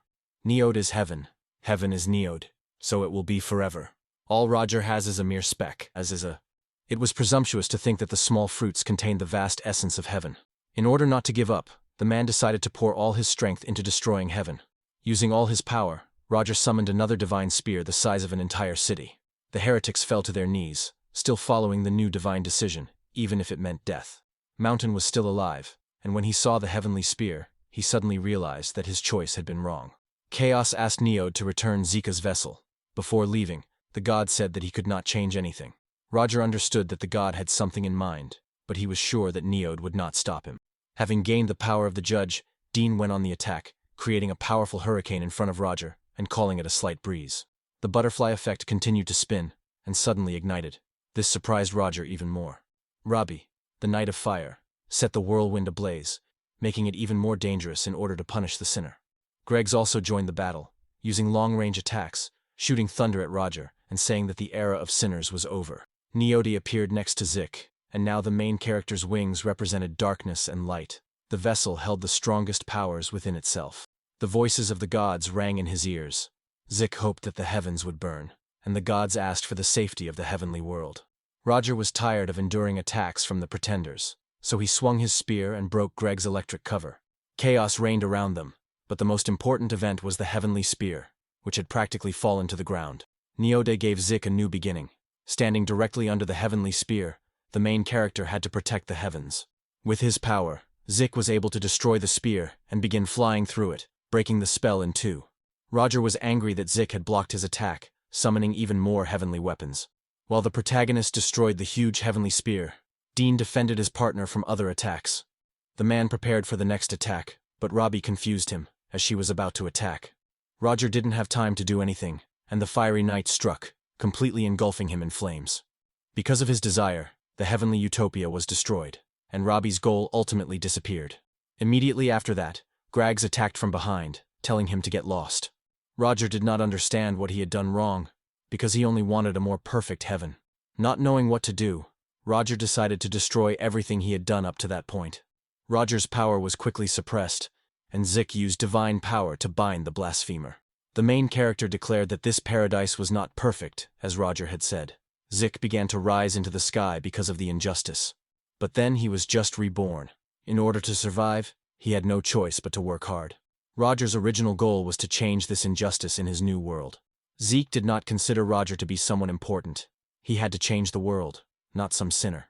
The man didn't care who changed it. As long as there was a way, he was sincere and only hoped for the perfection of heaven. While Zeke lowered his guard against Roger's gentle words, he was going to launch a surprise attack. But before the unexpected blow landed, Fried once again protected his friend with his body. Fried told Zeke to watch both eyes, then coughed up blood and began to fall. Trying to escape Zeke's trap, Roger kept repeating that he was the master of heaven. The main character couldn't attack in that position because he was healing Fried's deep wound. As soon as Roger got out, he immediately launched a long spear attack at Zeke. The attack reached its target and collapsed, giving Roger hope that he had finally won. But in the next moment, he noticed Zeke rushing forward to attack. All of Roger's efforts were in vain. With his attack, the main character left a huge hole in his body, ending the long war. After his death, Roger appeared before the god Neod. The deity said that he understood his son's desires. Dissatisfied, Roger declared that the god Neod had played with his desires like a toy. But this was not the case. The god had given him countless chances for repentance and forgiveness. He wanted to prepare him to lead a new heavenly world, but he brought him only disappointment. Roger asked the god not to mock him, for he considered Neod a false master of the heavenly land. The whole world was built on lies. Perhaps it was close to an illusion. Neod wanted to give his son one last gift, allowing him to live forever in a world where only he existed. The power of God worked, and soon Roger found himself in a world he did not understand, where there was indeed no one around. As soon as Roger died, his body scattered, leaving only a small star that exploded, sending a wave behind it. Suddenly the sky behind Zeke began to break apart, and when he turned around, he noticed a large gap in the sky. The power of chaos began to leave Zeke's body and enter the gap that had suddenly appeared. Chaos emerged from the main character's body and stood before him, but said nothing. When only the power of light remained in his body, Neod began to leave the main character's body. Chaos declared that the imbalance in the heavens could not be corrected. The heavens would collapse if this continued. The current heavens, where the balance had been disrupted, would be destroyed. Zeke did not understand why, because the gods had returned. One day, a rift appeared in the sky. As a result, the sky split into 9 layers and became incomplete. Chaos and Neod are also unstable, because they are the heavens where everyone lives. In addition, the judges mixed up the levels, further exacerbating the instability. As Neod had already said, he was an illusion. Here and elsewhere, he was everything and nothing at the same time. Zeke was interested in everything that had been achieved. Some risked their lives to bring their families back. Some wanted to protect their loved ones. Although the heavens had caused Zeke pain, he now decided to preserve them for everyone around him. Chaos agreed with Neode, and they asked if it wouldn't be better to just destroy the heavens after all the suffering. Zeke went through suffering and came here. The journey was a happy one for him, unstable and unfair, but it seems he found the meaning of his life. Neod noticed that the main character was the vessel that contained all their power, and the choice was up to Zeke. He was the true master of the heavens, and he felt how the power had now given Zeke a choice. With this power, the main character wanted to protect the heavens. There is no such world where everyone is equal. He was born in the deep lands, just as the gods were once born as masters of everything. Chaos laughed at Zeke's ideology, but he could not contradict him, because if the boy wanted it, he had the right to do so. The power could build a new world, and Neod was surprised, because the main character could be the god of the new world. But for him, this power did not originally belong to him. Being a god did not suit Zeke. He thought the title of pretender sounded better. Chaos continued to expand and rage, breaking everything around it into tiny particles. Neode told Zeke that if he wanted to save the heavens, he would have to put chaos to sleep. Even darkness itself agreed that its power was destroying the heavens. The heavenly world could only be saved by putting it to sleep. But if it was put to sleep, nothing would happen to it. Chaos would not disappear forever, but would only return to the deep shadows. Zeke decided to part with him for a while, saying that it was fun to travel with the grumpy old man. After that, the destruction stopped, but everything was not as it had been before. The sky found balance, uniting into one chaotic world. The god Neode did not say goodbye to anyone, as he was in eternity. Having overcome the trials, the children who ascended to heaven together were granted forgiveness. Neode also offered Robbie and Greggs the roles of new judges, since they had brought order to the heavenly chaos. The candidates did not object to their new roles, which greatly pleased the god. There was also a question for Zeke about what he was going to do on this heavenly earth. Now Neode was falling into an eternal sleep. He had all the power and could do anything he wanted. Zeke noticed that Neode spoke as if the two gods had lost their powers, although this was not true. This was the last test from the god. Zeke decided to pass on his powers to Frid, since he did not need them. The main character refused the god's powers, as he was still just a thief. Zeke rushed forward and jumped down, shouting as he fell that he would live as an eternal pretender. Frid returned the power to the god Neode, because he didn't need it either. He wanted to remain the absolute guardian of this sky. Neode took this power and directed it to the heavens, saying that it would remain free for the future. 20 years later, in the deep lands, a boy in tears tried to find the bird of his soul. He continued to sob, for he had long wanted to escape the poverty of the deep lands. A mysterious man with a scar across his face and white hair asked the boy if he needed help. The adult Zeke opened his palm with the soul bird and told the boy that he could become the master of the heavens,